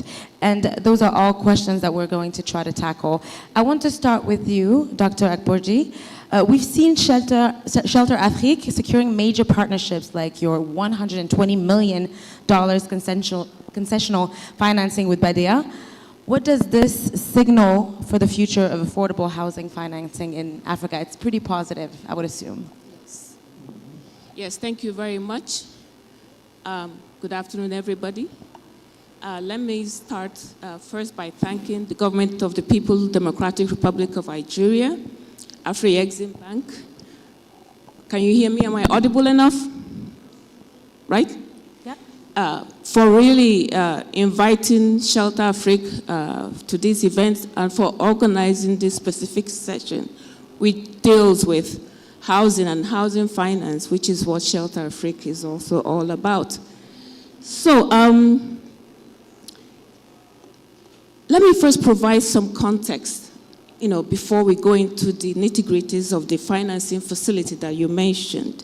Housing, we all agree, is a critical component of urban infrastructure. You cannot separate housing. It is part of urban infrastructure. And at this point, I'd really like to commend the presentations from the Algerian team. Algeria continues to lead, to be the shining light throughout Africa for how to do urbanization properly. So really, thanks to the team from Algeria for their presentations. Africa has a housing deficit of 53 million units. And according to World Bank estimates, that could actually go as high as 93 million housing unit deficit if you factor in aspects of that deficit of housing shortage that are not easily captured by data. So you can imagine the scale of the challenge facing us, right? There's also a financing gap of $1.4 trillion. And of course, as with everything in life, once you have a challenge or a gap, it's also an opportunity which needs to be harnessed or leveraged. So, as the leading Pan-African institution focused on providing affordable housing and urban development facilities, AfCFTA works with all stakeholders, public, meaning governments, private, DFI stakeholders, to try to redress the deficit and the key challenges associated with urbanization in Africa, which, as you heard from our colleague from UNECA, the keynote presenter, Africa is the fastest urbanizing continent, and the challenges are even much more immense here on the continent. So, that is the mandate of Shelter Afrique, essentially, So the Badea facility is actually, though significant, is quite, as you can imagine, but it's also one of the several measures AfCFTA has put in place, to really try to redress this massive challenge of a housing deficit as well as an urban infrastructure financing gap. The Badea facility does actually three main things. Number one, it helps Shelter Afrique increase its capital base, because the main focus of the facility is actually to enable Shelter Afrique shareholders pay up their subscriptions and actually help to enhance the credit rating for Shelter Afrique by showing stronger shareholder support for activities. And of course, it's another incentivization for greater Shelter Afrique investment in the member countries. Right now, we have 44 member countries. So that is one. Number two, the facility also enable stronger regional impact. Because as we are able to more strongly address the challenges of housing deficit as the financing gap, we're able to crowd in more private capital, institutional investments, all manner of capital coming in to really scale up those interventions in those member countries so that these can be measured and be recorded as improvements on the challenges within the member countries. I will probably go into specifics in the course of the discussions, but I'm just talking generally now. Yep. And then third and last, the Moderator facility is catalytic. It unlocks a multi-level, it's multifarious benefits in the many countries.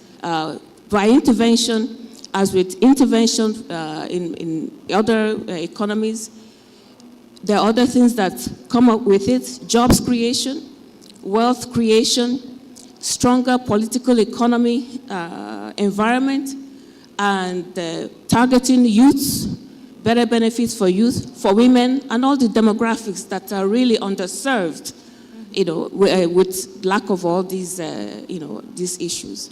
Okay, I'll stop there for now. Thank you very much for all these insights and for sort of really talking about the context, right? It's important to really lay it out for everyone to be aware of. There is a big challenge that is ahead of us, but financing and projects like the one that has just been financed is a first step. Mr. Njai, you're building entire smart cities like TAF City.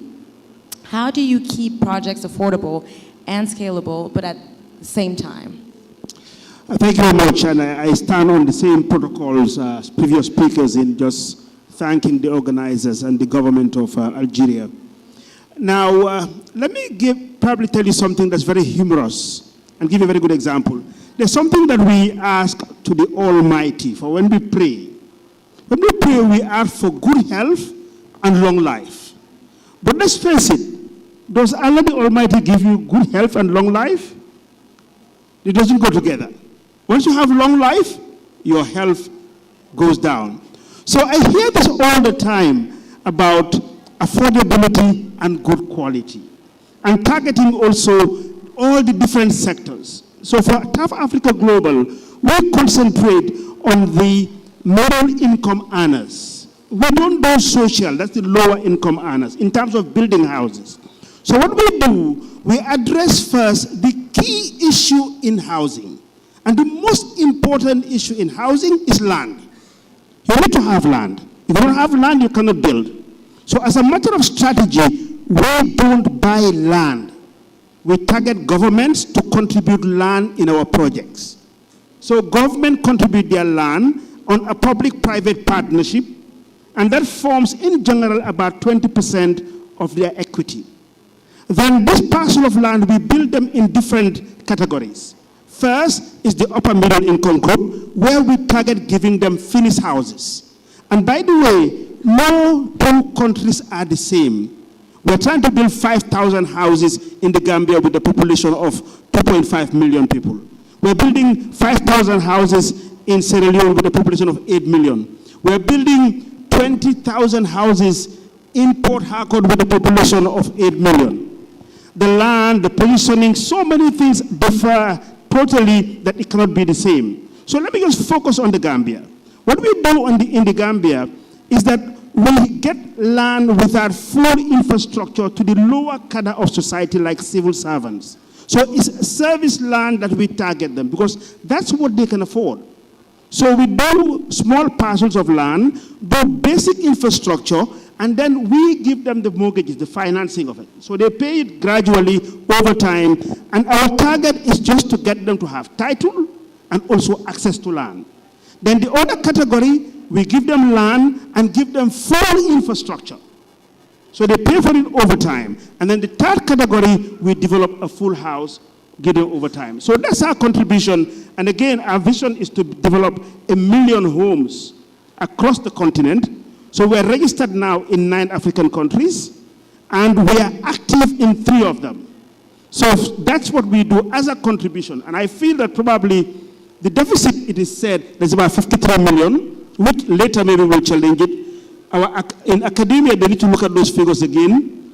But I'm just thinking that, look, if there's an empowerment about 50 of people like us, probably then we can hit we can work on the deficit. But the other point we have is that not only deficit, but population growth in Africa is very high. So population growth on average is about 2.5%.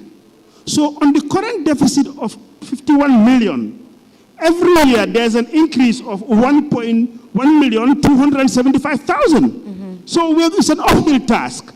But anyway, I think together, financiers, governments, private sector operators, we can gradually reduce the deficit. Right, and to try to catch up, because as you said, it keeps adding on year after year. Engineer Ferris, you have experience delivering complex projects across regions. How can the continent as a whole benefit from this expertise through GLEX? And I want to just maybe explain what that is. It stands for Global Export House, a platform launched by Mabani Steels. Can you tell us more about this?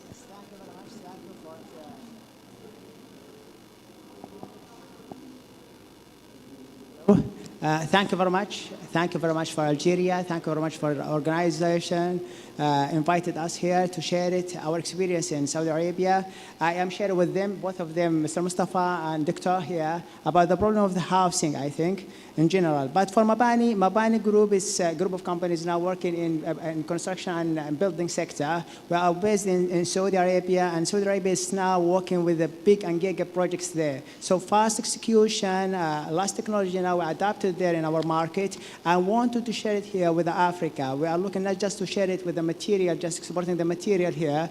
We are looking to export the solution, full solution, how we make it now for the housing, as example now, how we make an affordable housing. For National Housing Company, just I'm going to get his speech now just to share with him the same vision now. For National Housing Company in Saudi Arabia and the same for the Ocean, they are looking now to increase the percentage of the people own houses there. Because of that, to reduce the cost is the big thing now, and the same for the land prices and the government now for infrastructure, how we're going to share all together to do something like that. We adopted a new technology for housing, for tunnel formworks there, and try to work with all of the stakeholders from the government and private sector and financial institute as well, to working together to solve some problems like that.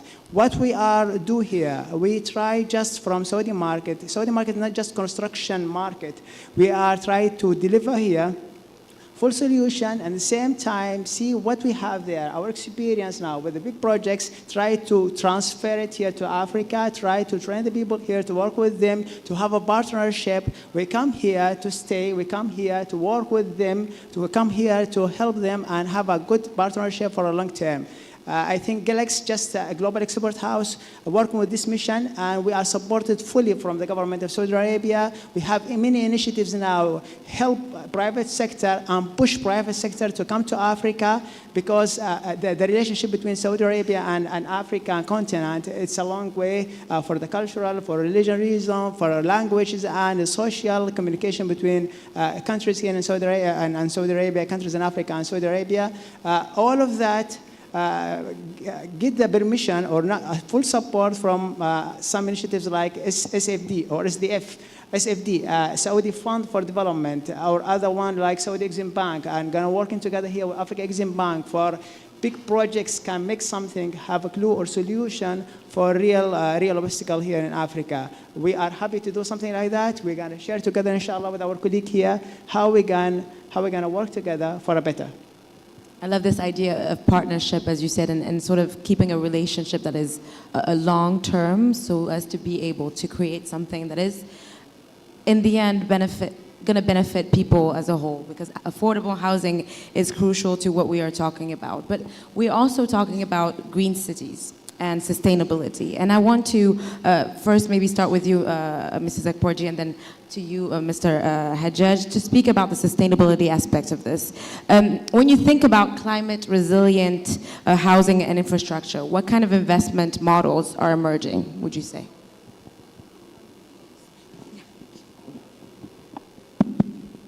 Yes, Thank you once again. That's an excellent question. And I think it was also showcased in the presentations by our Algerian counterparts. Yeah. That is also an area that Shelter Africa has, strongly ventured into in recent past. In fact, it forms one of its core strategic pillars, for the corporate strategy, 5-year corporate strategy. So, of course, the discussion about green and green financing and green cities, all as a result of, climate change, and the co-mixture, concomitancy with rapid urbanization, which is a very explosive mix, if you think about it, So the need to actually redress, the challenges, will I say, even go as far as saying the dangers, because we see them, they're dangers. You hear of the massive flooding in Nigeria, in other African countries that has led to several hundreds of people dying. The desertification, which has led to migration, and migration has led to internal conflict in many countries, and so on. The flooding, the coastal erosion of arable soil, impacting agriculture. So there are many, examples of the after effects of climate change. And as I said, Shelter Africa has really, gone in strong in that respect and developed quite a number of, financing instruments to address such in partnership with governments as well as with other, DFIs. One example, of course, is the Green Bond, Sukuk Bond. Shelter Africa was actually instrumental to the issuance of the first Green Bond in Kenya by Acorn Holdings, because it was the first seed financier of Acorn Holdings, which is actually a student-focused housing provider in Kenya. And they're focused on providing green, energy-efficient housing for students. They're doing very well. So that is one. And there's also Sukuk bonds focused on provision of greenhouse. There's blended financing instruments also that we've deployed in several countries. If I keep giving examples, we won't stop here. I'm just enumerating the instruments that are available. And then resource-based financing is another one. Recently, the World Bank is partnering with Shelter Africa as well as the Trade and Development Bank in the deployment of an innovative green, let me get it right, green, resilient, and inclusive housing de-risking facility. And this is to support the development of climate-resilient housing and in select countries in the Eastern and Southern Africa in the first instance and throughout Africa later. The objective is to strengthen climate resilience across housing sector by investing in sustainable building materials, technologies, green infrastructure, and affordable housing solutions tailored to the continent's underserved communities especially. There's also a green affordable housing finance mechanism suggested by REAL. REAL is an affordable housing institute based working out of UK that also aims to facilitate a self-sustaining affordable housing finance ecosystem by supporting the construction of affordable green homes and the long-term ownership of such homes by households usually underserved by available housing finance mechanisms. Shelter Africa, most importantly, I would say, is also pioneering, is leading the EDGE certification process for a lot of developers working in green housing. EDGE is this IFC certification process. It's actually, at least so far, it's the gold standard for green building certification, globally, not just in Africa, but globally. And IFC is partnering with Shelter Africa to ensure developers are trained in the certification process, are able to meet the certification process, and are able to harness the benefits of, including financing, greater financing that they can leverage of actually committing to the EDGE certification process. So these are some of the instruments we are deploying to achieve that. And I'm sure that the list goes on, but thank you for giving us a bit of an overview of this. Monsieur Hadjadj, votre travail avec Revadex consiste à vraiment mettre en avant donc, cette notion d'économie circulaire. Quand on parle de ville dense, évidemment, l'une des questions aussi qui se pose, c'est celle de la question de la gestion des déchets. Est-ce que vous pouvez nous parler de la façon dont vous travaillez justement à ce que les villes soient plus propres et donc participent à être plus saines pour les habitants, tout simplement?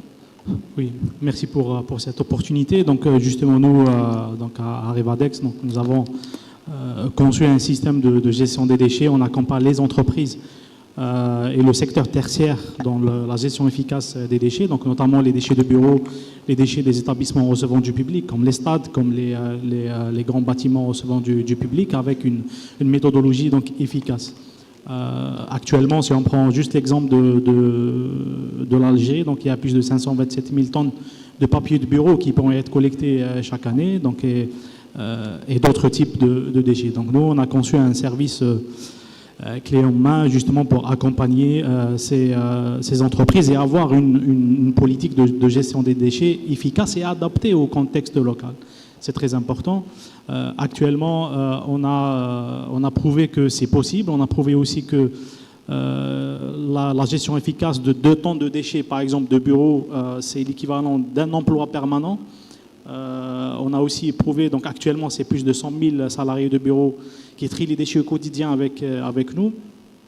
Donc tout ça pour vous dire que c'est possible d'avoir des solutions efficaces et adaptées au contexte local sur notre continent, sur nos villes, surtout avec l'implication des parties prenantes, hein, tout ce qui est formation, sensibilisation.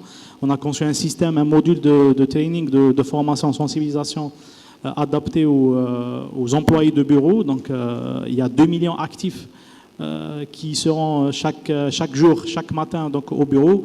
Et on a conçu tout un service pour justement les accompagner et pour réduire l'impact environnemental de ces entreprises. Et on pourra aussi parler par la suite sur les solutions adaptées. Donc, comme nos collègues, donc l'Afrique et nos villes africaines, surtout en pleine expansion démographique, nous serons peut-être 2,5 milliards d'habitants en Afrique, dont 1,2 milliard d'habitants en ville. Donc il faut concevoir des systèmes, des solutions de gestion des déchets, non pas comme un centre de coût, mais comme un véritable levier économique, puisque l'impact est triple. Il y a un impact économique, donc on va injecter dans le circuit industriel de la matière première secondaire. On préserve des ressources, et ô combien donc c'est très important dans nos jours, mais aussi un impact social et un impact, bien entendu, donc environnemental par la réduction des émissions de gaz à effet de serre. Et voilà, donc, et la question, c'est vraiment comment adapter des solutions en économie circulaire à notre contexte local, à nos villes, à nos établissements en Afrique. Ce qui fait partie donc intégrante de la planification urbaine aujourd'hui, si on veut pouvoir avoir donc des villes intelligentes qui conviennent donc à nos réalités. Justement, donc on ne peut pas gérer les déchets à Lagos comme à Milan ou à Kinshasa comme à Lisbonne. Donc ce n'est pas parce que ça c'est des villes européennes et nous c'est des villes africaines, non, mais il y a un contexte local. Par exemple, si on prend la poubelle d'une famille à Lisbonne, par exemple, c'est 60% des emballages. Mais par exemple, à Alger ou j'imagine aussi à Kinshasa, par exemple, c'est 60% des déchets organiques. Donc il faut vraiment adapter les solutions actuellement pour répondre aux besoins de notre continent et l'explosion démographique qu'on fait face. Merci, Walid. Mr. Gaku. Your Nodes platform makes digital infrastructure accessible at scale. And I think that's important to talk about new technologies because when we talk about anything that has to do with development, regardless of sector, we often end the conversation with new technologies because that's always a way to maybe address some of these issues in a more efficient manner.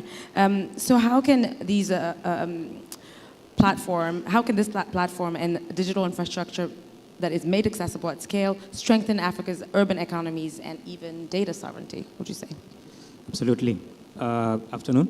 So thank you for the opportunity.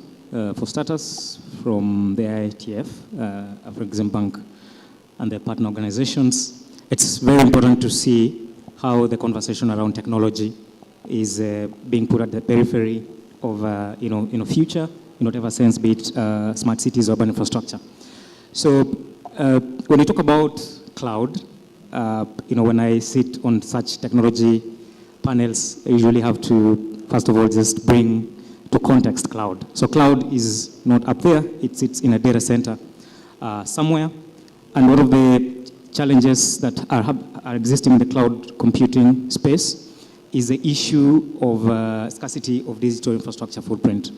So digital infrastructure, just like real estate or housing, is a physical integration vertically or horizontally of undersea fiber cables, data centers, compute clusters, and now GPU nodes, and then local carriers that enable us, as an example, to access digital banking and all that. So some of the facts are that only 2% of global digital infrastructure sits here in Africa.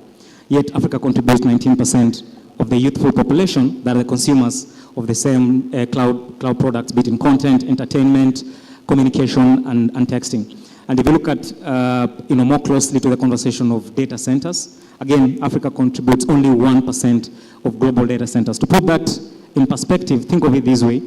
In the US alone, there's 5,000 data centers. In Kenya, where I come from, there's only 4 carrier-neutral private data centers. And maybe across Africa, there are probably less than 100. So what does this mean in terms of technology, innovation, and startups? It means local companies, be it whatever use case, smart cities, healthcare, financial services, continuously have to rely on global cloud providers like Amazon Web Services, Google Cloud Platform, Azure, and Alibaba.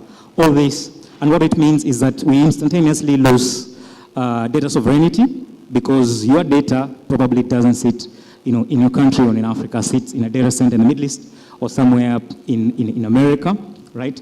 If you now think about it in terms of startups, is that in Kenya, as an example, startups pay 52% more in cloud costs compared to their counterparts in India, China, and the US. You have the problem of FX. These cloud services are built in global currencies and not local currencies. They have very rigid pricing models. You're looking at, obviously, issue of latency, because the further away the infrastructure is from you, the more time it takes load. So as Syscom, we look at this and respond with product innovation in the area of investment as well as technology, whereby we convert the gaps in digital finance, digital infrastructure finance, into products that usual retail investors, private investors can respond to. As an example, so we're solving the problem of cloud compute with what we call the high-performance nodes, currently fundraising $1.25 million. This is just to meet use cases of cloud, use cases of storage. We're raising, around, $4.5 million for the first GPU H100s.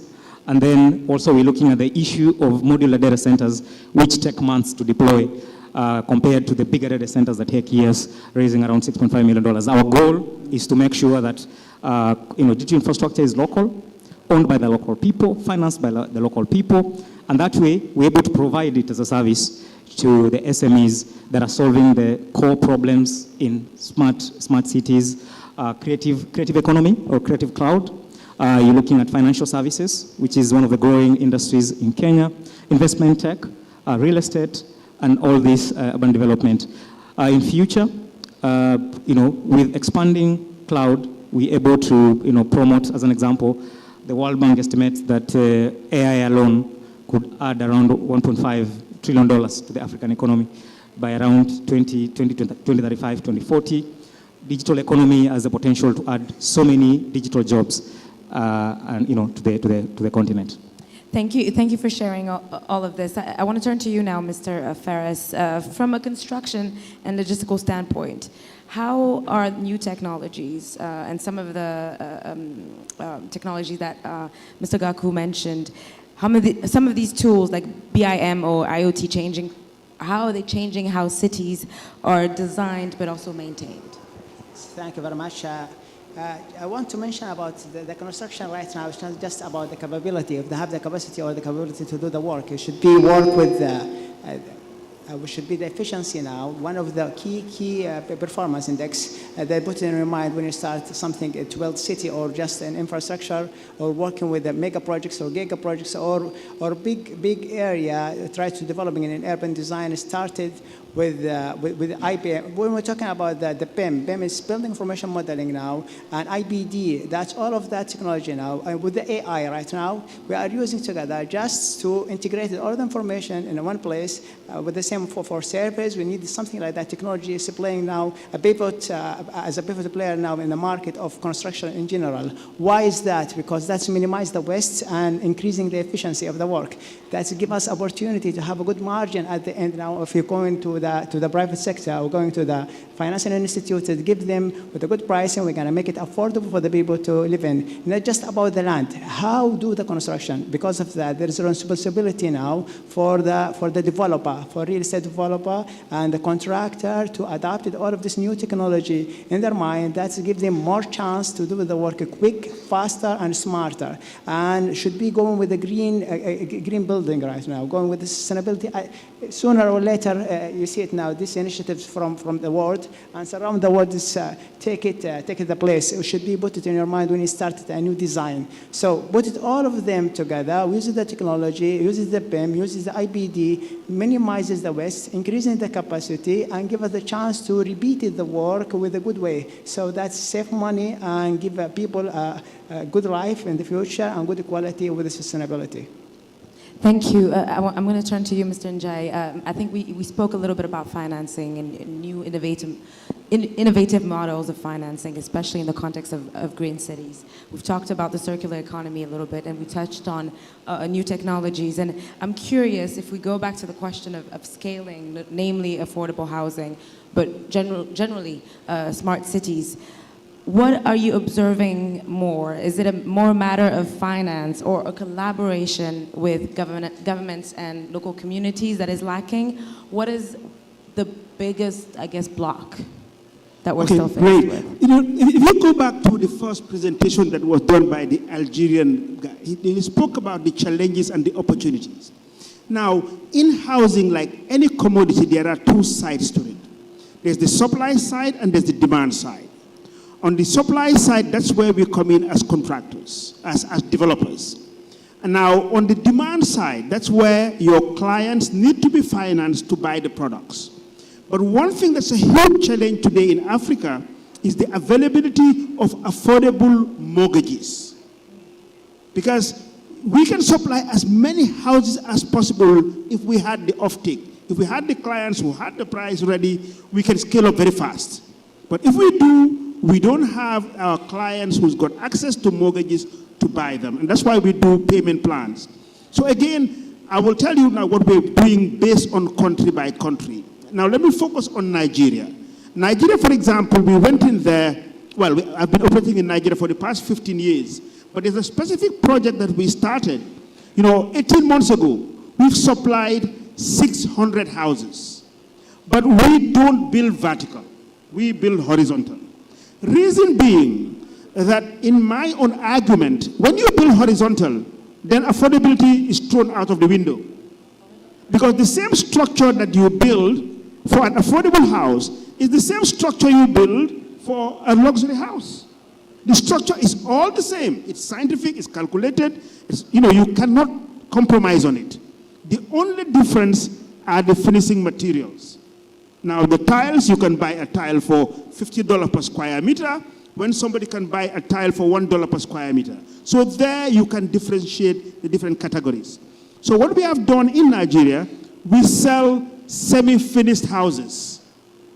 So we build horizontally, then we give you a house, semi-finished, but then give you the infrastructure.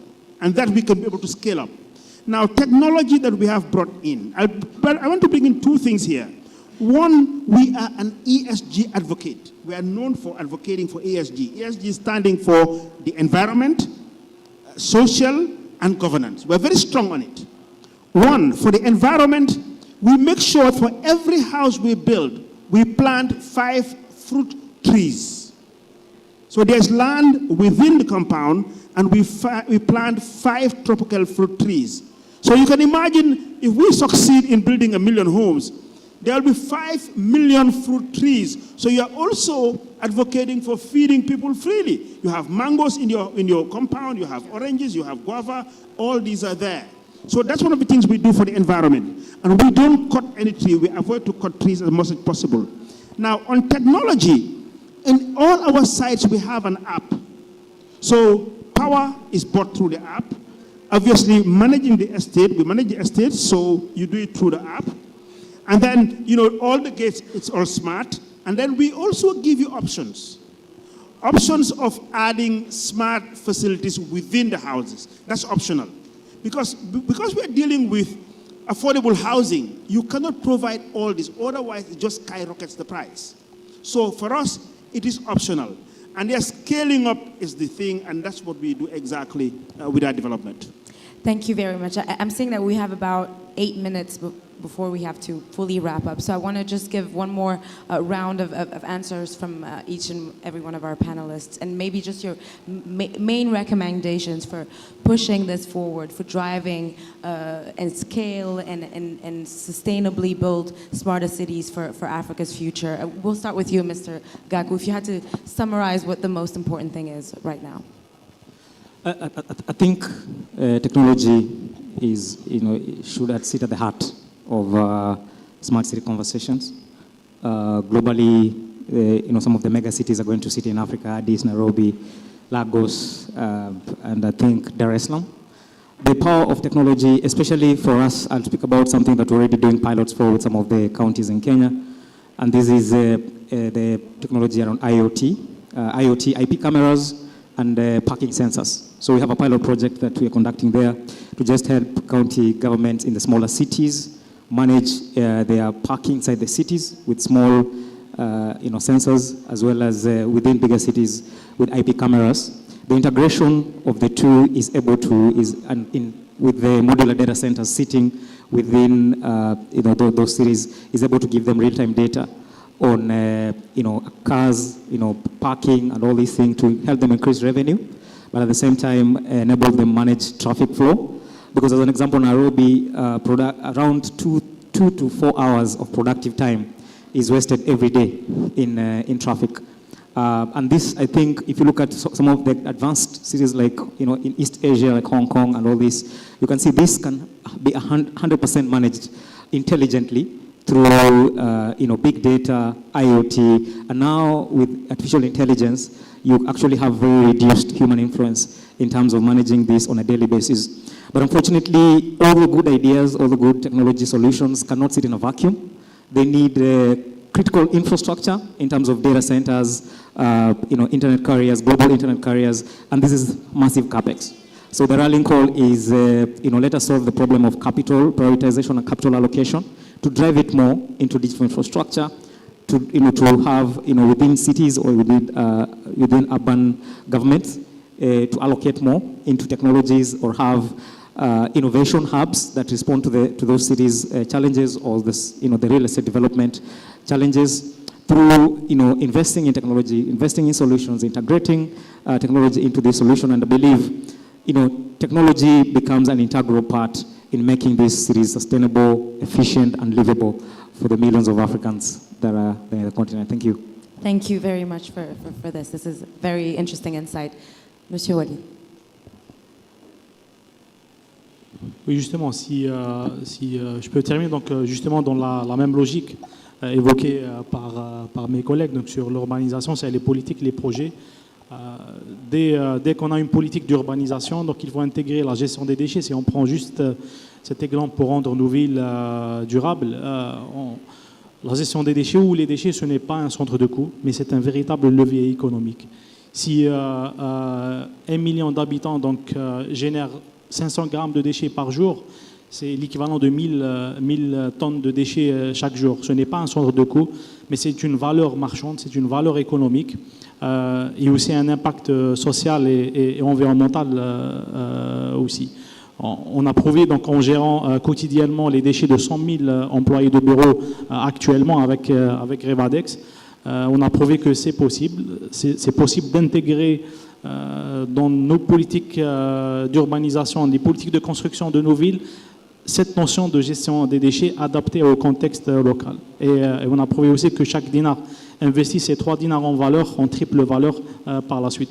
C'est ça donc notre petite expérience, un retour d'expérience par rapport à la gestion des déchets intégrée au quotidien de nos citoyens, de nos urbains en Afrique et nos métropoles. Merci, merci beaucoup à vous. Mr. Njai. Thank you. I mean, I'll try to summarize here, but what I will say is that there's a need to call for action. I mean, advocacy is good, it's excellent, we need to talk about it, but there's the need because, as I said, population growth is fast in Africa. By 2063, the population of Africa is going to double. So imagine where we're living now and the issue with land, what's going to happen in the next 38 years. It's here. That's number one. I mean, number two is the issue of data. I mean, I work with data. I work with data prior to doing any of my projects. And there's a common data that's going around which is not correct. And I want academia to come up with this. It is said that the housing deficit in Africa is about 51, 53 million. It's also said that the deficit in Nigeria is about 20 million. 20, okay, all the same. But so therefore, if you work that out, you'll see where I'm coming. Madam, where I'm coming in, if that's the case, I mean, 39% or about 37% of the housing deficit is in Nigeria. Okay, fine. But now, again, we do know that the population of Africa is 1.4 billion. And the population of Nigeria is still 230 million. That is 16% of the population. So the figures are not tying up. So if we take that 16% is 20 million, the deficit in Africa is 125 million. So we really need to collect as much correct data as possible to understand the current issue on housing deficit in Africa. Thank you. Well, thank you for this math lesson as well, Mr. Njai. That was very, very interesting, actually, to think about the discrepancy in data. We'll finish with you, Mr. Faris, and then Mrs. Akporji. Thank you very much. I think that's me, and we need a collaboration, as the doctor said now, between the financial institute, the governments, and the private sector. Same with academia. We should be working together because we have the same vision and the same goals. So collaboration, collaboration, collaboration.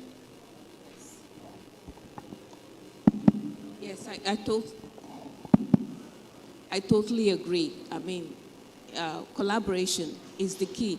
And you will always have these discrepancies in data figures.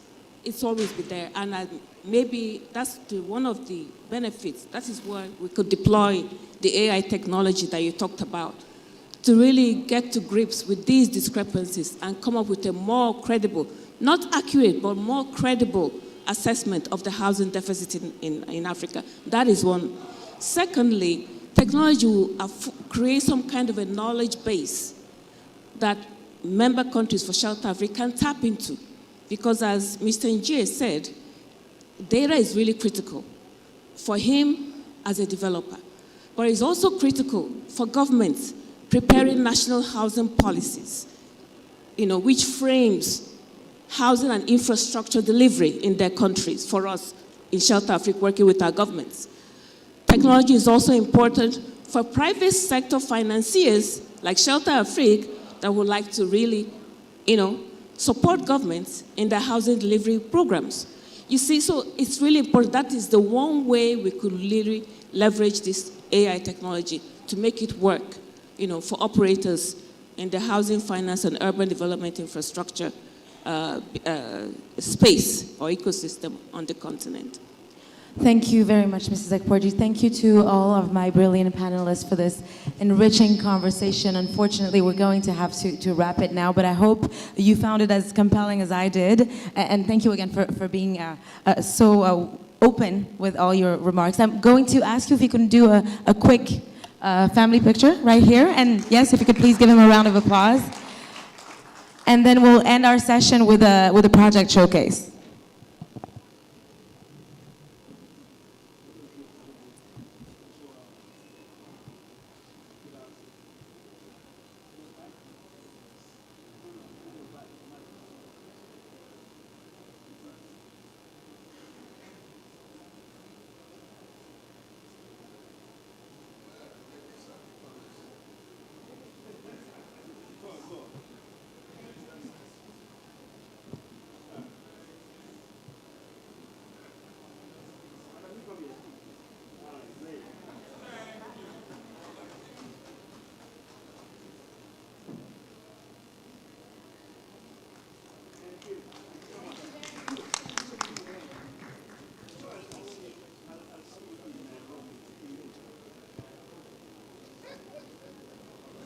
Thank you again to our panelists. We have about 15 minutes, a little bit less, 14 minutes before we have to close this session. So that means I'm not too bad with time, and I'm pretty proud. Without further ado, so we can keep to time, because after this, as you all know, we're moving into the plenary to finish investment forum. We have more of this program coming up in the main plenary. So without further ado, I'm going to welcome the presenter of the project showcase for urbanization, urban infrastructure. She is named Nadia Touil, Senior Deputy Director at Tunisia Foreign Investment Promotion Agency, and her project name is the Development of Tabarupa Project. Please, ladies and gentlemen, if we could please join your seats so we can have our presenter come on stage and have all your attention. Thank you. If you could please give her a round of applause. Thank you.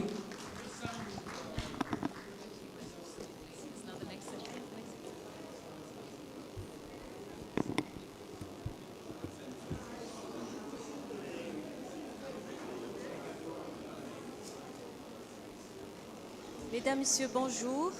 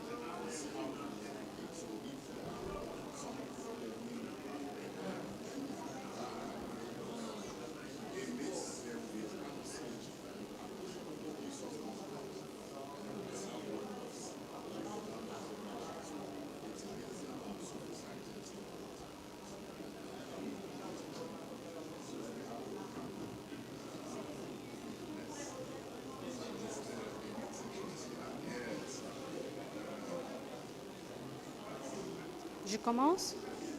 Okay. Mesdames, Messieurs, bonjour. Je suis Nadia Touil et j'ai l'honneur de représenter la FIPA, c'est l'Agence de promotion de l'investissement extérieur. La FIPA a pour mission principale d'attirer et faciliter les investissements étrangers en Tunisie, accompagner les investisseurs tout au long de leurs projets en Tunisie, promouvoir les atouts économiques et sectoriels du pays et mettre en place un cadre légal, administratif et sectoriel au pays et de ces régions. Aujourd'hui, je suis ravie de vous présenter le projet Taproura. C'est un projet stratégique pour le développement urbain, économique et touristique de la ville de Sfax, qui illustre parfaitement notre vision de l'investissement durable et innovant en Tunisie. Je commence par vous présenter la ville de Sfax. C'est l'un des principaux pôles de développement de la Tunisie, avec près d'1 million d'habitants et de plus de 7000 km², soit 5% du territoire tunisien. Son ouverture sur le Méditerranée, son port commercial majeur et son aéroport international en font un véritable carrefour économique. La région de Sfax aussi se distingue par la diversité et la vitalité de son tissu économique, que ce soit agricole, industriel, secteur des services, commerce et événements, et aussi l'enseignement supérieur. Cette combinaison d'atouts de la région de Sfax est un moteur économique, scientifique, culturel majeur pour la Tunisie. Le projet Taproura. La zone de Taprour est une extension du centre-ville de Sfax. Il couvre 420 hectares avec 6 km de littoral. Cette zone a été récupérée grâce à des opérations de dépollution et de requalification des côtes nord, offrant un emplacement stratégique pour le développement urbain du pays. La zone Taprour représente un potentiel unique pour devenir une ville méditerranéenne dédiée à la santé, au bien-être, au logement, au tourisme de congrès. Ces infrastructures permettront aussi de créer des services tout haut de gamme avec un raccordement facile au réseau essentiel. Le foncier disponible pour la région. Le projet Taproura a été confié à la Société d'études et d'aménagement des côtes nord de Sfax. C'est une société créée depuis 1985. Le patrimoine foncier, comme je viens de dire, donc de 420 hectares, a été constitué par récupération du domaine public maritime et acquisition des terrains du secteur privé. La société est une société anonyme avec 42% du capital public. La réalisation du projet a été pardon, je passe cette présentation. Les étapes, je passe aux étapes du projet. En premier lieu, comme je viens de dire, donc il y a été la dépollution et la réhabilitation des côtes nord de la zone de Sfax. Puis, il y a la création d'un espace d'expansion urbain avec une façade maritime moderne destinée à accueillir divers projets urbains, touristiques et de services. Donc, ce projet a pour objectif, et il nous permettra de créer un pôle urbain moderne et pluridisectoriel, mais multidisciplinaire à Sfax, renforcer la compétitivité de la ville à l'échelle méditerranéenne, améliorer la qualité de vie des habitants, attirer des investisseurs nationaux et étrangers donc pour le développement de la zone. Les perspectives, donc une perspective de générer environ 15 000 emplois directs et pour dynamiser le secteur touristique de Sfax. Donc, les étapes d'aménagement du terrain du projet a passé par 2 étapes. Donc, une première étape qui comprend la préparation, le suivi des études et l'exécution de travaux. Une deuxième étape, c'est le lancement des études de développement et la valorisation du terrain du projet. Voilà, comme vous voulez voir ici sur les photos, les différents travaux de réhabilitation, d'aménagement de la zone. Donc, les résultats ont conclu donc, la possibilité d'intégrer environ 25 000 logements, près de 70 000 habitants, créer un nouveau dynamisme économique à travers des espaces dédiés aux services, aux bureaux et au commerce, permettant la création de plus de 15 000 emplois directs et 45 000 emplois indirects. Le développement d'une zone de services touristiques, culturels, loisirs, un accueil estimé de plus de 13 000 lits, et promouvoir une approche environnementale exemplaire grâce à l'aménagement de 66 hectares de parcs et d'espaces verts. Donc, la zone Taproura sera conçue comme une ville des technologies de l'information et de la communication, une cité numérique dotée d'architecture et de formes urbaines innovantes. Ces bâtiments, ces infrastructures, ces équipements, ces voies de circulation, ces espaces publics se distingueront par leur intelligence et leur durabilité. Donc, la phase actuelle, c'est une phase de conception et de modélisation, prise en compte des indicateurs de recherche et de perspective en collaboration des universités, des entreprises privées, des autorités locales. Et notre axe principal, c'est l'intelligence artificielle, l'Internet des objets et la durabilité. C'est une ville intelligente et durable. Quelques axes d'investissement pour le développement de la zone. Il y a le volet tourisme et loisirs et l'immobilier. Pour le tourisme, on vise le tourisme d'affaires et conférences, le tourisme médical et le loisir et la détente. Pour l'immobilier, c'est l'immobilier résidentiel et commercial.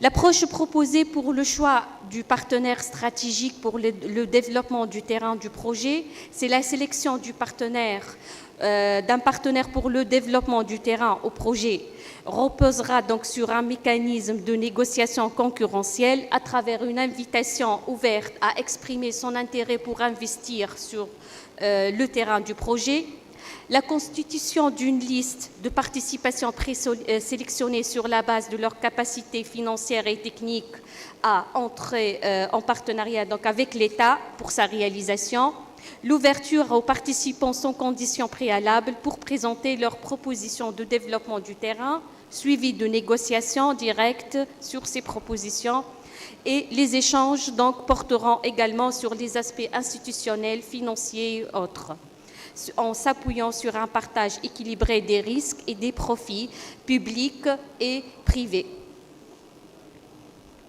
Merci pour votre attention.